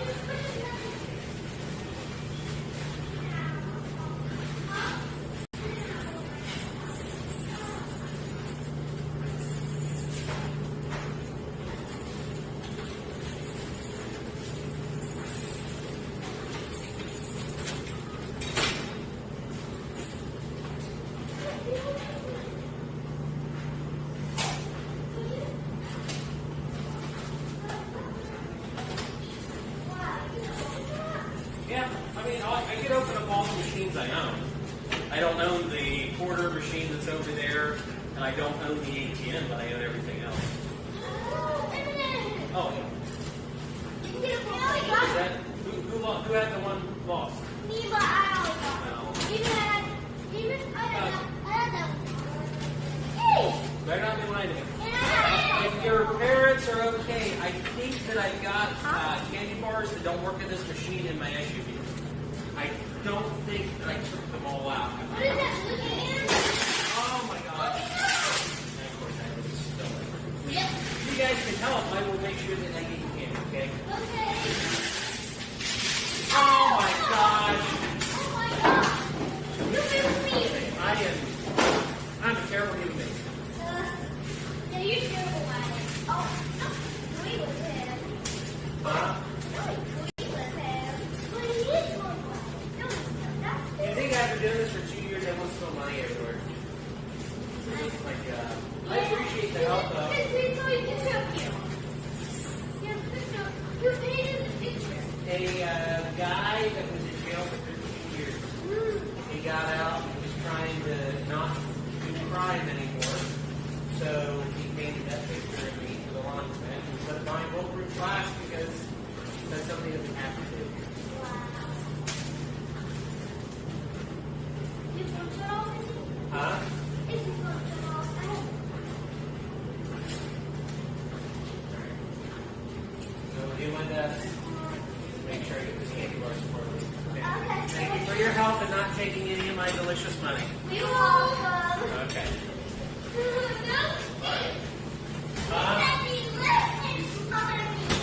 That's my thing on TikTok. I have to call it delicious money. I said it in one video, and now it's a catchphrase I have to use. Don't ask me why.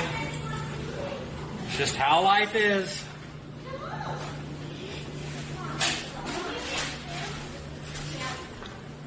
Okay.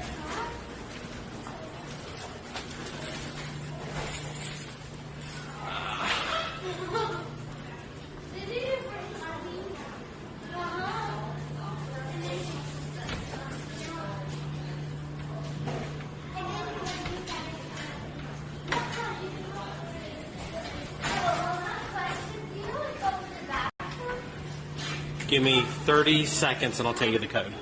Okay.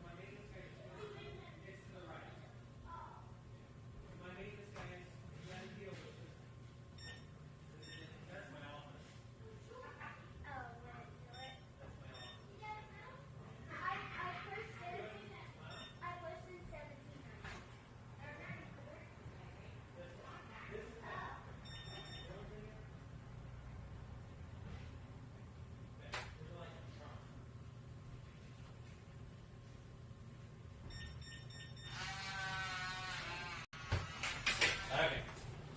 There we go.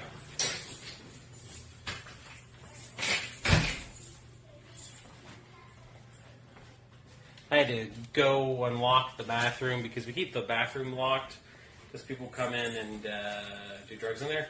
So I try not to let everybody under the sun know what the code is because no, I just try not to do that. So I had to go unlock it for them. So we'll do questions really quick.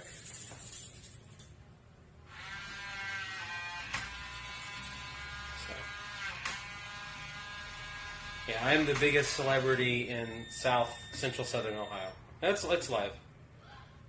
I mean, I guess I could say that. That could be a loaded question where I have people check in the live stream at certain points and say, "Is this live?" And then I shout out their name and say, "Hey, no." tannish gamers. It isn't pre-recorded, and then they're just a shill. So it'd be hilarious. Let's see. Here's free snacks for the chat. Here we go, free foe. They want, yeah. I'm just, but you have to understand. I mean, if we be honest about it, it makes me look like a really nice guy. Which I'm not saying I'm not a nice guy, but it really is beneficial for the stream if I give people free stuff during the stream. So, plus I had $100 in super chat. So, man.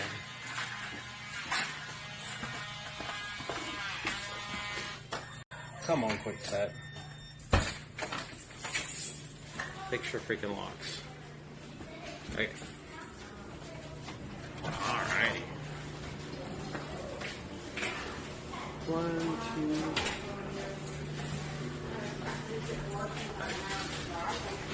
Hi. So you live in your room? Yes. Okay. We'll do this POV style, because why not? Oh, has anybody broken into my SUV? No, they haven't. Yay. So, any neighbors screaming and yelling at me? I don't think so. So, let's see.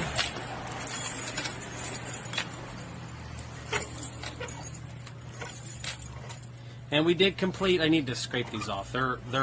My stickers are much better. So we ended up donating like $800 or $900 to Mr. Beast's Team C's. Granted, that promotion is currently over. Please don't throw a fit. Okay. So there's this dollar bill exchanger. This is so hard with one hand. So this is technically like 2 weeks worth of money. It should be 1 week, so it's not too bad, but it's not too great, not too terrible. So, all right, now it's stuck. Of course, it's stuck. Okay, got it. So we've had somebody get angry at us, and they've been constantly jamming the machine up. They have been taking trash, and this is where the coin acceptor is. I don't know if you can see it. The coin acceptor's right there. And they've been taking trash and whatnot in the coin acceptor, and it comes down this little slip and slide thing into the, this is what differentiates the different coins, and it's been jamming it up. And it's just absolutely aggravating, which is unbelievably aggravating. So we're going to get this. This is super heavy, so it did really good on coins. So, this.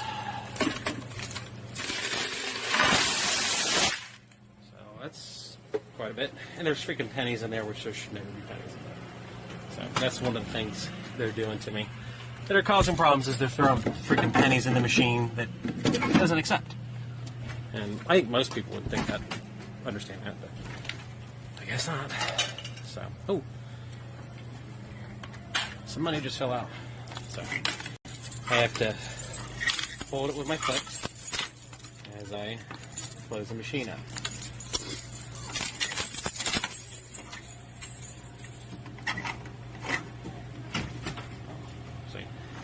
Didn't put enough foot pressure on here.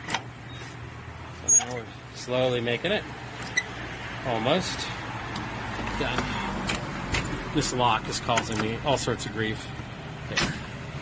There. Gotta give it a good push, make sure it's not moving too much. So here's this. We'll see if this is good. I might not have the full key stack for this, but we'll see.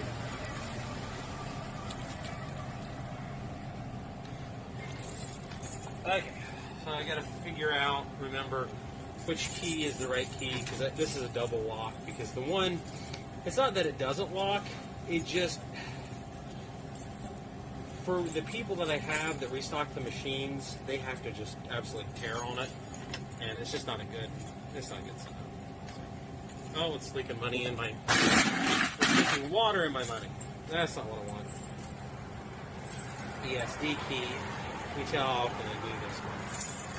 This is a master lock key. I don't think it's going to work. Nope. This is what we did on the early videos. I can't ever remember which key switch. So, I think we got to go get the other key stack. So, threw that in there. Well, take the camera, so I'm not leaving it out here. Take the camera. Go get the other stack of keys. I forgot my keys. Well, I brought out some of the keys, not all the keys.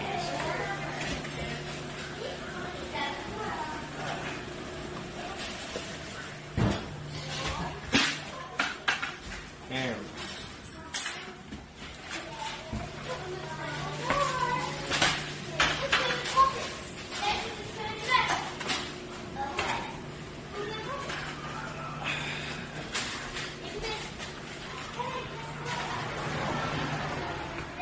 And I'm not even going to try closing the door. I'll read comments here while I do this too. Does that sound fun? Why not, guys? You're worth it.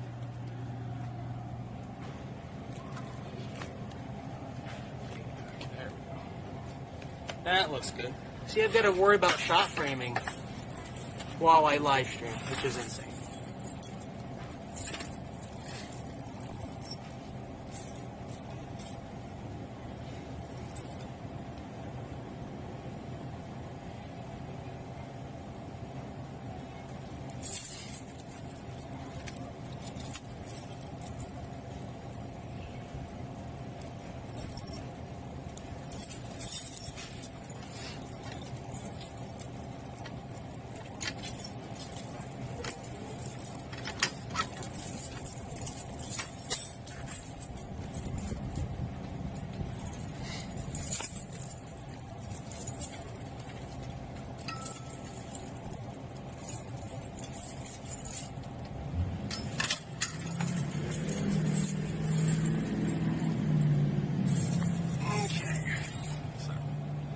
Pepsi machines tend to pretty good, generally speaking.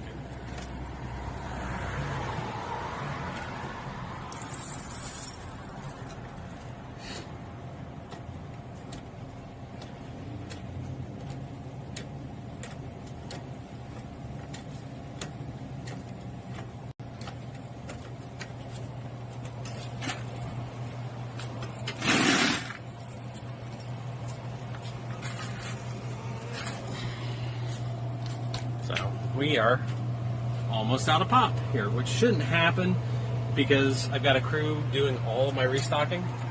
And I don't know if you guys have seen the bot, but we've got a free vending course coming out soon. And by free, I mean free. Totally free vending course coming out. Where I talk about all my thoughts on vending machines and whatnot. And you saw all the other vending machines that I have earlier in the stream at the car wash.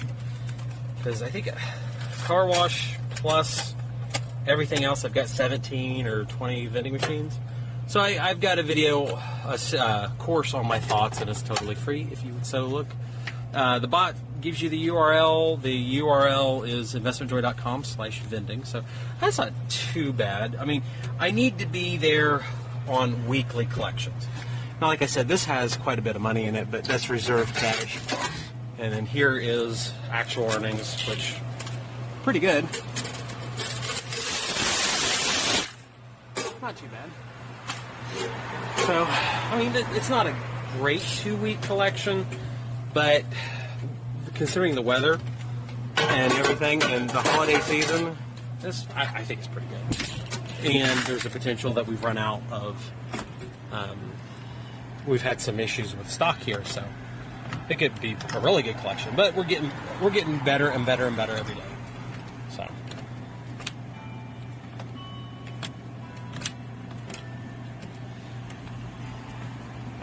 Almost.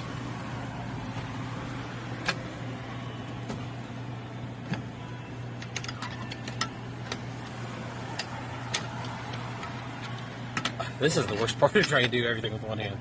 That is awful. There we go. Okay, so we have this nice bucket of money. Then I get we were going to take back to the office, and we will count later in the stream. See how much is here.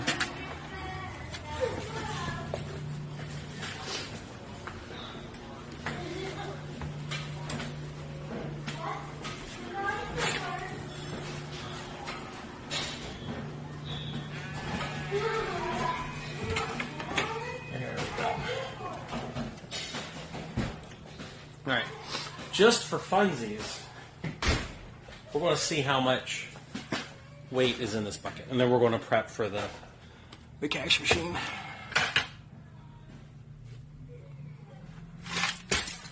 $16.29? That'd be cool. Let's try it again.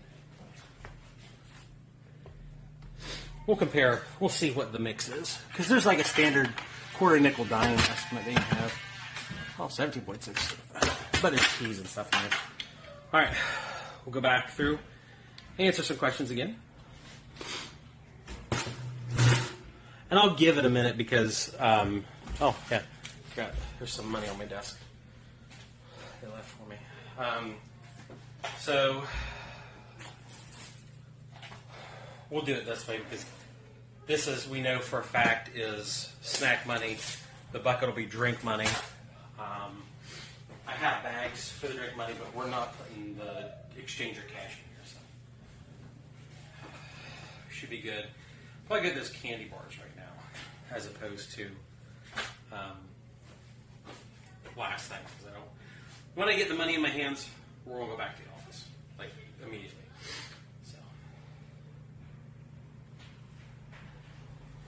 So,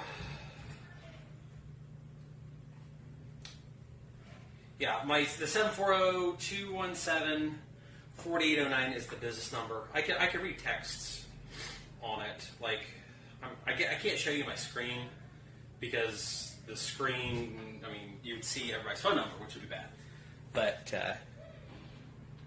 the idea is that I can read texts off of this screen thing easier than I could off a Google Voice number, because Google Voice numbers tend to get spammed really quick.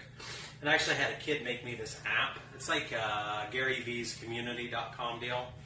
So, yeah, I have the most recent text messages from Southern Georgia, USA, and it resolves to a Savannah cell phone number. So there you go. It's been having...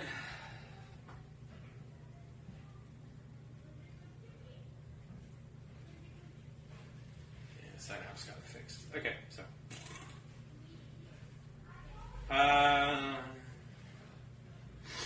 So, doing good. I don't think I have any other, just the one text number, the 740-217-4809. That runs just into Twilio deal, and we call it a day. Okay, so now what we're going to do, unless I have any super quick questions, what I'm going to do is answer those real quick. Take keys out of the bucket first. I want to do that. Our laundromat's car wash 24/7. Car wash 24/7. Laundromat's not yet. In 2022, this new year, we're going to go to 24/7 operation. That's one of Danny's key components when he does a laundromat. That's something we haven't done yet, and it's because they don't have people living close. When we move the lady upstairs, we're going to 24/7. I'm putting a biometric type door. It's going to be like a mag lock from a bank. We'll put that on the front door, and then we're going to go to 24/7 because we've got just tons of people that want to do it. So, let's see. There we go. So I think I answered all those questions real quick, and we're going to go through and we're going to get. This bank has lots of stuff in it. Yeah, it's just deposit tickets and a pen. There's people upstairs. That's good.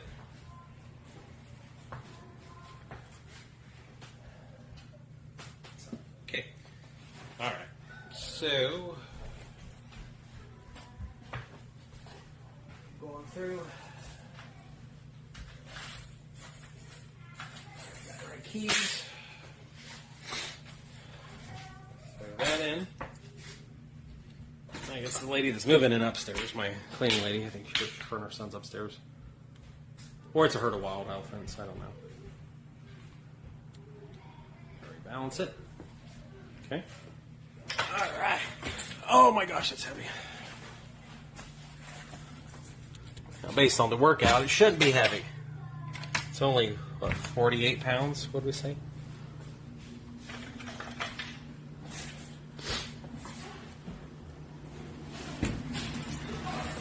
Okay.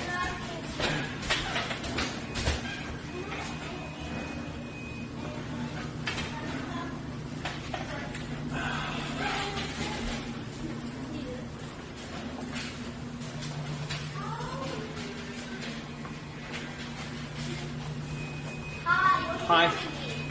Now I am hearing you right now. What? You're not talking to me.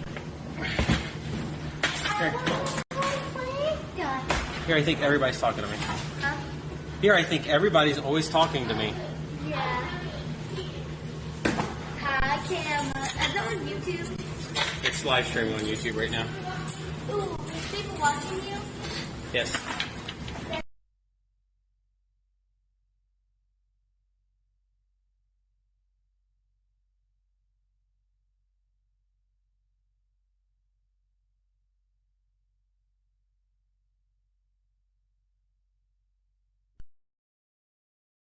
On a, They got dollar cans over now.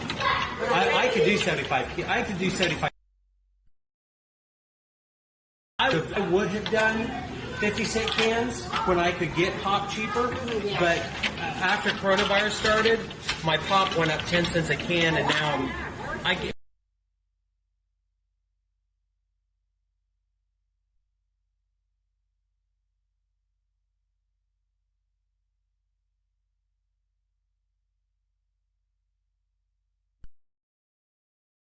Does Metropolitan Housing here on the Give me hill? your number and I'll call the road there and see if I can hook you up.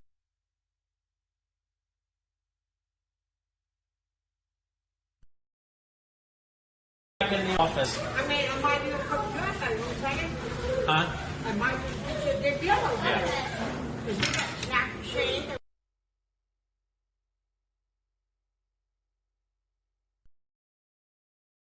And $4.75. Okay. And that's supposed to be low income for people. Yeah, well, I'm sure that whoever has it has nothing to do with the housing. Yeah, it's okay. The office, like they have. Huh? Office over the building.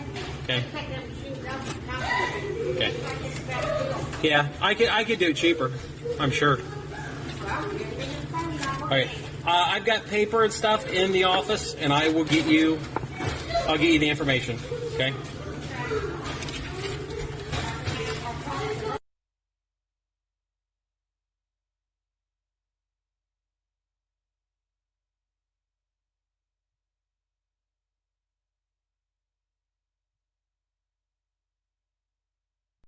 On with it. Nothing's working as I had hoped.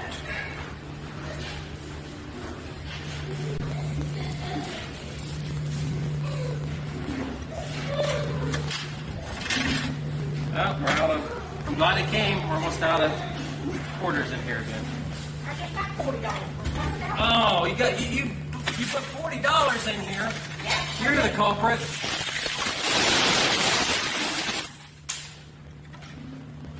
There we go.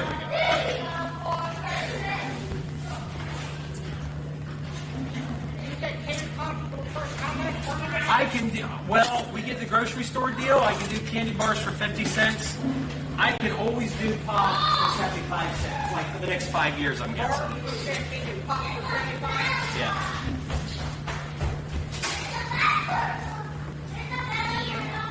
So.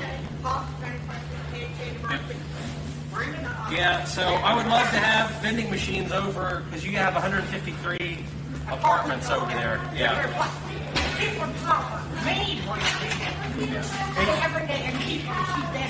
Yeah. But yeah, you put me in touch with the people that run the show over there. Yes.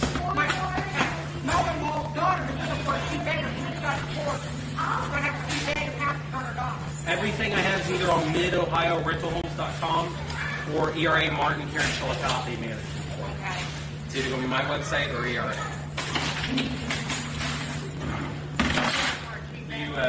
You got your pen? Yeah, I got your number down. Oh, okay, good. Good. Yes. Yeah. Yeah. The candy bars are totally dependent on me getting this grocery store deal, but she. Oh, you can have it. You sure? All right. You can have it. I have hundreds of these just for reference.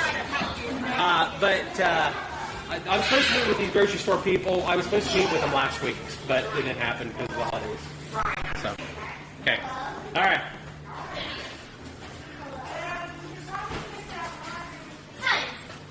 Howdy. I said howdy. That's a word, I promise. I know it is. Okay, good. There we go. I'm going to hold my thoughts here for a little bit, but so this is why I live stream. Do you guys understand what the lady over there just was talking to me about? I got to blow my nose here a second. Do you understand what we were just talking about on camera? She lives at the apartment complex next door. There's 153 rental units there. It's government housing, so it's low-income housing. They have vending machines all over the place. Snack machines, drink machines, they have stuff everywhere.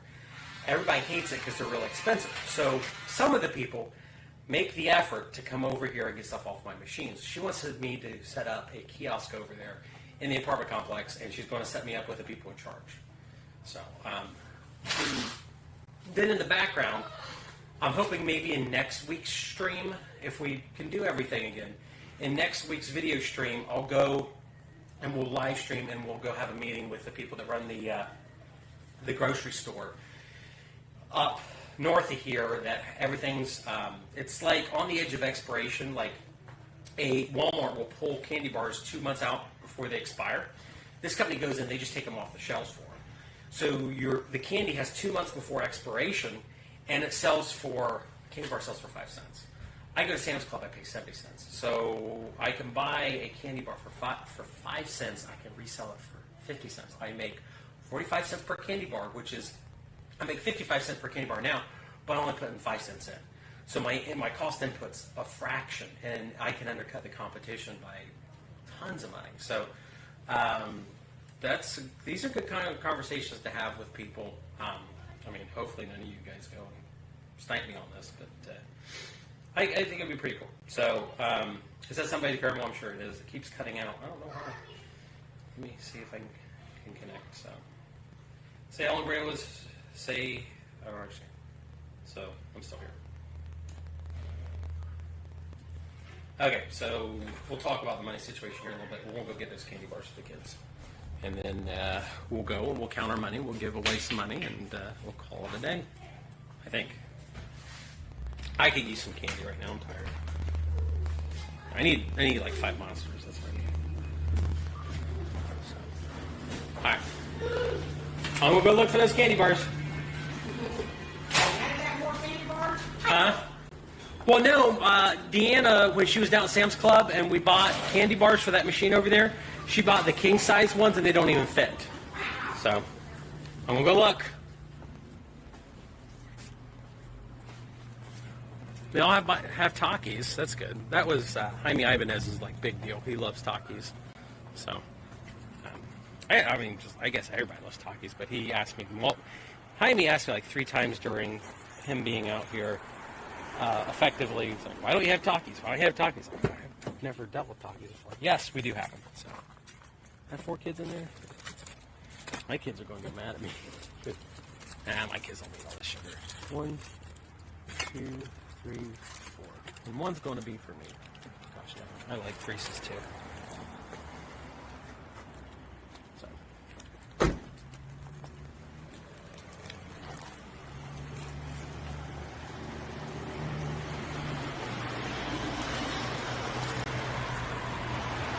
So we got our Reese's.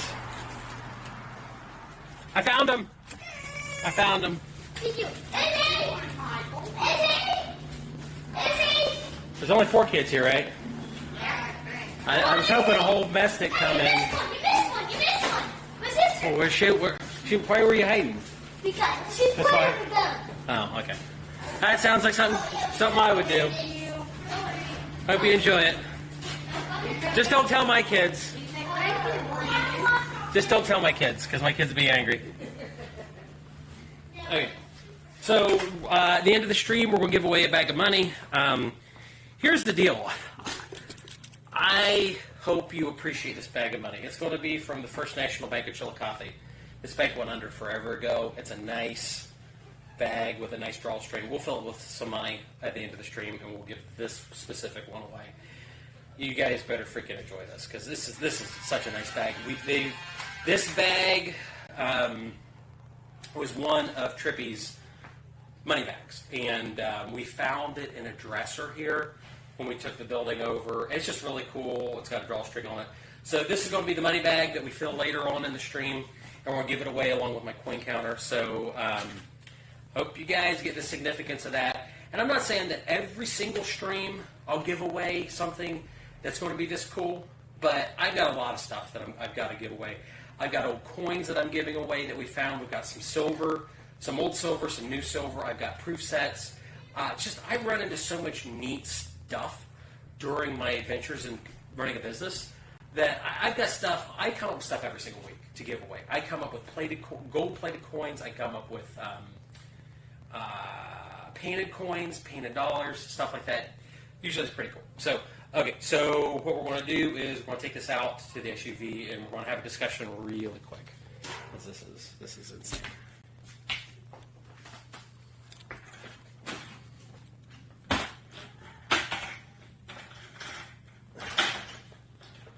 If I can get my money bucket situation figured out. There. All right.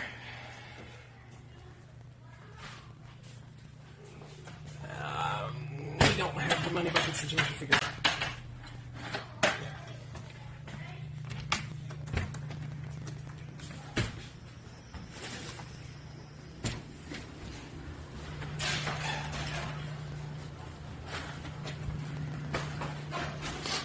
All right.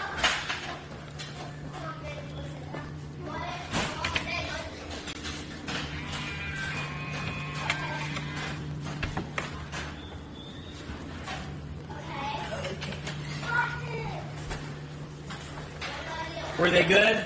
Yeah. Okay, that's what I want to hear. All right, see you guys next time, maybe. Yeah. I'm planning on coming here just on Thursdays. Just Thursdays.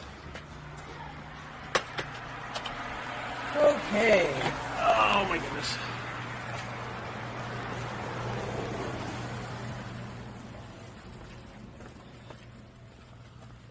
I got 12% on this grade.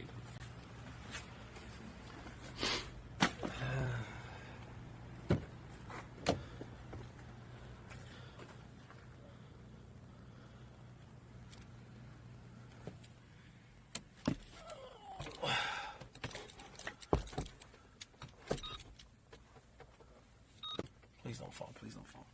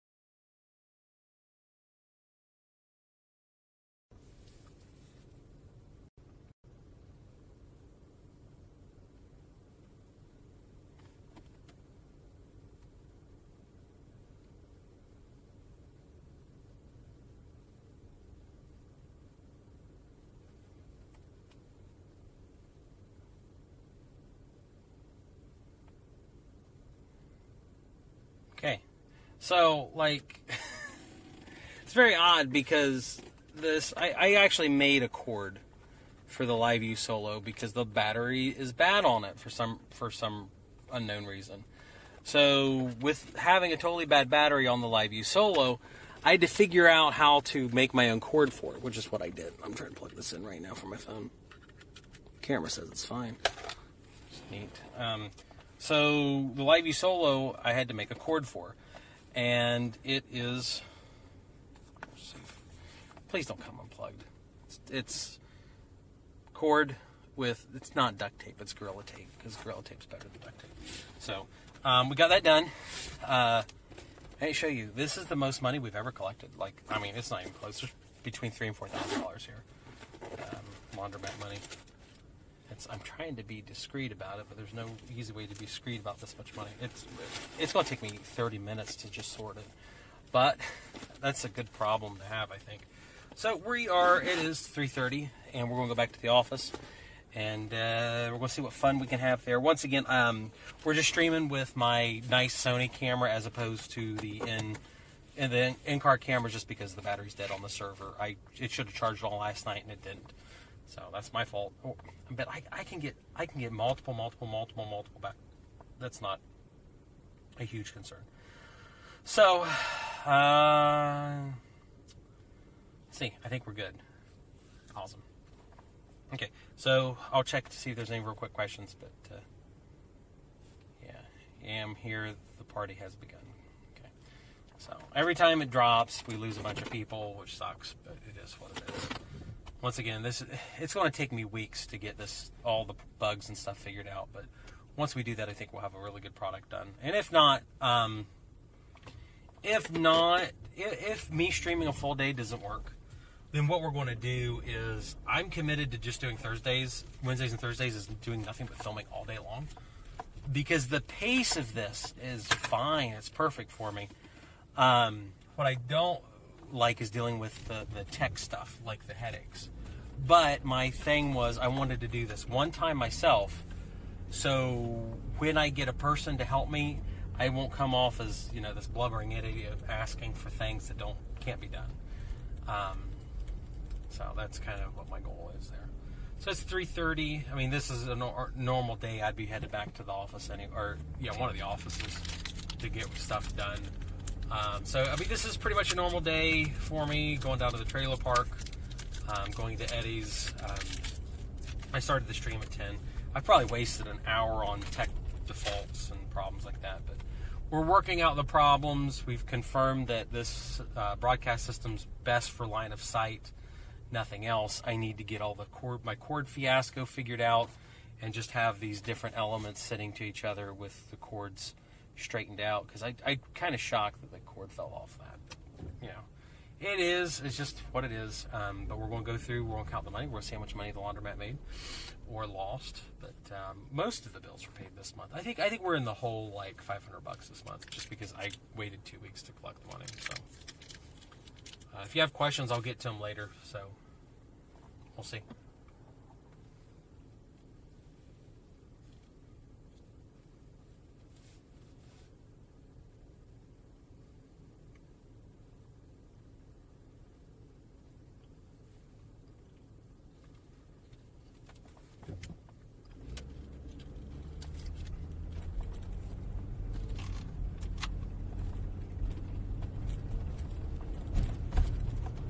Here's the point: I should turn the radio on, but I'll go to jail if that happens.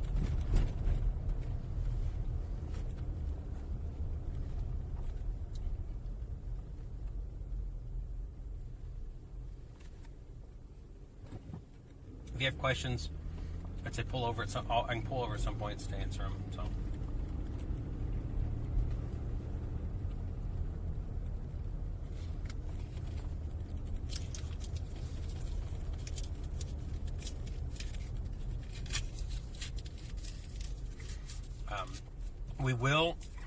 I did want to talk about this real quick. We will be doing some posts here soon about trying to get me some help with filming people, most likely. I do have somebody that can run video for me for a full day. They're willing to do it. like I said, the quote I got was $25 an hour to have somebody run the camera rig for me, which seems good. I mean, if it was really high quality, I could pay a bit more than that. But the big thing is just getting to the point that I'm filming enough to make enough videos to get up to my 3 videos a week. Because at a minimum, I'll be doing $500 a day off YouTube. I should be doing more than that, but then with product sales and shout outs and whatnot, my goal for 2022 is to make no less than $500,000 off of social media after expenses. That's like my net goal. And I've got a really good chance of doing it. It's just, I've got to sit down and really get things systemized and processized. And doing that during coronavirus has been just abysmal because I've churned through a lot of workers. But now that I've got people working for me like I do, everything's working so much smoother now, which I'm super, super happy about. So, it's a good thing. And just for reference, the Reese's are very good. I mean, they've been sitting in the office for a while. I don't think they're expired. 400 calories. I don't know that I really want to spend 400 calories on Reese's, but maybe. I mean, we could pretend and lie to myself that I burnt it all working out today for an hour during the stream, but the problem is that I don't think I did the whole thing. I feel unproductive. So, everything goes right. I'm trying to think. Technically, I have to turn the wireless broadcast back on so you guys can see me in the office.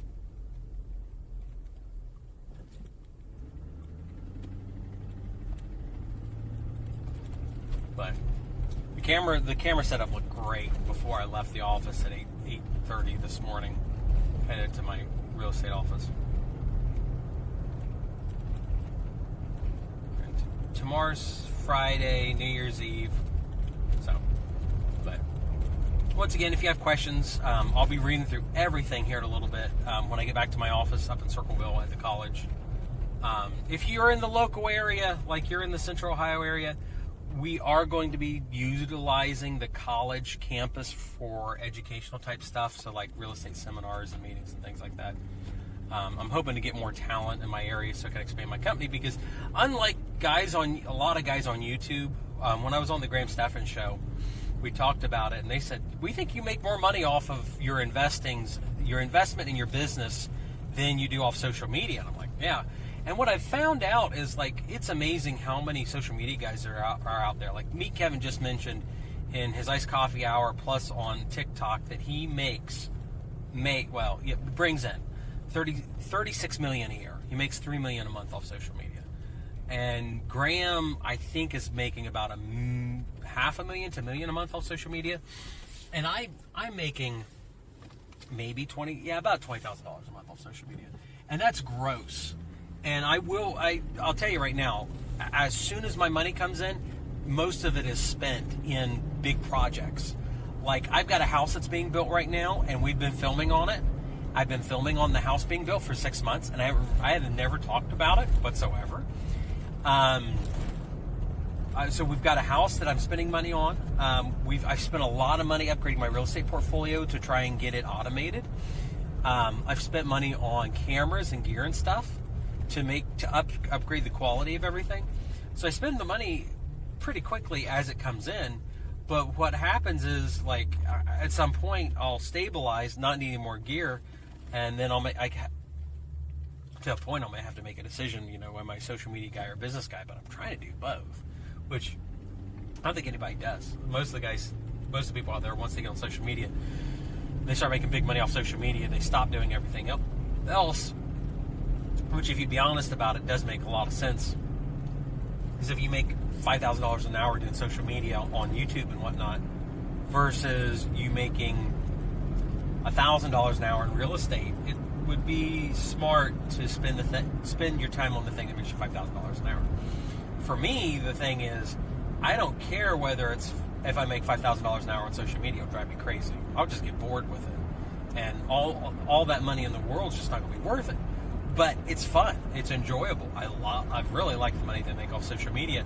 So my intention, for the most part, is to just hunker down and say, okay, I want to spend half my week on social media.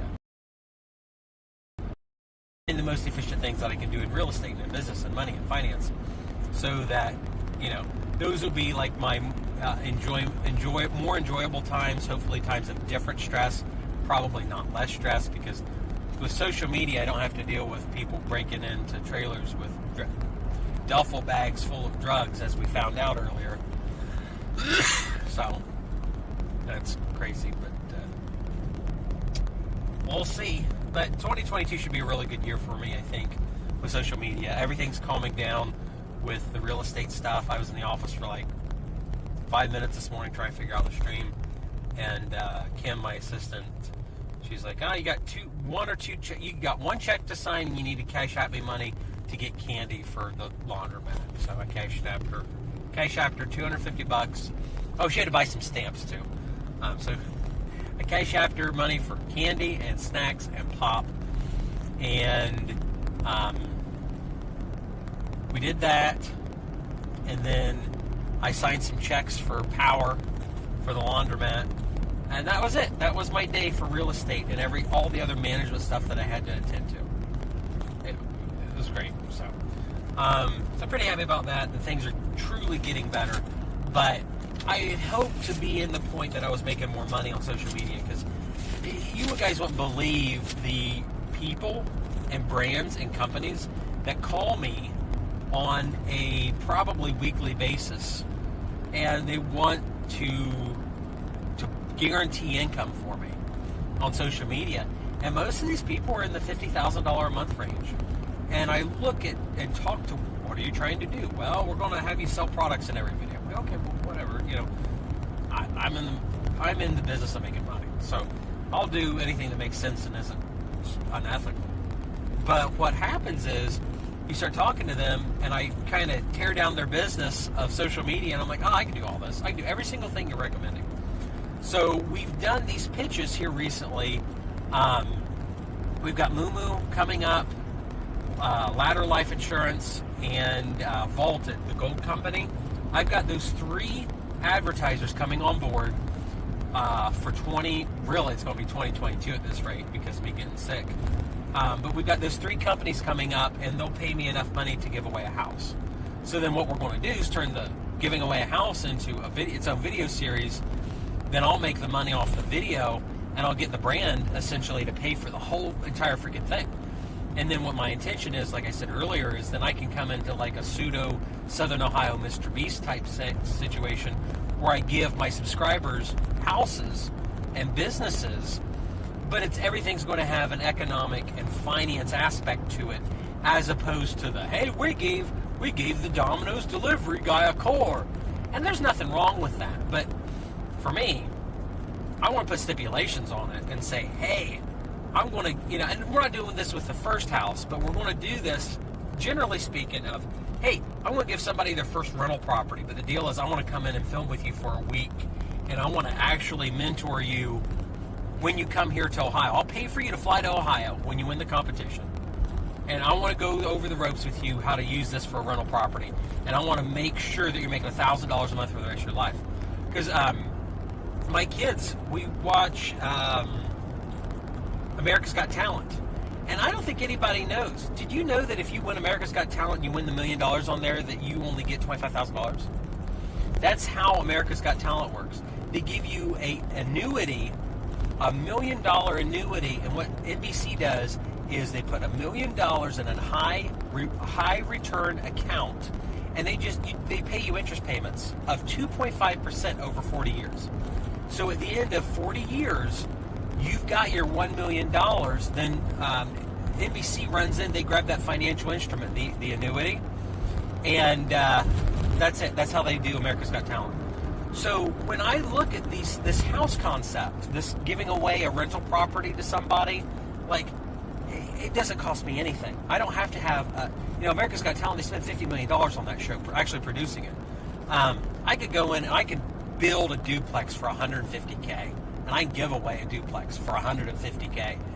So I'll have $150,000 in the whole show concept, and yet I could guarantee, I can't guarantee anything in life, but I could freaking almost guarantee that you're going to make $1,000 a month after every single bill's accounted for, after you pay your taxes, $1,000 a month for the rest of your life. So I'm halfway to doing a America's Got Talent prize. I could do that a couple times a year. So then what I end up doing is, my theory is that I can have this show, I can have this YouTube, TikTok, Twitch show where we go in and build these businesses and we build these opportunities for people, and some of them are my opportunities. They're for my company. They're for the people that I employ here in Ohio. But then some of the opportunities are going to be for people that I've never met yet.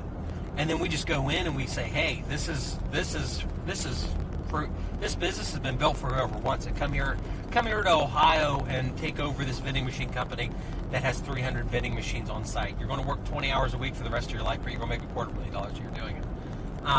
To me, that's a way more powerful video type thing than any other concept that I have. I'm not saying it's as good as Mr. Beast, but what I can do is then I'm documenting the whole process of going and how do you build a company that makes $250,000 a year off vending, and you just sit down there. How do you build $250,000? Well, you buy 250 vending machines, and they'll cost you $1,000 a piece, and you go get an equity line of credit from a bank and have them finance the whole thing, so you don't actually have any money out of the bank.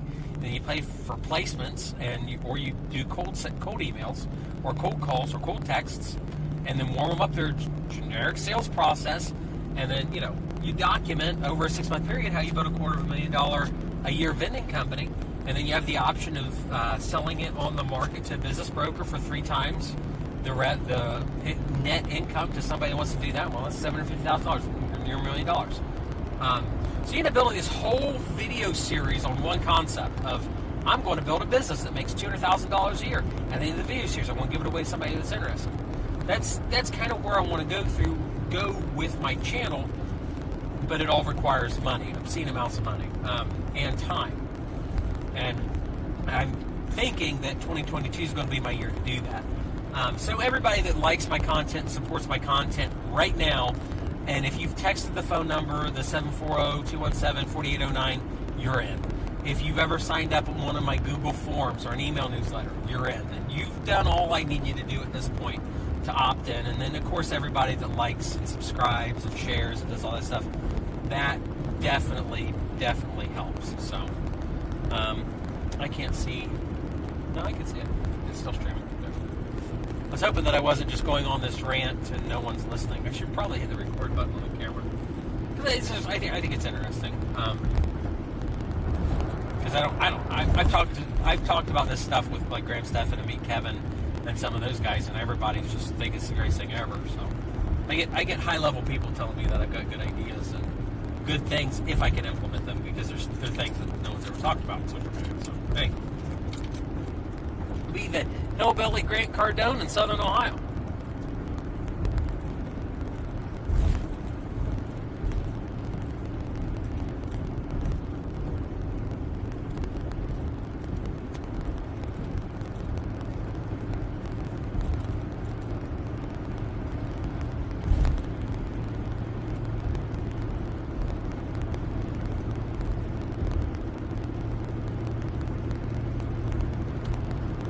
So,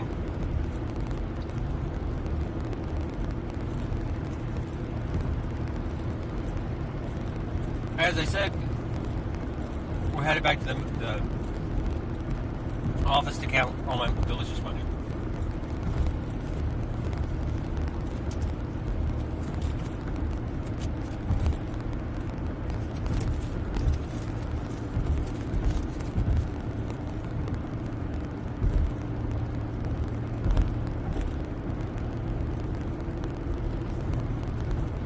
What I could do, I don't know, you guys tell me in the comments section.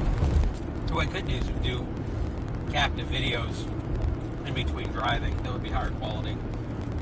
Well, that's what I need to do, is get higher quality videos set up so that when there's drops and lags, that it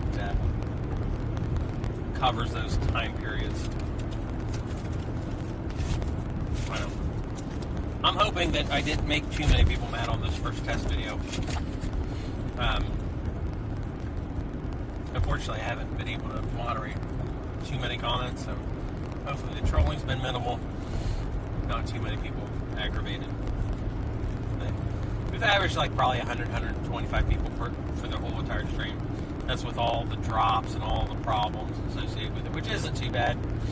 That number, I've been told that if I do a random stream, I should expect 10 times more people on a consistent stream, consistent high quality stream.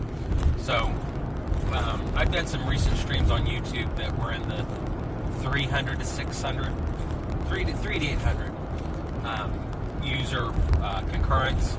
So if I can end up with a 3,000, 8,000 stream, I will be doing great. Because I've been watching a lot of Meet Kevin's metrics, and he's making $4 million a year. No. Yeah, $5 million a year off AdSense, just AdSense revenue, which would be cool. Should be nice.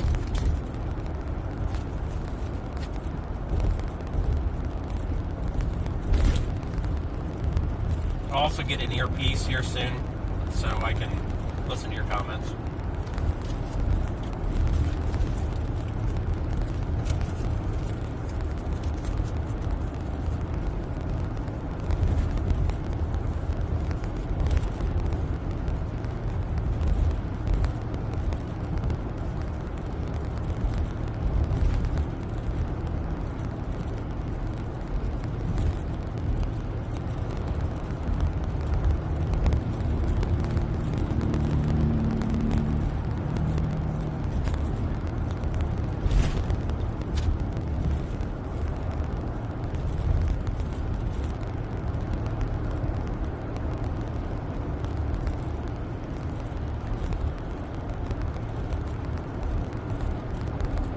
Seen this many cars on the side of US 23 in 20 years. That old white Suburban that's sitting there, it's been there it was there when we came by this way this morning. But there were two other vehicles on the side of the road which are gone now. And there on 23 before we hit the county line, there was another van, like a transport van that was had its flashers on it, looked broke. It's crazy. I don't know if something happening that I need to be aware of, guys, or what. So, try to think how we'll do the handoff, so don't lose a lot of people again. I got to get liquored up here soon. I mean,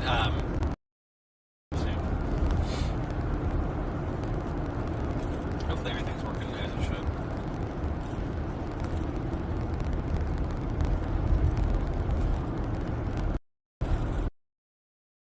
But, yeah, it's just a situation of here soon.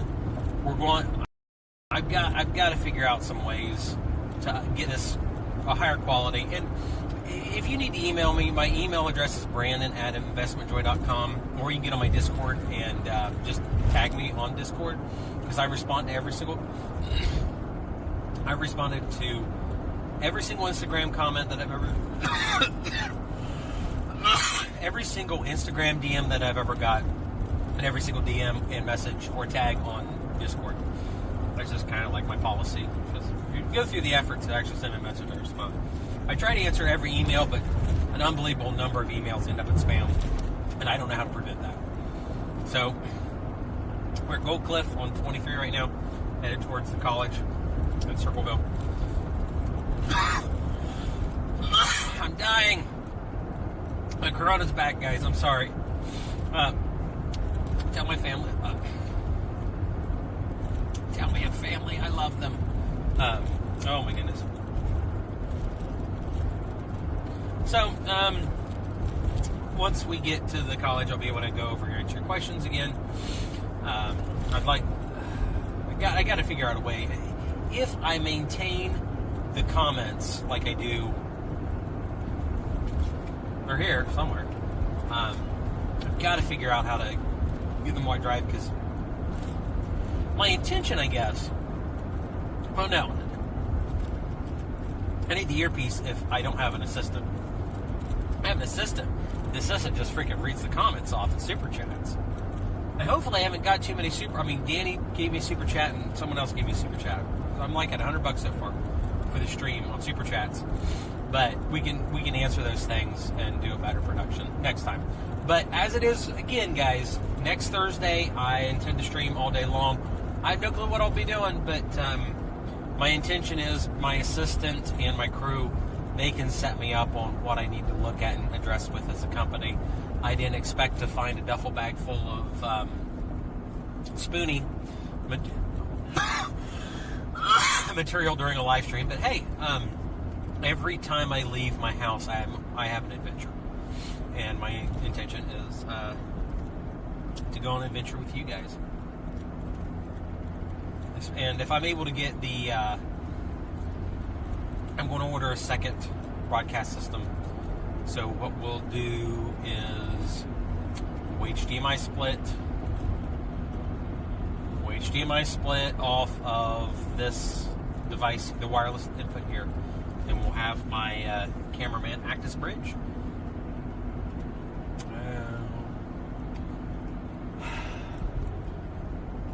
I hope that is not a tent with a homeless person in it. Nothing against homeless people, but that's not a good position for a tent. And there was a guy with the township standing right there. That did not look good, guys. So, anyway, we're less than 10 minutes now away from the college. So, if it's ever clear, I've got an office at Ohio Christian University, the college here in Circleville. And I've got a second office that's like the car wash rental office. It's only like 3 miles away from it. It's the one next to the big cemetery. But then all my trailer park and the laundromat, they're all in Chillicothe, which is like another 25 minutes away from the Walmart, which everybody indexes life off of where Walmart's located in town. That's just a Midwest thing. So taking that into consideration, I do a lot of driving every day. This Expedition, I bought it 4 years ago as a family vehicle, and we're at 149,000. So in 4 years, I've put 50,000 miles on this car. My Kia that I just sold to my maintenance guy's son for $2,500, which I need to do a video on the Kia itself. I bought it for $4,300. I bought it 67,000 miles. I sold it at 127, so I put 60,000 miles on it in about 3.5 years. So we're adding big numbers up together. And I really put mileage on my car, which is nice because I drive about 30,000 miles a year, and the IRS exemption is almost 60 cents a mile. So every 10,000 miles, you can take $6,000 off your taxes. So every year, I'm taking about 18 grand off of my taxes between maintenance and insurance. And the thing is, this Expedition is not an $18,000 vehicle; it's a $7,000 vehicle. I paid $6,800 for this Expedition. It's probably worth $4,000 now. So I make money doing all this driving, and that's why I want the Cybertruck so bad, because everybody I've talked to said they're just a joy to drive. And it's when I was in Austin, Texas, which I will probably go again here in 2022. I really enjoyed Austin, Texas, even though it was absolutely weird and homeless people everywhere, and almost had to run some over. But I rented a really nice Dodge Challenger. And evidently, I'm like one of the only social media guys out there that just legitimately enjoys driving. When I was on the Iced Coffee Hour with Graham Stephan in November, I rented a car, which I guess nobody does. I rented a car out there, and I drove from Las Vegas to Lake Havasu to Phoenix to meet Danny D'Angelo, which that video is going to be out any day now, I think.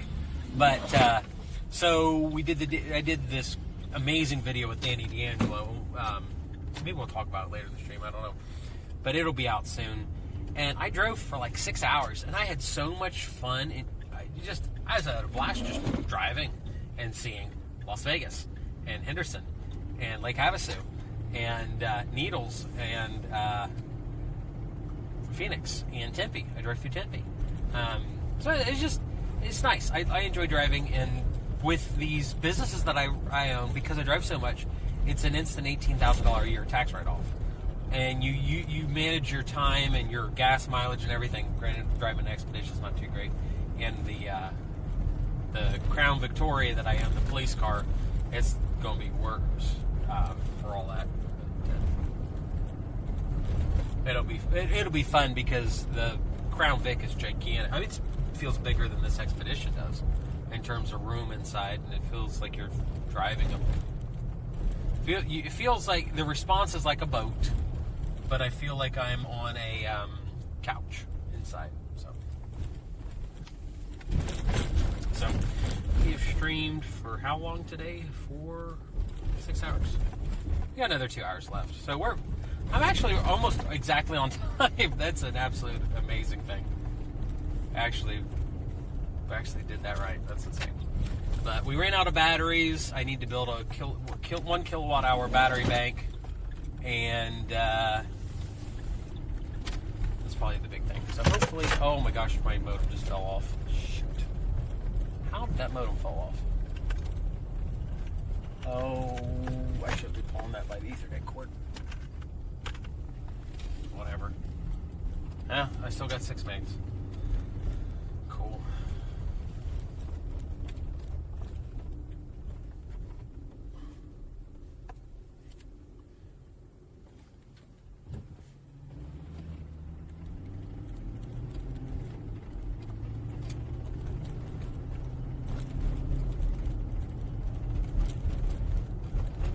So, we are 2 miles, 3 to 4 minutes away from the office, so we'll be there really soon, which I'm pretty excited about. I want to see how much money's from the snack machines and everything, because this is a pretty substantial one. And I get to show you guys the new coin counter, which I'm really excited about. And the audio should be really good compared to most of my coin collections. Hopefully the audio wasn't too super bad at the Laundromat, but it'll be interesting to send this all to a video editor and see what they come up with. But they'll have to sync the high quality files with the low quality ones, because I recorded for like 2 hours today on this specific camera. But I'm happy because this Sony has done very well in terms of battery state. So that's good. Very, very good. So, we need to figure out interesting things to do while driving. Other than, I guess maybe just getting the cameraman to help me manage everything is going to be probably the best thing than me doing everything, because I can't drive and read at the same time. I mean, I could, but they'll arrest me for that again. That'd be bad. That would not be very encouraging for people that are wanting to do better with their life, and they see some YouTube man doing that. But I could. But like I said, we'll be at my office in 30 minutes. I'm guessing. I'm a little on the Lancaster Pike right now, almost. So then I can read comments in the parking lot of the college before we transition to the next thing. That's it. I'm almost out of ideas, guys. So, there's the house the police raided. I should buy that one just for reference. The police raided that one. Pretty big time drug raid. 3 weeks ago. Nice house too. But the landlord was renting to some dirt bags. I don't think intentionally. I think I know the guy, and it was just baby mama boyfriend. But yeah, the baby mama's boyfriend rented or was friends with a dirtbag, and he was causing problems, peeling out of the house, and it got raided. There's another raided house. There's two boarded up houses in town. With the price of real estate, man, someone's going to get those quick.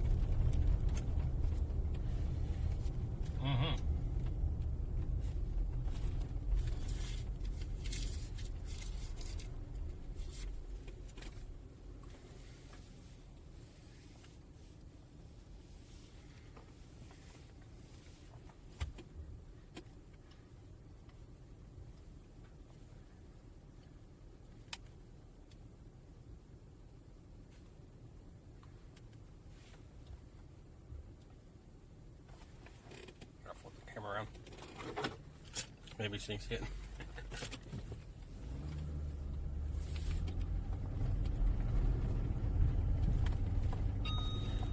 Oh my gosh, this is a bad idea. I just want you guys to be able to see something else other than my face.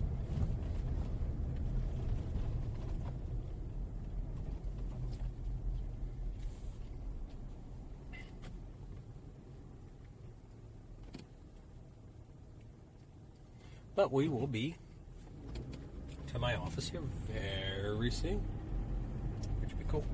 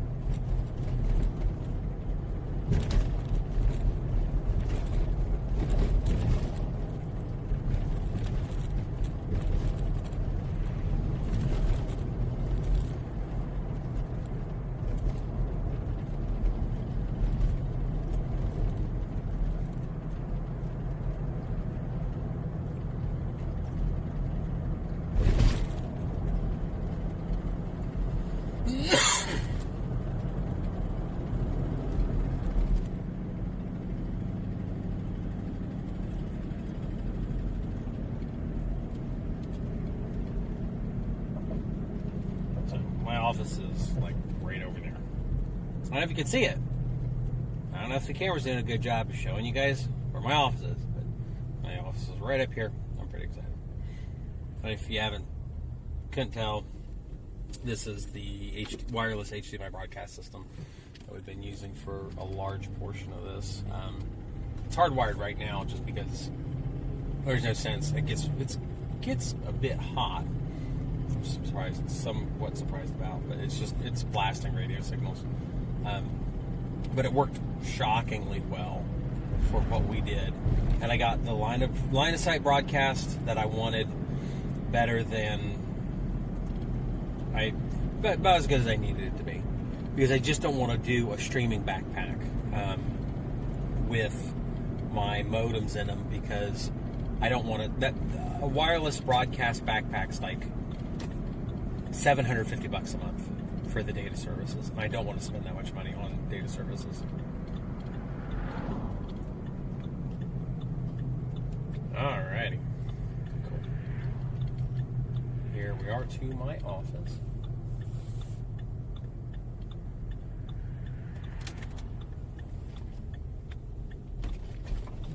Nicest thing I don't own.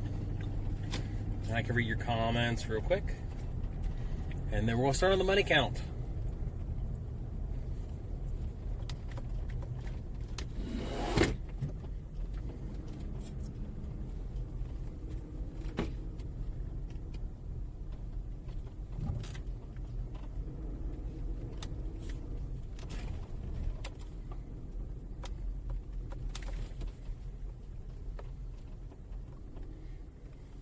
Cool.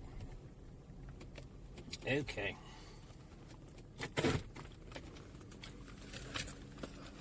Through your comments, hopefully they're all very nice and not mean-spirited to me. So, I should look at my funny face again real quick. Live chat. Is my office right across the street from the college campus? Yeah, the college campus is right there. This office is right here. You need mods to stop the trolls. I was supposed to have 8 on this live stream. My mods have my cell phone number, so there you go. Stupid Dollar Generals. Have a busy life, yes. Super chat, super sticker. You can send both super chat and super sticker on my chat stream.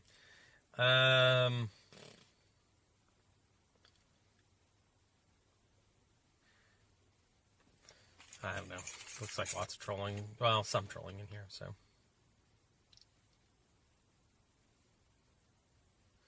Okay, I've got 2 drones. I have a drone in pieces sitting in here. I taught a class on technology, and we had a situation where we built a server, and we actually put the computer server in the air. We used an ESP32 running a teeny tiny Apache server. And this server, we could control the server from cell phones. And you could change like a table in a database with your cell phone remotely. And something happened with the flight controls. It had nothing to do with the server. But we had a problem with the flight controls, and they got jammed, and it ran into the ground doing about 80 miles an hour. And that's a DJI FPV. All right, we're going to try...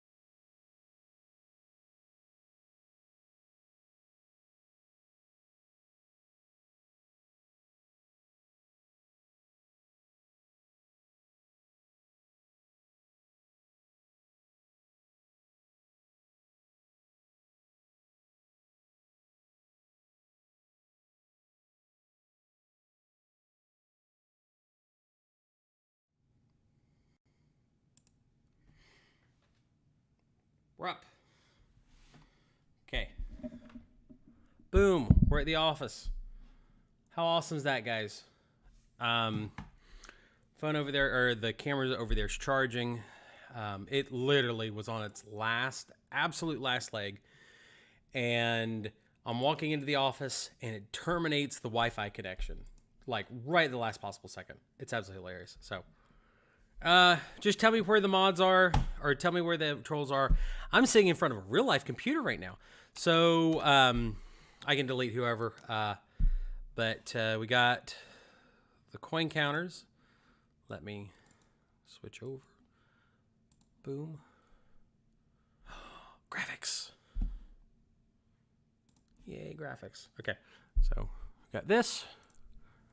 There's the bucket camera, the new coin counter camera, the money counter camera, and the me camera.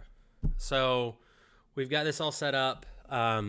Hopefully right. I spent as much time getting this office set up as I did everything else. So small investments for teen that can make a big impact. Number one, you need to buy anything in the stock market, VO, VTI.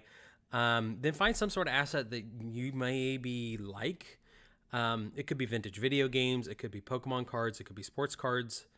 I don't know what the thing is that you're passionate about, but there's always going to be investments and things that you're naturally interested in that you can buy that can also double as asset classes. So can I repeat everything I said for the last 3 minutes or so? I'm not sure what all's missed. Let me go show you the important thing. Let's get this rolling real quick. I love this. Absolutely love this. Hold on. Let me put a baggie on it. This is what you guys want to watch, right?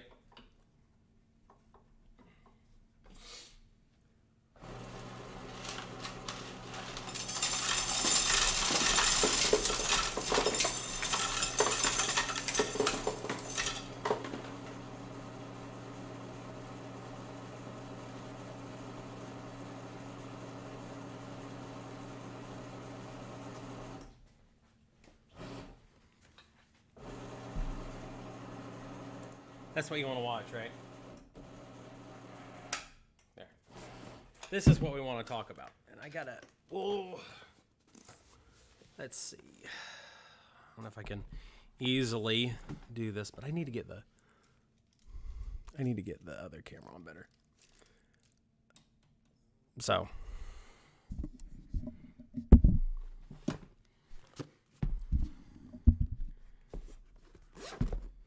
This is what's important, guys. This is why you signed up and paid the big bucks.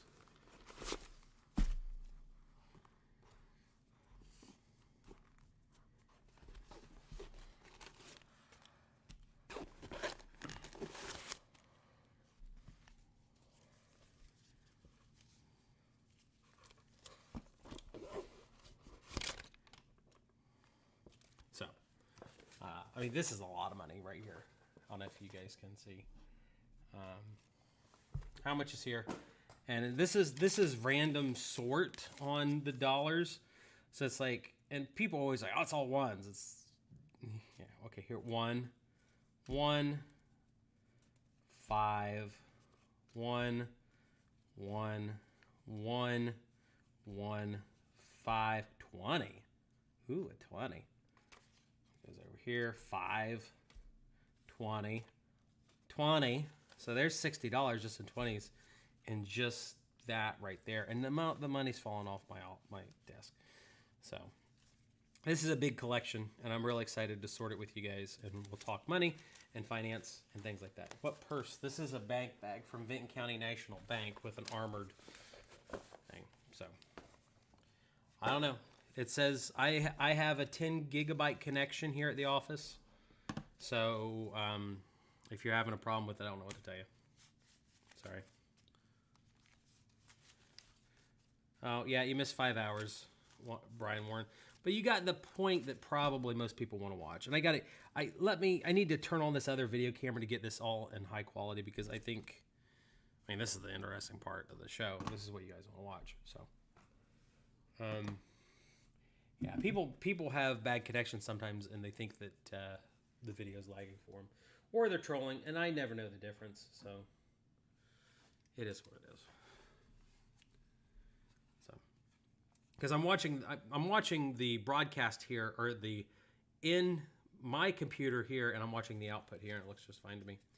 So I think it's your computer. Whatever. So, all right. So we should probably go count this money, right? But what? But wait, there's more, guys.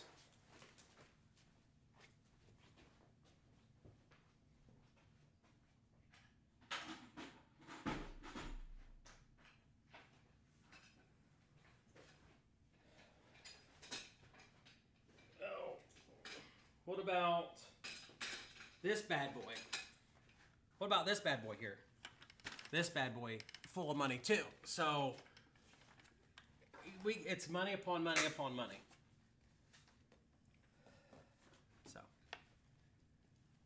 So this will be fun. We got a bucket of money. That's the differentiated. And then here's the baggie that we're going to put money in later and give it away with our coin counter. This is the Glory CP09. I think we're good. Let me go grab this. I don't know. We go grab the other camera here in a little bit. So.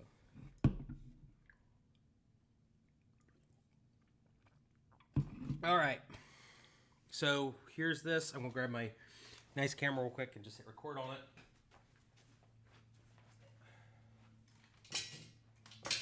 Oh my goodness.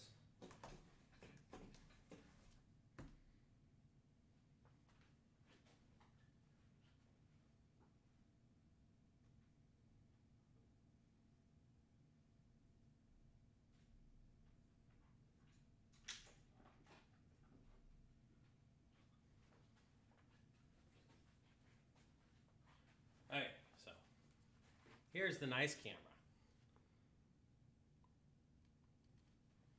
I mean, yeah, I can show you play buttons in a minute.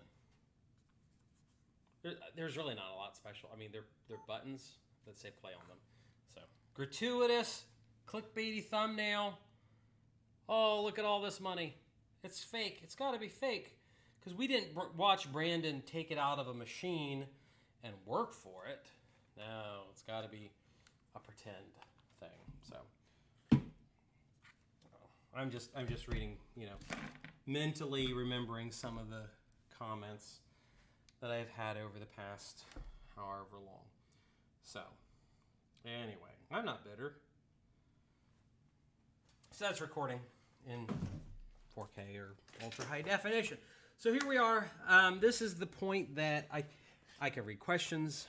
And things of this nature. Let's make sure that here.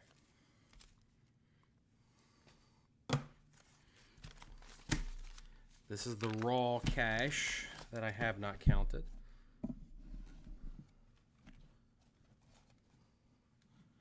So, is it clickbaity enough yet, guys? Is it? Does it look good on camera? So, all right. So we're going to start counting through, and we're not counting through. We're differentiating it. The company that actually makes these bill counters, let me show you. The company that makes these bill counters here, the Cascadia 6600, they were very kind to me, and they have sent me a brand new one. It's in the mail right now. So we're going to have one where we can just take the stacks of cash and just buzz them, which would be very nice. So I appreciate all you guys that have been able to stick on the stream for a while. Certainly has not been trouble-free. But am I still buying houses as COVID messes prices too much? Yeah, I just put an offer in a couple weeks ago on a place. We did not get it. I could be too much of a low ball, but we didn't get it, but I did bid on it. Yeah, the cash looks great in the high resolution. We're not doing ultra high resolution right now. This is just this is 5 megabits at 1080p. So this is what I have to do right now. And I mean, it gets boring after a while, but this is all laundromat, washer, dryer money. So did I move into a new office? Yes, this is at the college. They have a deal for companies that are hiring people and participating in local businesses that you can rent an office suite out here for really not a whole lot of money. So my last office did not have any heating in it or air conditioning for that matter. And it was just an absolute miserable. It was just absolutely miserable. The collection's trash. What do you mean by trash? You're going to have to explain, Katie. Do you have those candy machines that take quarters like gumball machines? I do not. I know people that make tons of money off of them. It's just for me, you might make $50 a machine a month. So yeah, start an OnlyFans account. I've joked about that. Well, I made the joke on YouTube more than once about having to take your shoes off to count money, and I figured I would do an OnlyFans video, or I made a joke about doing an OnlyFans video to show you guys how that works. You modified your iPad into 4K. That's nice. Do I buy tax sales from the courthouse? No, I have never done it. I know people that do. It's a totally legitimate tax strategy, or totally legitimate acquisition strategy. It's just a little bit different than I do, and I just haven't had the need or the time or the desire to like hit them heavy. But counting money in the cold is never good. It had nothing to do with counting the money, and had everything for me trying to get paperwork done when my pens were freezing and things of that nature. It's just miserable, and I ended up, the cost of it was actually higher than this office is now, and this office is bigger than the office that I had when we were at the other places. So, but I've got two offices. Like, this is my YouTube studio, and then the other one's my car wash office, and the car wash office is really nice too. It's an OnlyFans joke.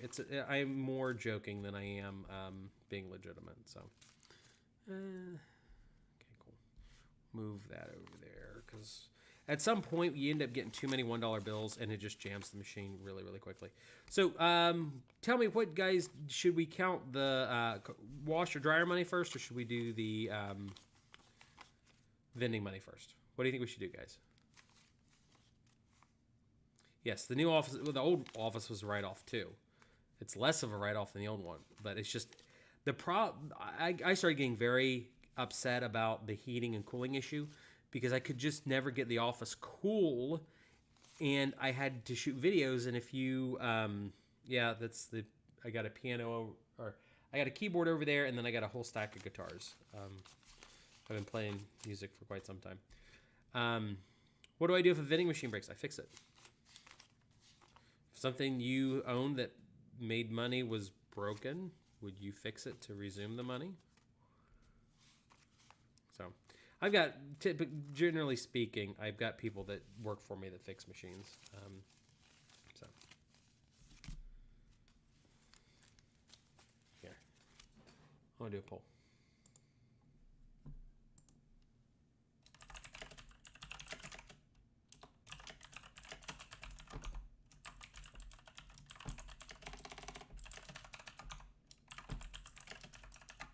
Okay, there. I just asked everybody. I donated, like, what, $900?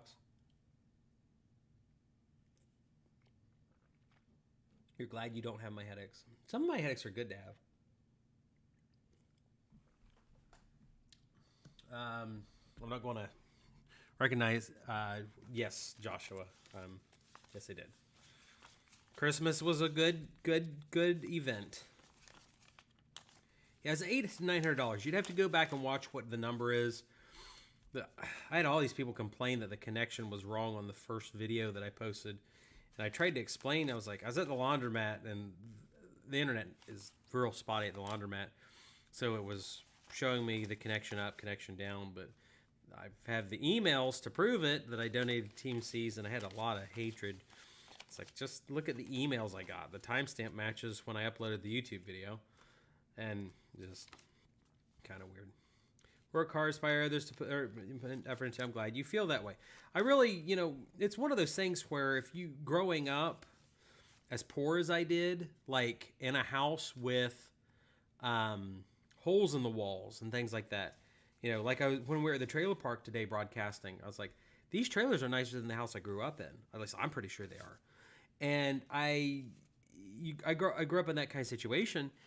Yet I talk to these people, and they're like, "Oh, you have to be filthy rich.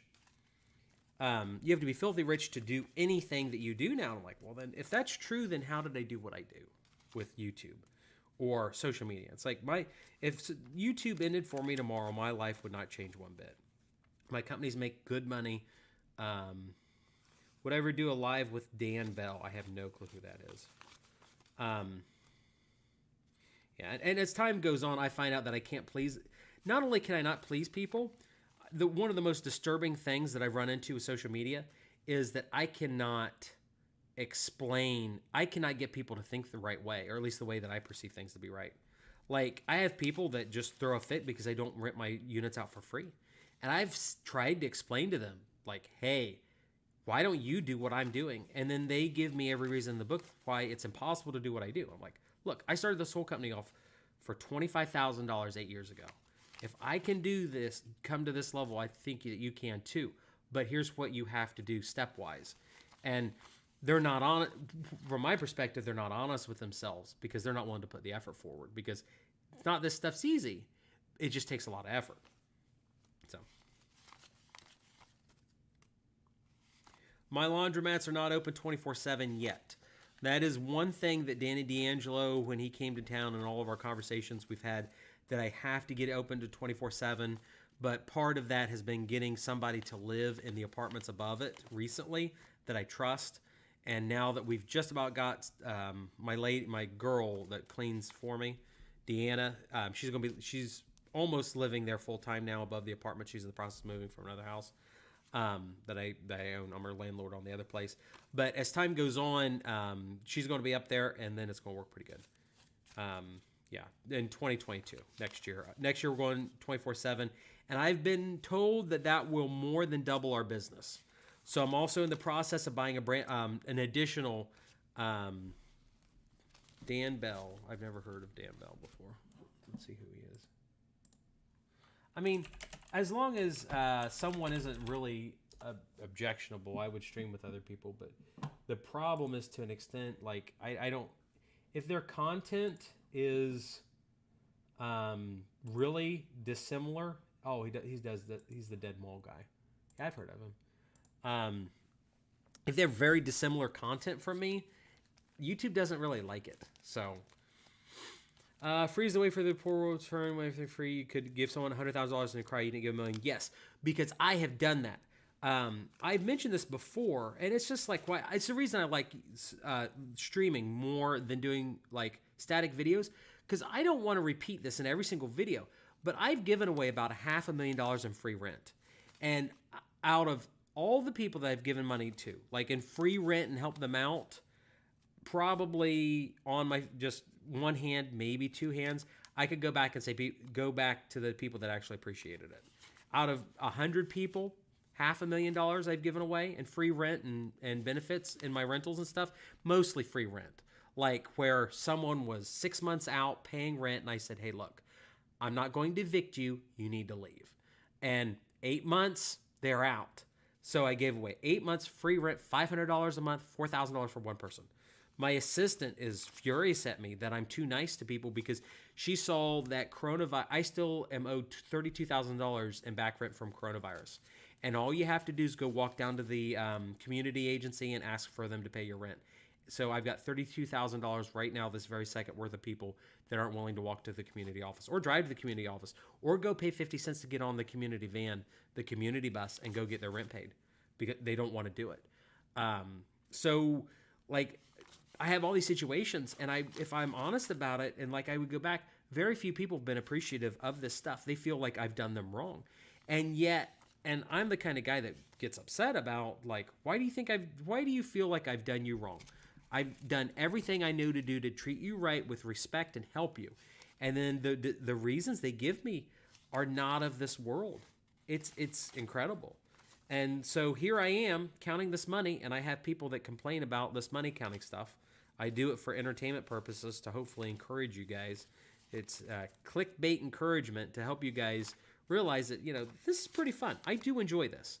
I really, really like this, laundromat stuff, money stuff, car wash stuff. But it's hopefully to get your guys' attention that, hey, if you wanted to do this, you can too. How much do I pay people for working to me? It depends on who they are. I pay in between $12.50 an hour, $13 an hour, on up to I had some people that are making $250 an hour, $100 an hour.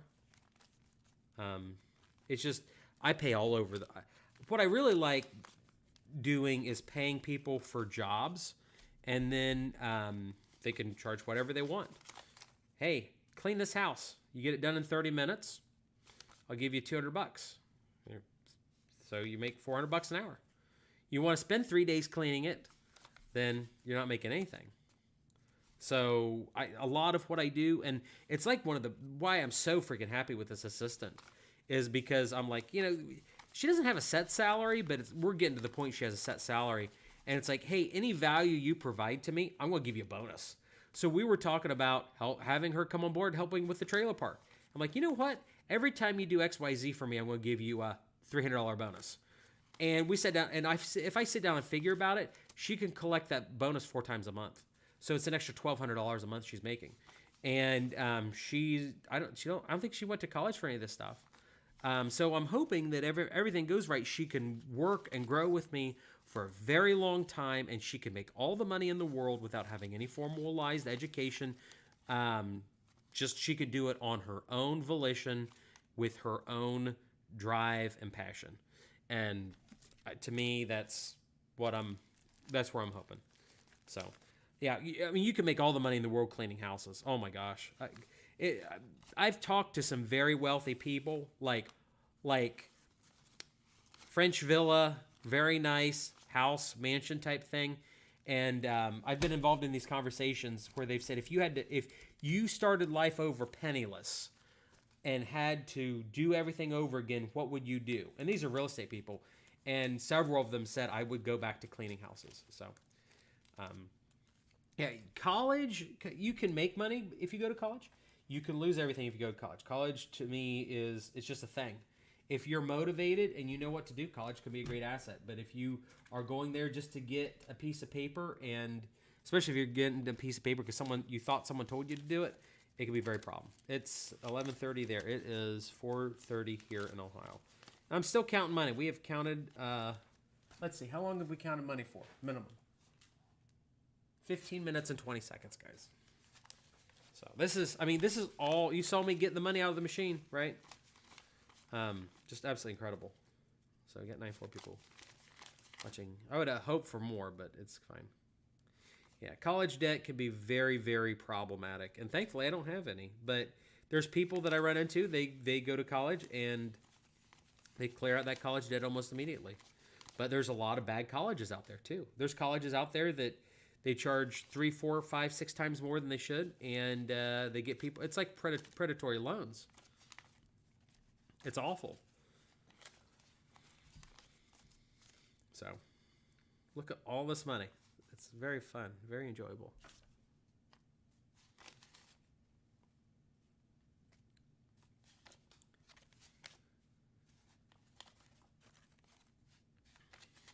So, we're making progress. I'm glad you enjoy Seth Fowler. Cleaning everything's always been a great biz. No one ever had most of the time supplies bought once a month. Yeah. Cleaning houses. I helped my mom clean. It's fine. You could, if you just save this link, Katie, you could rewatch the end of it. So I don't want anybody to lose sleep. So my brother and I, we actually helped her clean a commercial office right over here, like 1 mile down the road. And she would make $150 every Friday by cleaning the office. And it's not bad. It's not bad work. There's nothing wrong with it. There's nothing demeaning with it. It's a great thing to do. But the question is, and you've got to figure this out in of your own self, is are you cleaning a house as a means to an end, or are you just going to clean a house? I mean, because you can get trapped in jobs, or not trapped so much, but you can get yourself into a position where all you're doing is cleaning a house. You never invest the money. You never use the money to make something bigger. And then you clean a house for 50 years and you end up like some of these older, very nice women that I've run into. Oh gosh, you put a $5 bill in the third row. Uh-oh. In the you said the third row. This is the third row as far as I'm concerned. If you're trolling, I'm going to bang you for life. Any $100 bills? No. We don't get $100 bills at the laundromat really ever. We get $100 bills at the car wash. I probably shouldn't go into detail on why I get $100 bills at the car wash, but I do. So you regret your college debt? About 60K remaining was working while in college. Yeah. It's just college was just never in the possibility for me. What's my favorite kind of note? I like old 20s. I don't have a reason for them. Oh, well, okay. $2 bills, I guess, would be my favorite. But I like old 20s too. I will always put away in my lockbox $2 bills. I do a lot of 20s. Want money? How do you invest 20? You bring in $3,045 a month. So if you go to investmentjoy.com/stocks, I've got a free stock investment course that you can take, and it just gives my opinion on what everybody should do. I mean, my theory on everything is the same. Number one, you need to find a way to make money. You need to, whether that is working at Walmart, working at McDonald's, finding an employee position, find a way to make money. There's nothing wrong with working those jobs.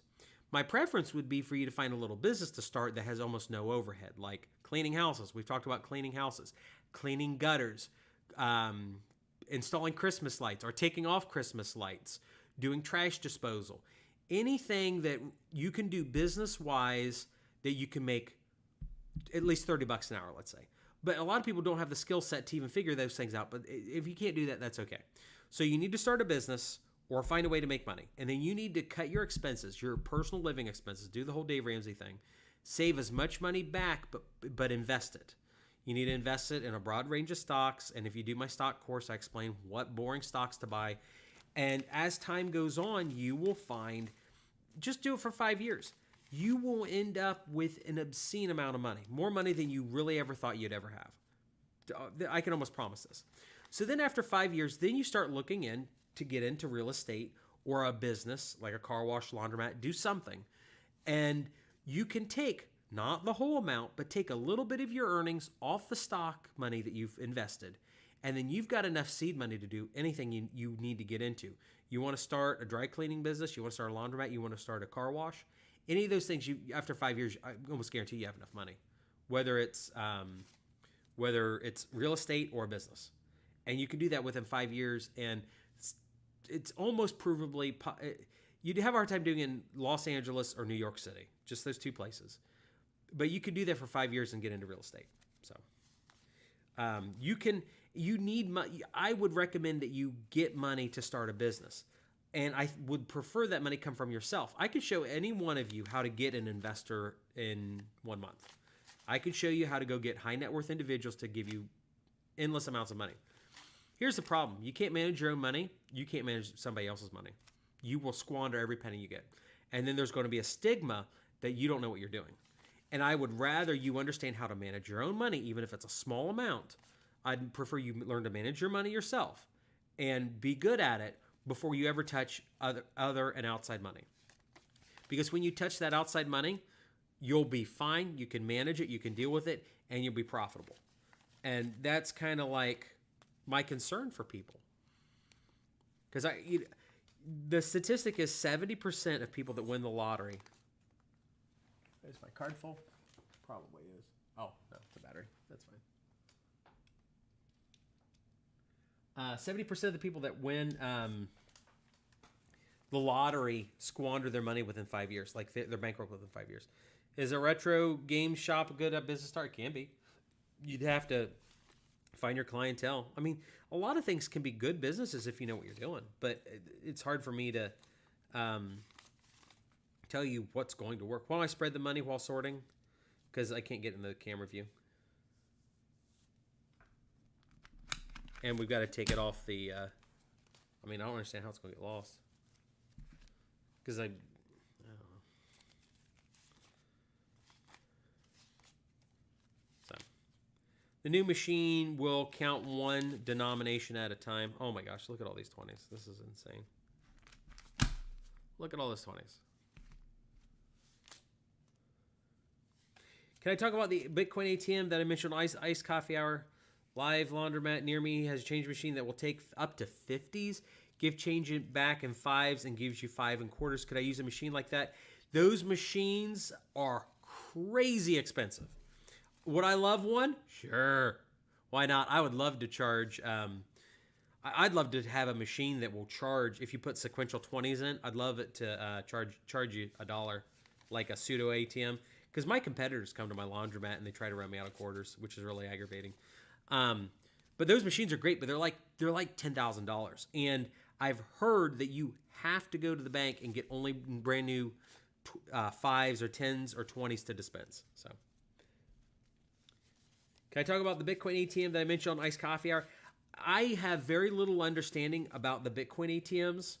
I'm hopefully going to fly out to Las Vegas again soon to talk to that guy, because this guy in Vegas that has the Bitcoin ATMs is me 10 years from now.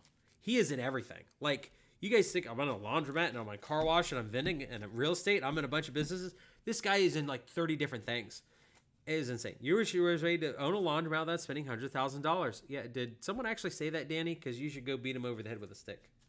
When's my train coming back in? I don't know when my brother's going to be on the next video. He's in the process of moving his office right now, or his whole operation is moving. He bought a church, and he's turning it into an appliance store. So, which would be an amazing.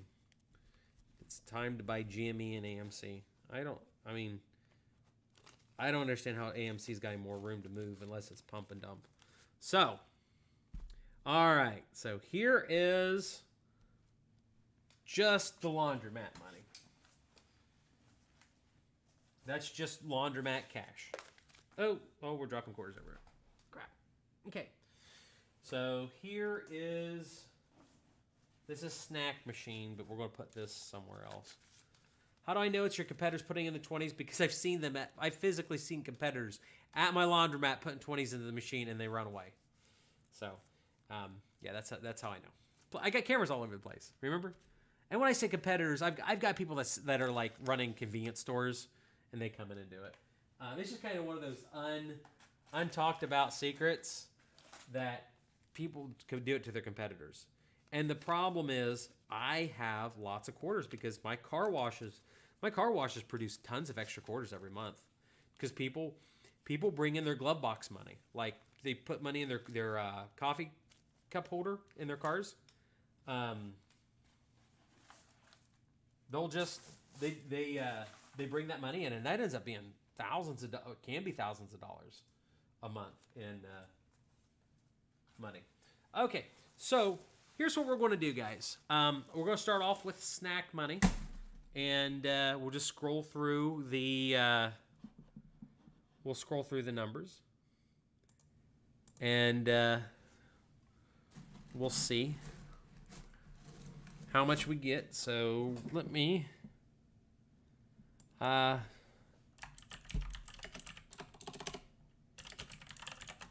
let's come on and get some wonderful, delicious graphics.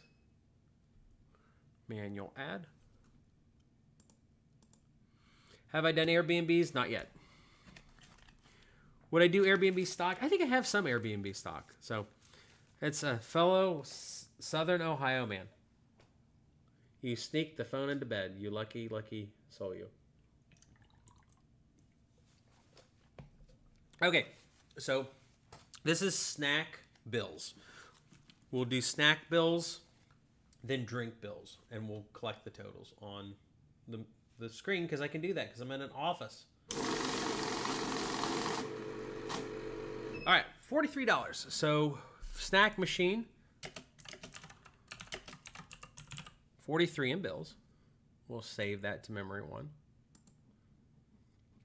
Okay. Let's see if the graphics work properly, which they should. Oh, come on, you can do it. Okay, we got that. So next we are going to do the drink machine. This is from my Coke and from my Pepsi machine. Oh, you're jumping. Love content, doing a video about last minute, about write-offs, buying some gold. Congratulations. Danny has quite a bit of gold. So we're at $43 right now for the snack machine, which is pretty disappointing. What's up, that dude in black? You love my content. I am glad you like my content.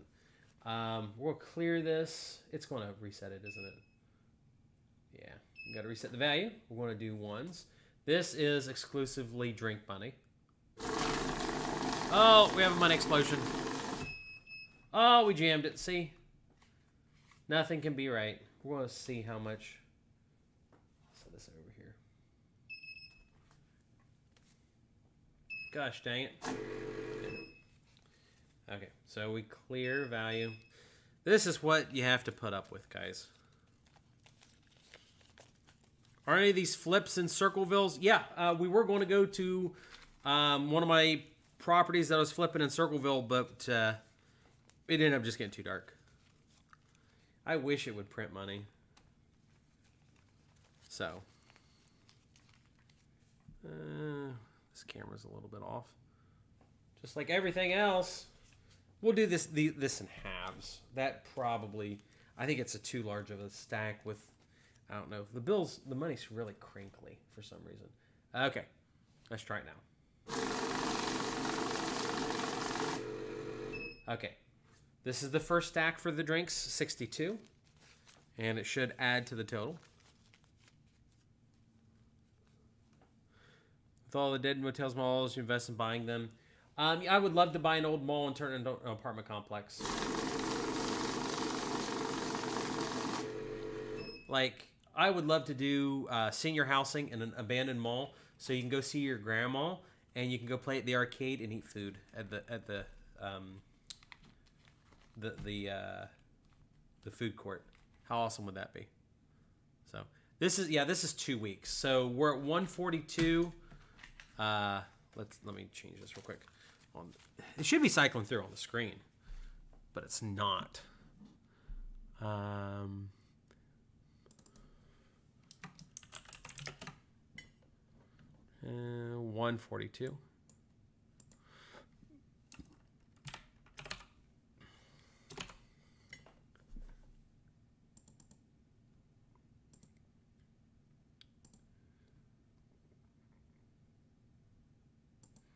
I mean, a mall's a major investment, but I can get the money for it if I would try.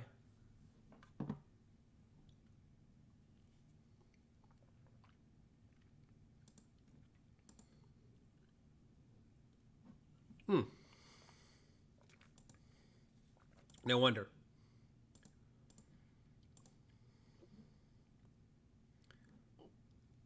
There.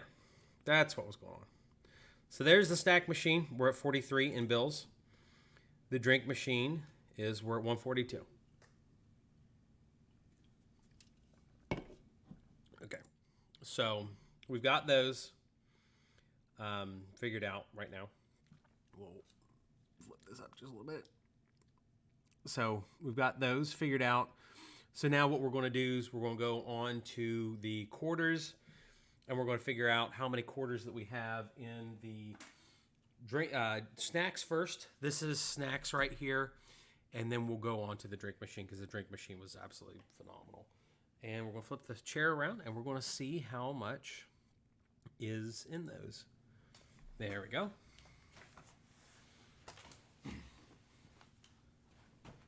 We have absolutely phenomenal amounts of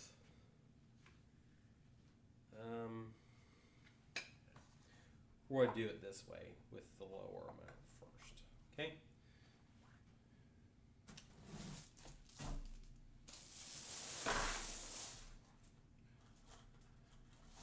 Hello from Ohio State.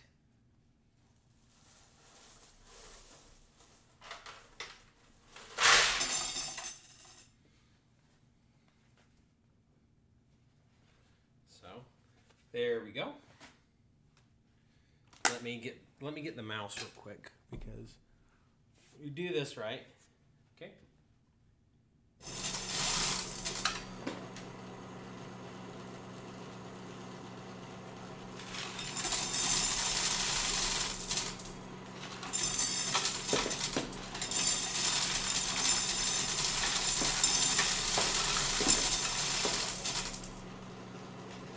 Let's turn this off.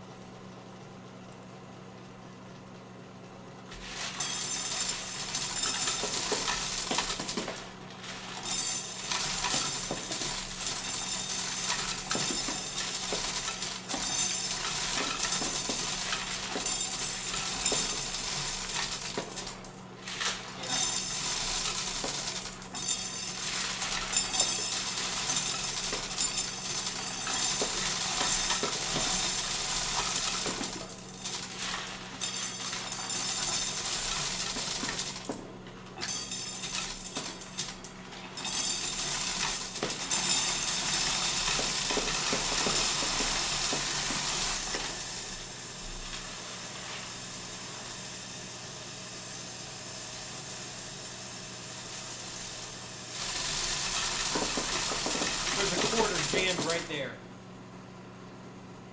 Yeah, let's stick my fingers in.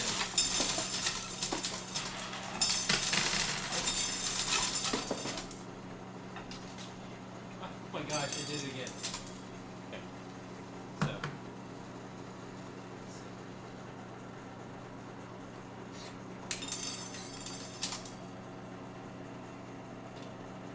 Crap. Oh my goodness, I broke it. Well, there's one more quarter in there. We're going to have to. We'll have to resort to a pair of these. Coin counter surgery, guys.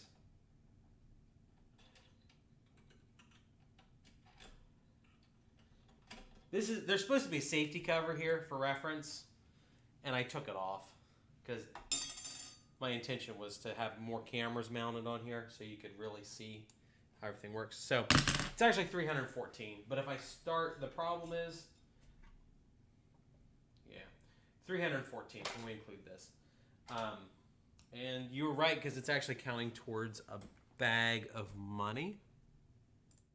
It's actually counting in a bag of money as opposed to normally how I do things. Normally it goes in the bucket, which there's this other thing of money here, my bucket of money. There's so much money in there I cannot put in a bag. So this will be probably part of what we do. This is the actual bag that I'm going to be using to give away money. But there's 613 quarters there. That specifically is, that's just snack money. So we're at, I don't want to count that off the top of my head. $153 in snack money. Now, if you caught the stream, there's a concern here. It's 614. It's a major security risk transporting also. I don't care. If I get robbed, I'm going to film the robbery and then I'm going to post it on YouTube and I'm going to make more money off the robbery being filmed than I will lose in it. So yeah, 153.5. So we're going to go back to the snack machine. And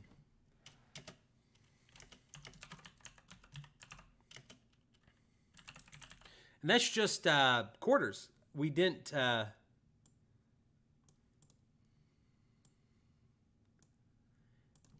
I've got to reset this real quick. Oh, no, it worked. Awesome. So we'll turn this back on, and you'll see on this screen, it'll scroll, and it should work just fine. Snack machine, 43 in bills, 153 in change. So now we've done exclusively the snack machine, which is a problem because there should have been $350 in there. Based on my standard profit margin, what if it robs the camera? Which one? If there's certain places that I've got like 8 cameras on, and I've got a thumbprint verification to delete video off of it. So I mean, really, a guy's gonna know for a fact which ones are thumbprint authentication that all my family and certain fans on Discord have the code to. Like they can't delete it, but they can watch the videos from my my DVRs live. So it's just a situation of, yeah, I guess they could rob me. I guess I could be shot. I've got $1 million life insurance policy. Can you imagine the kind of retribution you could get against a person with $1 million? It's a lot. So, all right. I took the pennies out of off the stream. Now I've got some pennies here. I've actually got a pile of money over here that I'll be giving away. Just random stuff. Here is a 1957. Can you see it? It is a wheat cent. I found the laundromat on the floor. So it's worth 10 cents or so. I'll give it away at some point. Not this stream, but I will. Yeah. And if I live stream it, there's going to be a lot of witnesses. So it's not worth rushing a life special and child. I have 4 kids with one on the way. If it will be no different me dying on a live stream than it would be my grandpa dying at a coal plant back in the 1950s. So who cares? Are claw machines good investments? Yeah, they're great. They're good. If you want to do the Discord that I'm on all the time,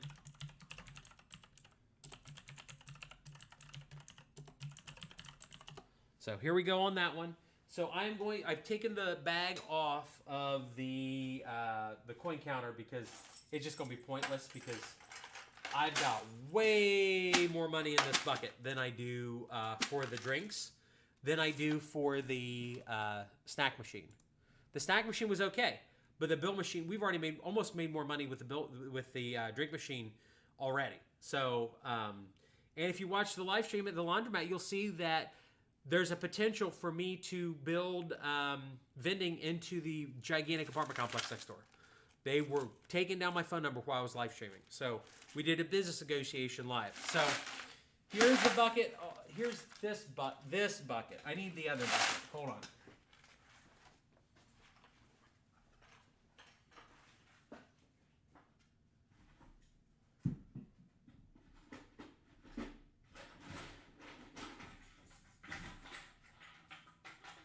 Yeah, we need more buckets. So I've got another camera. I have several cameras set up here that I was thinking that everything would work well, and it didn't. I know everybody that watches me is absolutely shocked that it didn't work right, especially for those of you that watched the streams before. So we're going to go through and we're going to see. This is the bucket cam. This is what I worked so hard on.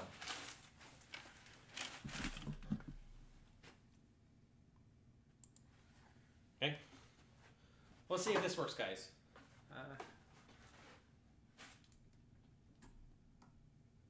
Oh, almost got it. There we go. And the audio and everything should be synced up.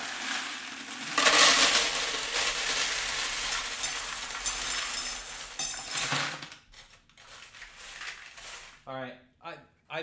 The hopper is full right now. The hopper's full, and I have more bucket. So, you ready?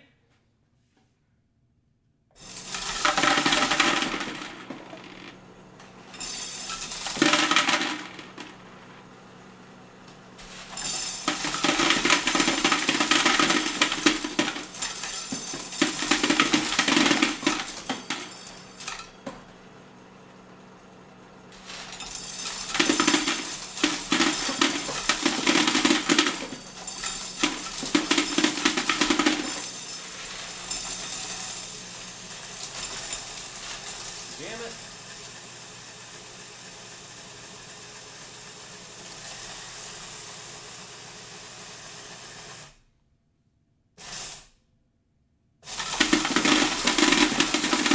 Yeah.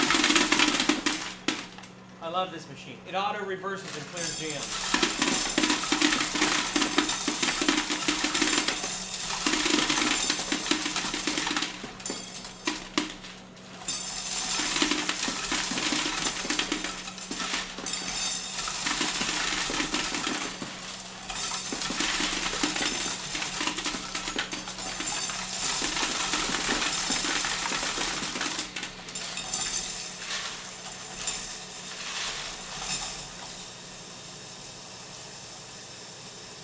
Uh-oh. Jammed again.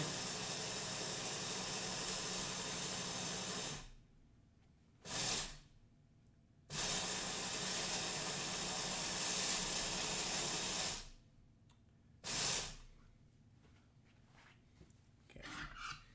There is a damaged quarter in here.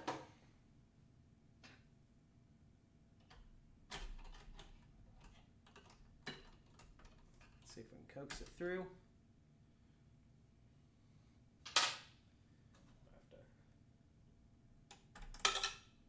See, this happens once in a while. I don't know if you can see it. This is a very damaged quarter. It shouldn't have made it through the machine, but it did. Ow. So hopefully it'll restart, and we don't have to do a full restart on it, but if we do, at least it'll be partially counted.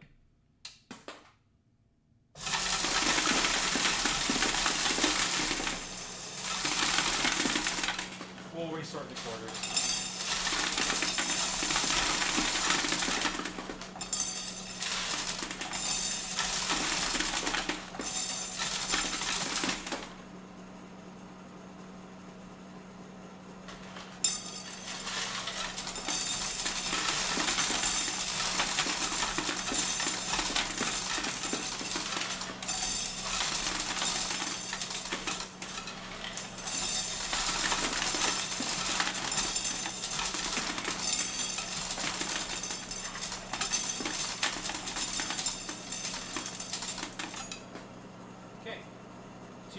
one. I don't know what the total is. So what we got to do is stop, clear, and we're just going to re-throw the quarters back in, but it'll go really quick.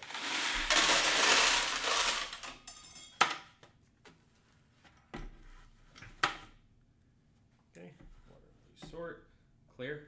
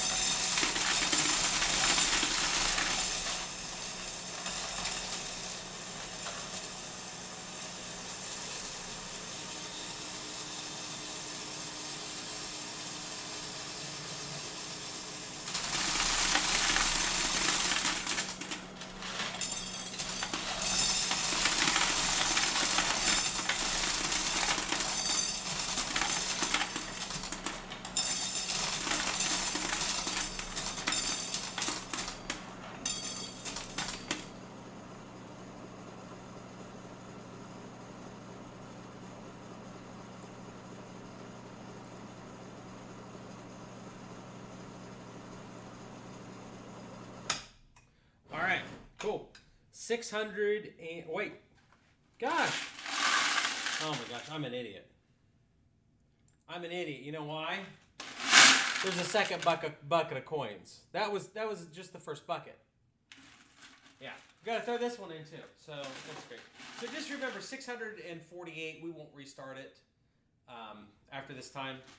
I mean, we won't. I mean, it's going to reset itself. It's going to reset itself, but we won't purposely go through and do a full resort. So, all right, 648.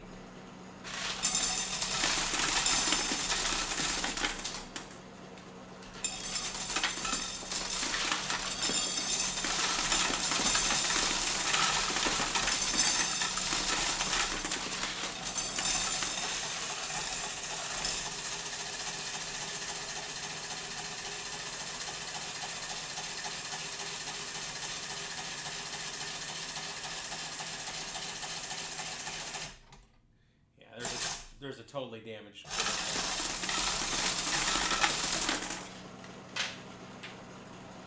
Oh my gosh, it ate it. That's crazy.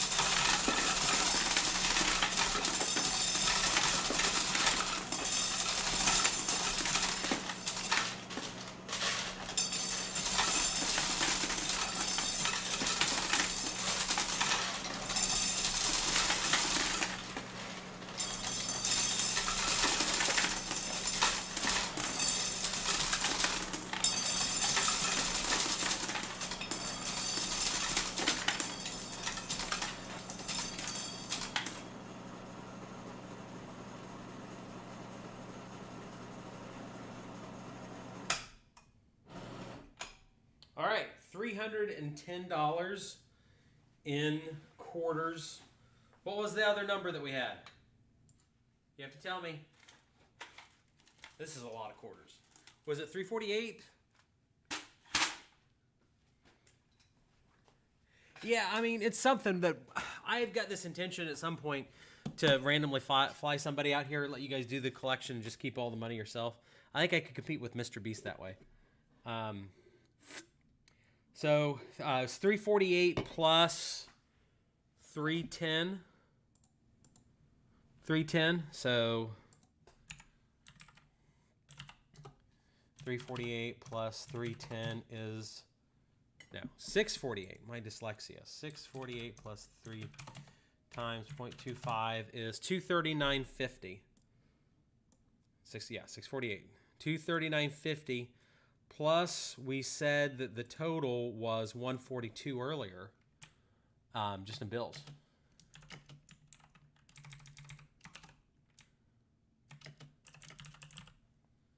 So we're gonna get that scrolling on the screen real quick. Boom. So.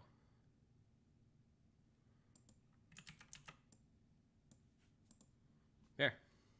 So that is a total of $143. So $382.50 in 2 weeks. So that's not too bad for 2 weeks. It shocks me because Christmas was involved. So so we are at $382.50 in drinks. We got another 43 in bills from the snack count. Then 153.50 in change from the snack machine. So we're at $579 just in vending income. So that's pretty cool. So there we go. So here we are with this. Here we are with this. Once again, if you guys have not signed up to the Give deal, we're going to go do the competition here in a little bit. I'm going to pick somebody, and you're going to get this glorious Glory CP09 coin counter from 1979 because I don't need it anymore. It's not that it's broken, because we can plug it in right now, and you guys can see that it works just fine. The problem is it does not have a purpose for commercial use anymore. And if I run a company and it doesn't have a use, I don't want it to take up space. It'll be more value to somebody else than it will to me. And we're going to give you this glorious First National Bank of Chillicothe, Ohio Mint number FDIC with bleach stains. I want to take some money, and it'll probably be this bag of money and then some other change. And we're going to put it in this bag, and we're going to mail it to you as a part of this Investment Joy competition. So if you want to sign up, I'm going to post a link in the chat real quick. You can go do this link real quick, and then you come back and watch the stream and see if you won. And it signs you up for all the other giveaways, including the house that we're working on. Oh my gosh, I can't spell. It's supposed to be give, not griv. Why is there an R in there? Give. That's the right link. Got to delete my own messages on YouTube. Okay. So here we go. He'd ever made up for holidays? Probably not. Some people just don't clean their clothes. It's very odd. Would I fly somebody international? Yeah, that'd be fun. Putting some car oil in your coin machine to help the move easier. I have, but some of the parts in here that get gummed up, you need new replacement parts for them to get it to run perfectly. They don't make the replacement parts anymore. So, is that a pet barrel cast at the back near the window? I have no clue what you're talking about. Oh my goodness, I need caffeine. So, all right, guys, let's go through, and here is the money stack we're going to go through. We're going to go and we're going to clear off this machine, and we're going to see how much money we made. Let's get this a little more front and center. Okay. And just so you guys can see that I'm not cheating you, I'm grabbing it from this pile. This is vending income, or this is vending bills right here over on this side. This is washer dryer. So we'll start with washer dryer. And we're going to see how much money we made. Any guesses? Guesses? I'm sure that's not how you say it. Okay.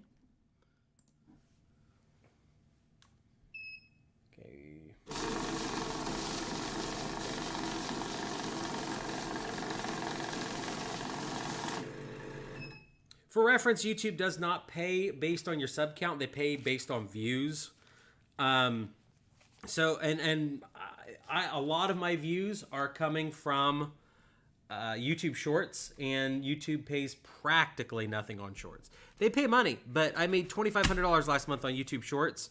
If I had a comparable number of regular views, YouTube should have paid me probably $150,000, $200,000 last month, if it was the normal rate, but it's not. So, okay, so we're at 155. This is exclusively washer dryer money. Start here. It should add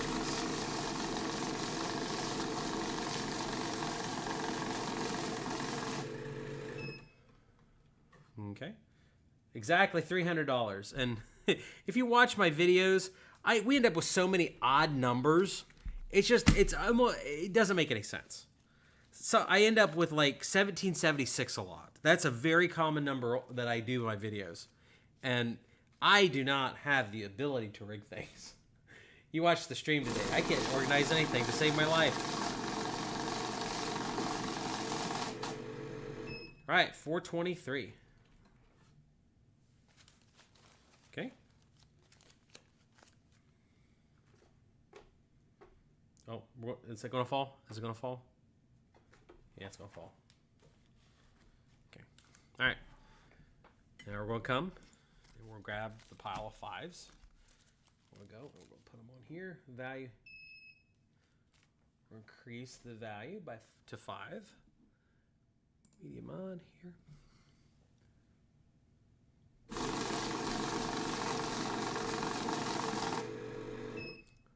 Now we already broke one person's heart. We're at 823. We'll come back here. We'll grab the next stack of fives. Does my bill counter separate into stacks of 100 to band them? Yes, it does. If I choose to do that, I can band them up together. And I have bill bands here too. Okay, 1,083.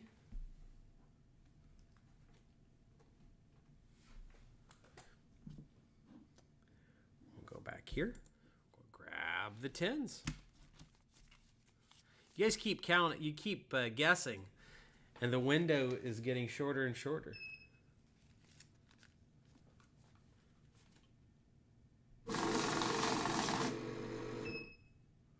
Okay, 1,383.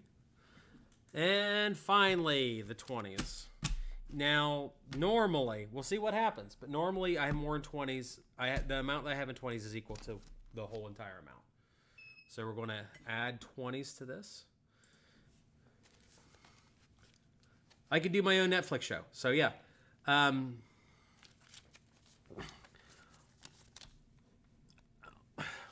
I'll say this real quick before we go to the 20s. So the deal is, like, I have so much interesting stuff happen. On this stream, we already found a duffel bag full of illicit substances. Or we already had to deal with a duffel bag of illicit substances. The laundromat was busy. I had to go help people out with that. We talked about Eddie's abandoned gym, the problem there, about the potential for me buying an abandoned warehouse. We went to the laundromat. We had some fun things happen there. We came here. We counted this money. This is a normal day for Brandon. Yesterday, I had to deal with, I did a little Twitch stream. I had to deal with a kid falling through this, I say kid, an 18-year-old adult fell through the ceiling of a house of mine. He was doing some work on it. He stepped on the wrong cross beam. He fell through the ceiling. So it's just, my life deals with all this different thing. And it's like, if I could film the whole entire day when I get into these situations, I would have my own show. So, all right, guys, let's go and do this before we have a revolt on our hands. You ready? You ready? Let's not. I don't want jam. $1,383. Oh, what'd I say? Is 1,300 and how much? How much was it? I am not rewinding it.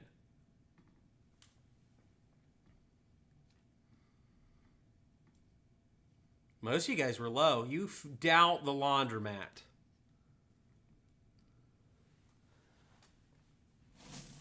This is going to be our thumbnail, guys. How do I make it? Here. How do I make it more clickbaity, guys? With one of the bags of money.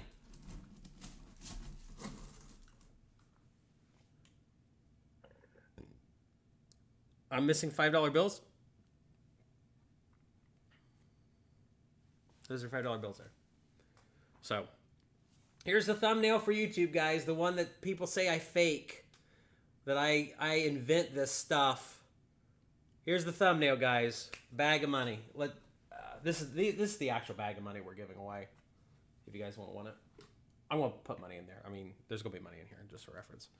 So, But wait, there's more, guys, because what did we say that we also excluded out of the stack? Because that's just washer dryer money. 2 weeks. This is 2 weeks collection. The first week and a half to 2 weeks, however long the last collection was, we already brought in $2,000 for the laundromat. So $2,000 this month so far in December, plus $2,903, plus we already said there's what, $600 for the vid, just, yeah, $600 just in bidding income. So we're now at $3,500 for 2 weeks. So we do that every 2 weeks. We're at $7,000 a month for the laundromat. So, so 2 weeks we made $3,500. That's a monthly rate of $7,000 plus the $1,000 in apartments above it. We talk a bit about what I spend on bills, and when we compile this into a YouTube video, because we're going to take this live stream, we're going to edit it down so it's not 6 hours long. We're going to show you guys the bills, but my bills, we've talked about them, $537.35, I think it is, for the mortgage. And of that, $200 is principal. We pay $143 in insurance. We pay about $350 in water, but that goes up the more we do in washer revenue. That's just how it is. But it's usually like 7 to 10% of my revenues water. Then I spend $300 on electric, $200 on gas for the heat and for the dryers. I spend $1,650 on the equipment payment, my equipment loan, and other than incidental repairs, that's it. Vending expenses, which are 1/3 of what I spend on vending machines. So if I made $650 some today on my vending machines, I have spent 1/3 of that on cost. So, Dan, I just explained that to you in these numbers. I mean, I can't throw them on the screen right now. So, we'll compile that into a video and we'll throw it into the last part of the YouTube video that'll consist of today. I'll probably have to shoot some more video with my high speed camera because I just love my high speed camera. So that's what it is. So if we can keep up this rate, which it did not, this past 2 weeks wasn't the rate for the month. This count ended at I'll show you.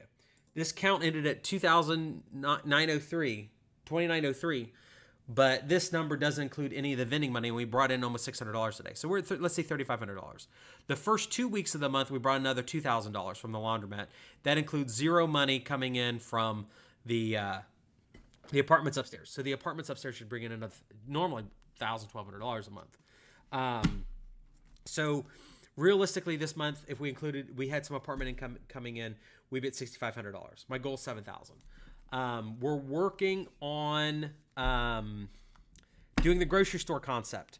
If you guys watched with me with the live stream, you heard the apartment complex people begging me to do the grocery store concept and vending machines in. So it'll be interesting. I'm really excited about this. Hopefully this phase of everything. Let me know what you guys think about the live stream. Make sure you like the video. We just had unending technical difficulties today with it, but it is what it is. I probably should give away some money. So 97 456. That's pretty close. I figured it up yesterday, and for this month of December, based on this collection from the laundromat that I estimated and the car washes, what I estimated on the car washes, I figured I should be at $103,000. How do you get a mortgage on a commercial building for $500 a month? Because it's a $65,000 building. So, $65,000. I mean, you guys want to do the math on that? Here, let's do the math on it. This is my live stream, gosh darn it, and we can do an Excel video on here. Just give me a second. Here. Oh, I have Excel open already. This is going to be great. Oh, this is the other live stream I did. Cool. This is where we figured out. This is a income statement for my rental business that we did the other day. So blah blah blah blah blah. You don't have to watch me, I guess. So I mean, you decide what wealth is. If wealth is keeping your family happy and healthy, then it is what it is. So that's this is for the laundromat. Oh yeah, this is what I made in real estate appreciation. We were talking about real estate appreciation.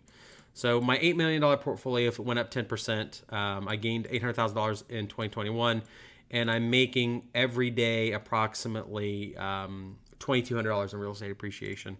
And I live streamed for 30 minutes. I was making $45 every 30 minutes in it. I owe $2.5 million in debt, and that includes everything. Debt service is 14.5. That doesn't include the car washes, though. I guess I do have to. Yeah, that doesn't include the car washes. This is mostly real estate. So this was a lower end of the spectrum on that, but this is what we were talking about the other day. So let's zoom this in. Can I do a PMT calculation on here? I don't know that I can manually calculate a mortgage quick while I'm under stress and you guys are asking me all these questions. But for Excel, PMT is the calculation. You have to figure out the rate, and I never know how to do the rate. So I'm paying a 5% loan, maybe let's say 6% loan, over 12 months on my rate. So you figure up what the actual monthly interest rate is. That's periods, I believe. So it's a 20-year loan. Present value, we started off at $65,000. Yeah, $65,000. Future value is 0 because we want to balance it out. It's a non-balloon type loan. Yeah, we almost did it. So I'm off with a number here somehow. It must be a $70,000 loan, or maybe it's a $75,000 loan, but we're close. Maybe it's a $73,000 loan. So I don't want to pull numbers out of my butt, but my mortgage on the laundromat's around it's $537. So if we would back engineer that number, so and like I said, I really like Excel. I failed algebra miserably when I was in school. So the fact that I can do this kind of stuff is really important to me. I'm very excited the fact I could do it. But the equipment, the laundromat equipment here is different because it's I'm paying only 4% on my equipment, but the loan is like a 7.5%, 7.5 year loan. So it's like 80 payments that I have, and that loan's $95,000 for the whole renovation. So I'm not far off. I'm in the ballpark at 4%. So maybe it's 5%. Oh, we're closer. 80 months is probably a freaking 72-month loan. And there we go. We're really close to it. So now we're at the laundromat equipment. It's costing me. I hate doing this stuff live because it'll take me 30 minutes to look up my loan documents. I just know when I wire Dexter Finance Department the payment, it's $1,650 because that's what I set the payment to. But the thing is, if you would look at this balance and we're paying $1,650, I don't know if you guys have ever actually manually calculated a mortgage. I did it one day. I did a whole mortgage on paper, the whole amortization table on paper. It was funny because I failed algebra. But if you have a $95,000 present value loan and you are only spending like 5-ish% interest, and you have to take this number. I'm showing you actually like how to do algebra. This is hilarious. I hope my tutor's watching because she didn't like me. We take this number, we divide it by 12. That's how much interest we're actually paying on every payment. So if I'm paying $1,650 per payment, we take the interest payment, the estimated interest payment that drops down every cycle, every month. So we're going to take B8 out of there. I'm paying $1,254 towards the principal curtailment payments on my laundromat equipment. So although we have this nice big giant stack of cash over here that I'm really excited about, this big giant glorious, wonderful stack of cash. And, we have another $600 sitting here. So we have $3,500. And yeah, I know we're making a mortgage payment, so it drops that number down a little bit. But we've got this really cool principal payment right here. And that's redeemable. This interest payment's non-redeemable, but it is what it is. It's just what life is. So to me, it's like it sucks that I'm making these payments, but in the long term, it's okay. So it's 5/24. We'll do the giveaway here soon, and I'm going to go home. Looks like over 125,000 monthly / after bills. There's someone in the window behind me. I don't know why people do this to me. They're like, oh, someone's in the window behind you, and I look every time. How much do I make per month from a laundromat? I've just spent 30 minutes explaining this. Here's what we did the past 2 weeks, plus $600. Can you see it? $3,500. We had another $2,000 this month, so we're at about $6,000 this month. If I would take rent money from the lady upstairs and then throw it in there. So, do I do my own taxes using TurboTax? I have an accountant. I have an accountant, and I have enterprise level accounting software. Like so much better than TurboTax. We use a program called AppFolio. It's made for landlords who own up tens of thousands of rentals. It's made for those guys. So here's the deal, guys. We're going to do the giveaway for the big giant counter and a bag full of money that I'll mail to you. You need to sign up to the Delicious Quarters giveaway. I'm going to throw the link in the chat real quick. I'm going to give you guys 5 minutes to sign up. It's probably going between... It probably took my Yeti offline when I went to the application window. So we're going to mail you the coin counter and the bag of money. If I have to send an international post, like someone outside the United States wins this coin counter, I want to make you pay shipping. Because, or I can take it out of the bag of money, whichever you guys want to do. But if it's international shipping, I don't want to pay shipping. Because I can mail this in the United States for $20, and I'm fine with paying $20. But if one of you freaking people from Syria win it, no offense, Syrians, but I want you to pay the postage. Business skills, you're terrible at math. I am terrible at math too. Did you hear where I failed algebra? Like they were nice when they gave me a D. That sounds awful. When I was a D average student in algebra, it was a miracle that I got that. But now I do all this calculation myself because I figured out how much money I'll make knowing the numbers. Now that I know the numbers, it's fine. I can understand it. Can you do local pickup? Absolutely. You want to come to Circleville, Ohio and pick up my coin counter? Absolutely. So, and once again, can you enter more than once? No, it'll sort. The system will sort itself out. So go and do this. And realistically, you're gonna get regular emails from me being on the email system. But number one, you need to answer your freaking email because I'm going to pick. Well, when I say it international, it'll cost me $30. It'll cost $30 to get this machine in Canada. So if you're outside the United States, I want you to pay for shipping, and then that's it. It'll be probably pretty cheap. You're a geography pro, okay? So because you're in Estonia, so sign up on the investmentjoy.com/give. If you sign up, that means you're in the weekly giveaway, and I'm giving away money. I just showed you guys some of the wheat pennies that I have. I have silver. I've got proof coins. I've got money that people should not be spending at a laundromat, and they spend it at my laundromat. So my 3-year-old daughter, for some reason, found a 1954 coins from the laundromat, and she thinks they're hers, but I'm going to give those away, guys.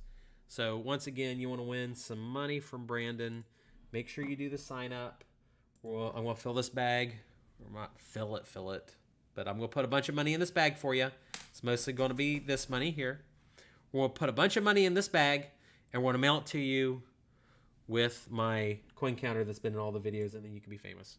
So I'm going to give you guys till 5:35, which is another 7 minutes, to sign up, and then I'm going to pick it. I'm going to do a random number generator, and we're going to find it. So, but you need to stay subscribed, because if we do the thing where I can fly you guys here and we do money collections together, things like that, you have a chance to win those things too. So if you win, you only accept the bag of cash and just donate the money machine back to your raffle someone else. If one of you guys say that you do not want the machine, I will keep the machine and we'll do something silly with it. I'm not going to blow it up or anything, but we'll do something fun with it. I have multiple learning disabilities. I have severe ADHD, ADD, ADHD. I'm dyslexic, and I can't. I mean, I was miserable at any math beyond like the basic stuff. Half algebra killed me. But then once I learned, like, I can understand computer programs, and once I started learning Microsoft Excel, it was great. So, you're 11, not in the giveaway. Well, you need to get a mommy or daddy to sign up real quick. So 6 minutes, we're going to do the giveaway. I'm going to load up a random number generator. And we're going to find out who won, and then I'll pick a backup person in case they don't claim it within a week. You're killing in crypto because your motivation. Good, because I don't know if you guys understand this. Oh, I will tell you this. I am going to be selling off ownership in my social media channels as an NFT here soon. I don't like NFTs for the art aspect too much, but I will be selling the ownership rights for my my social media here soon as an NFT for any of you crypto kings that want to get involved in it. We'll be doing that here any day now. We've retained legal counsel from one of the legal founders of Coinbase. They wanted to get involved in my digital media project because my YouTube channel is not a physical thing; it's digital media. So we're going to be selling some ownership rights, some ownership rights. That's probably the easiest way to say it, that I don't get in trouble with the lawyer. So we're going to do this. I'm going to give you guys another 5 minutes to sign up. I see the sign-ups keep coming in. So that'll be fun.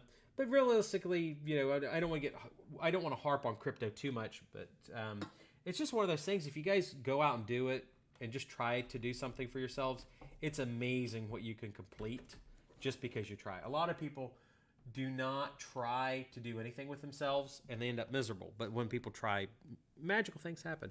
Am I doing merch? We'll be doing merch soon. Like I said, we're actually having some of these bags manufactured for us that have it'll say like washer money and dryer money and stuff like that. My personal assistant, I thought we'd have them for this specific bags done for this live stream, but it isn't, so we'll have a live stream next week, and we'll do that. What has more ecological impact, laundromats or crypto farms? I have no clue. I don't know who on earth would do that ecological impact study, and even then, if they did, I probably wouldn't trust them. Who knows how many Bitcoin mining farms are being run by solar power, and who knows how much nickel metal hydroxide went into the production of those things? Who knows how much nickel metal hydroxide went into the production of the cell phone that you use or the PC monitor? So if you don't win, you have to recount votes. I have a lot of votes, guys. This contest has been pretty big. Because once again, if you sign up for this, you're also eligible for the house giveaway too, whenever we get that done. And remember, if you get an email from me from this competition and I specifically ask you to participate in my house giveaway deal, please consider it. I'm trying to get a bunch of sponsors on for 20. We've already got 3 big ones. I'm trying to get on sponsors for these big projects so that I can give away stuff like houses and money and stuff like that. Some of them will be really big giveaways. Some of them, I talked to a company about giving away vending machines. So what's my largest apartment complex? A 7-unit. I don't have anything really that big. I messaged a guy about buying a 115-unit hotel in West Virginia. So massive fan for me in years. I hope if you needed it, that's cool. Yeah, I just don't know what kind of help that I need. I mean, I need people to follow me around with a video camera in southern Ohio on adventures. But we should do pretty good on this. I think we got some good content. I hope you guys had fun on the live stream today. 2 more minutes. So, but if you can read those emails, I'd appreciate it. Because some of these sponsors, some of them are international, some of them aren't. And it's like this company, if I can get 1,000 people to sign up and open up an account, and the account requires $1 activation, I'll give you the $1. If I can get 1,000 people to sign up and put in $1 in an account, I can give away a house, like a nice house. And I say that, and everybody's like, "Oh, this must be a scam. No one will do this." They don't understand how that would work, and the company's spending $400 elsewhere to try to get people to open up an account and put $1 in. So I have fans in Spokane, Washington. That's good. I've been to Spokane before. We went to Seattle for my wife and I's honeymoon back in 2019 or not 2009. Am I streaming tomorrow? No. So the goal is with the streams is that I will be streaming on Wednesdays and Thursdays. You would move out here to follow you with a video camera. I might pay for your housing if you want to do that. I've been recommended that since I have all these houses and I can get cheap housing, that I should probably just pay for somebody's car and pay for somebody's housing and almost nothing else. And offer housing, offer a car, and say, hey, film me. So if I come to Phoenix again, you will let you buy me lunch. I usually buy my fans lunches if they meet me in person. They do try to do that. So we may do these call outs soon for whatnot. So I saw deposits over $600 to my account. Yeah, I don't think you guys understand. You're supposed to put those $600 deposits. You're supposed to issue a 1099 anyway for those. That's been the law forever. And I'm. It's not like I'm saying that I am the giganticest fan politically of the current administration, but I've been doing this for probably 15 years, is filling out 1099s for all the payments. Yeah, they're called 1099Ks. Go Google this. You've had to issue PayPal, Venmo. Everybody has supposed to issue 1099Ks over $600 for the past 15 years. So, all right, 535. I am refreshing my page one time. Go sign up at investmentjoy.com/give. I'm throwing in a random number generator. I got another 9 of you. So, but yeah, someone asked me a question about gas stations. Yes, I really want to get a gas station. I'm supposed to have a meeting soon. I might take you guys with me for a grocery store meeting about starting a grocery store. I actually know 2 people that have grocery stores. I know somebody that has a friend that has 26 grocery stores, and they are just absolutely killing it. And this person in my town that has a grocery store has the best grocery store. It's a grocery store for poor people. Or, yeah, it's a Bucky shirt. It's a grocery store for poor people. But when we say poor people, we really mean rich people that like to be thrifty. It's like my favorite place ever. These monsters, it's the place I went to, and I got these monsters for 65 cents a piece. Normally, these are $2.25. They're $2 from Sam's. And I bought a shopping cart full of these for 65 cents because they're dented. Who cares if a can's dented? 65 cents, I'm buying it. So I'm refreshing. I'm going to refresh one more time. Oh, my goodness, we just had one more person sign up. So make sure you check your email because we're going to do the giveaways, and we got all sorts of cool stuff coming in. I'm giving away money and all sorts of fun stuff. So we have had, I don't want to dismay anybody, but you're in the competition. You're in the giveaway for the rest of your life, as long as you don't send me a nasty email. So we have 4,879 people that have signed up to win my coin counter. So I'm going to take 4,879, and we're going to generate 2 numbers. So the first number that I'm generating is 2,839. So the person who was my 2,839th sign up on the list is going to get a nice email and or text message from me saying, you want a coin counter. And if that person does not, 2839, name of that person is Corey Galloway. That looks like a local phone. No, it's not a local phone number. So Corey Galloway has won my coin counter with a bag of money. I'm going to send him an email right now. If he does not win if I can't get a hold of him within 3 days, I'm going to pick number 2. And I'll tell you what number 2 here is in a second. Where someone's spamming the chat like endlessly. Did I buy toilet paper from the grocery store? I don't think so.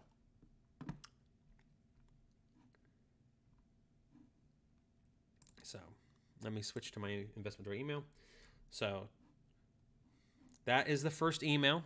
Did I say Troy Galloway? Corey Galloway. I've made a notation, and plus I'll have a live stream redo. So you won. I'm sure if I send an email to this guy, it says you won, it won't end up in spam. So We are going to do the second number generator, and this is going to be a follow-up person. If I don't find the person that won the first two, I'll do it again, but it won't be on live stream. That random number, I want to do it go and click it 3 times. 1, 2, 3. 4,563. So this person would have signed up during the live stream, because we had about 300 people sign up during the live stream. 4568. So that's good. 4568. Cody Sutton. So Cody Sutton is the backup winner. So I'm not calling them live. Here's the thing that's terrible is Ohio's a one-party state. I can call somebody in the state of Ohio. I can record them. I can post on YouTube and make money off of it. I call somebody from California, and I'm not going to spend the time to look up this phone number. I call somebody from California. Here's the thing. I can get in trouble. So I'm not going to do that. So I'm going to email them, and it's going to be really nice. We do need to do phone calls at some point. So that'll be fun. So Corey Galloway and Cody Sutton. Those are the 2 people that have won those 2. So I have email addresses and phone numbers on file because you did it. Thank you, good guys. Good guys. So if you've signed up to investmentjoy.com/give, you're in the giveaway for whatever else it is that we do. I'm hoping to give a house away in 2022. I am pretty dang sure we're going to be able to, because I've already got I'm not sure that I'm putting $20,000 in that account next on the first or the first bank open day, but I've got $20,000 right now set aside for the house. I need $100,000. If I can get 1,000 people to sign up to the account, then we'll give it away immediately. I mean, not immediately, but we'll buy the house and do it. So the intention here, very much so, is to be able to give a house away, and then you guys can live in it. You can move to Southern Ohio, Circleville, Pickaway County, Ross County. I'm not sure which area we're going to buy a house in, but we're going to buy a house in one of those 2 counties near me. And you can move to Ohio and you can live here. Or you can rent it. And I have a management firm set up that will manage the property for you. And you can make $700 to $1,000 a month for the rest of your life. You want to do that, you're fine. Make rental money forever. You can do that. Or you can just take the house and sell it. I don't care what you do with it. I do want to record what you do with the house, but I don't care what you do with the house. But the intention is, like, Mr. Beast has sponsors pay for everything. So that's what I'm trying to do, and find a homeless veteran. No, I'm not doing that on my YouTube channel for that purpose, because I don't have the bandwidth to find the right homeless veteran to give a house to. You guys want to know a secret? How many houses I've already given to homeless veterans? How many rentals I've given to homeless veterans? It's equal to the number of homeless veterans that have sold pills out of my houses. And I don't mean to say this because I don't mean to be mean, guys, but because my dad was a Vietnam veteran. Love my dad to death. But I have found out that if you don't put some requirements and some research and some other infrastructure in there, giving someone a free house like that really doesn't need one, and that's why I'm doing a competition, because I'll make plenty of money off it. But if you give somebody something that they're not ready for, they could absolutely destroy everything.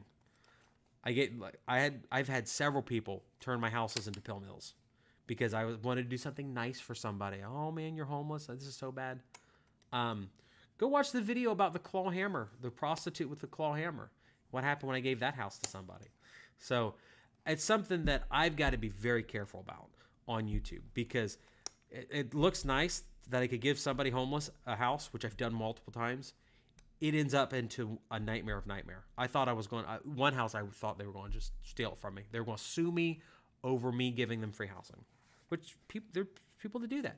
So I don't want to harp on that too much, because I want to end this live stream on a really good note. But I do really appreciate all you guys that signed in. We'll be doing this, I expect, next week with an actual cameraman, as opposed to me self-shooting everything. And I do believe that everything will work together much better. We got a lot of problems sorted out in this live stream, which you guys had to deal with. We should have had a lot more people in the live stream, but every time the stream cuts out, I lose half the people. So I've lost half of the people watching probably 15 times the stream. So when I click off of this, we'll probably find out that 20 or 30,000 people watch the live stream, which is pretty cool. But if you want to watch the replay, just copy and paste the link in your browser. You can watch it tomorrow. Or you can watch the clips, and we're going to cut through it. Yeah, I've got really bad life stories. We talked about the chop shop today. We talked about the duffel bag full of spoonie material. What else did we talk about? The drag strip. We found that. So it's kind of crazy. So, all right, guys, thank you for watching. I really appreciate every single one of you that has tuned in today.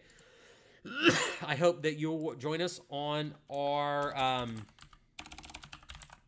I just typed an hour to end the live stream. I really hope that you guys can join us on our next one, and it'll be really fun to do it again. Be cool to use a drone stream. Absolutely. It's sitting in a bag of parts over here. I've got to rebuild it. Thankfully, none of the important bits got destroyed when we crashed into the parking lot 50 miles an hour. Thank you, Mick J, for watching the whole entire stream. If I could do a reward, there's a way that Botismo, one of my bot systems, could actually confirm that you watched the whole entire stream, Mick, and there's a way to send you a reward. I don't know how to do that yet. But if for those of you that want to watch a whole entire stream of mine, I can give away rewards. I thought we had it set up that we, my compound interest, where the briefcase is full of money. I actually found the factory that makes tiny little baby briefcases, and my intention is to fill these little briefcases full of money from the laundromat, like these bicentennial quarters that I get that I absolutely love. The wheat pennies, Canadian pennies that I find, Canadian money I find. I've got Canadian silver that I found at the laundromat. So I'm hoping at some point there's going to be an ability to do rewards based on it. Ricky and Julian racing again. No, it was a lady, so it was Trinity that was racing. You're trying to be like you, Kevin Graham? Cool. So there will be at some point that you're able to get rewards for watching the live stream. But I'm not.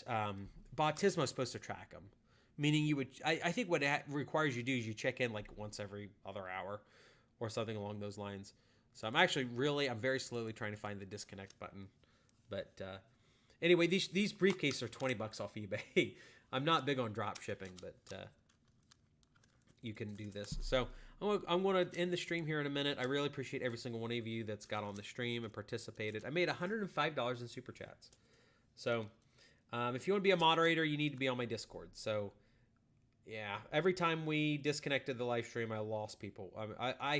I'm looking at this chart right now. I have had a total of 1, 2, 3, 4, 5, 6, 7, 8, 9, 10, 11, 12, 13, 14, 15, 16.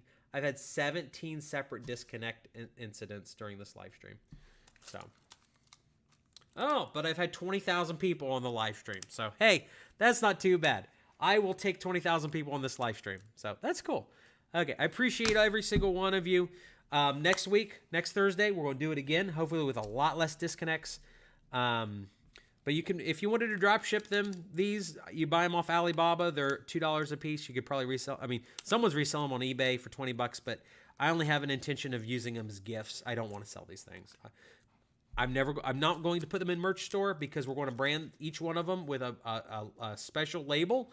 So when I send you, the intention here is, because we got the machine to do the things. What I want to do is put money from my laundromat and car wash in a special case, and it's going to have my signature on the back of the case, and it's going to say this was collected on YouTube on XYZ day. So then you can have your own briefcase with money from my laundromat or car wash. And it'll just be a special gift. Because people freak out about these play buttons back here. And I'm thankful for the play buttons. They're cool. One of my 3-year-old almost killed my 7-year-old son with the gold play button. Because that's like 5. Yeah, we just did the give. We did it. So my 3-year-old smacked my 7-year-old with the gold play button and almost knocked him unconscious. So that's neat. That's fun. It was neat and fun for me looking at it. But it's like, oh, we just created a memory with the play button. So my intention is to give away some of these gifts every week to those of you people, especially those of you that watch my live streams, so that you can kind of make memories and say, hey, this YouTube guy that I watch gave me this briefcase with money from his laundromat, and it was collected in this video.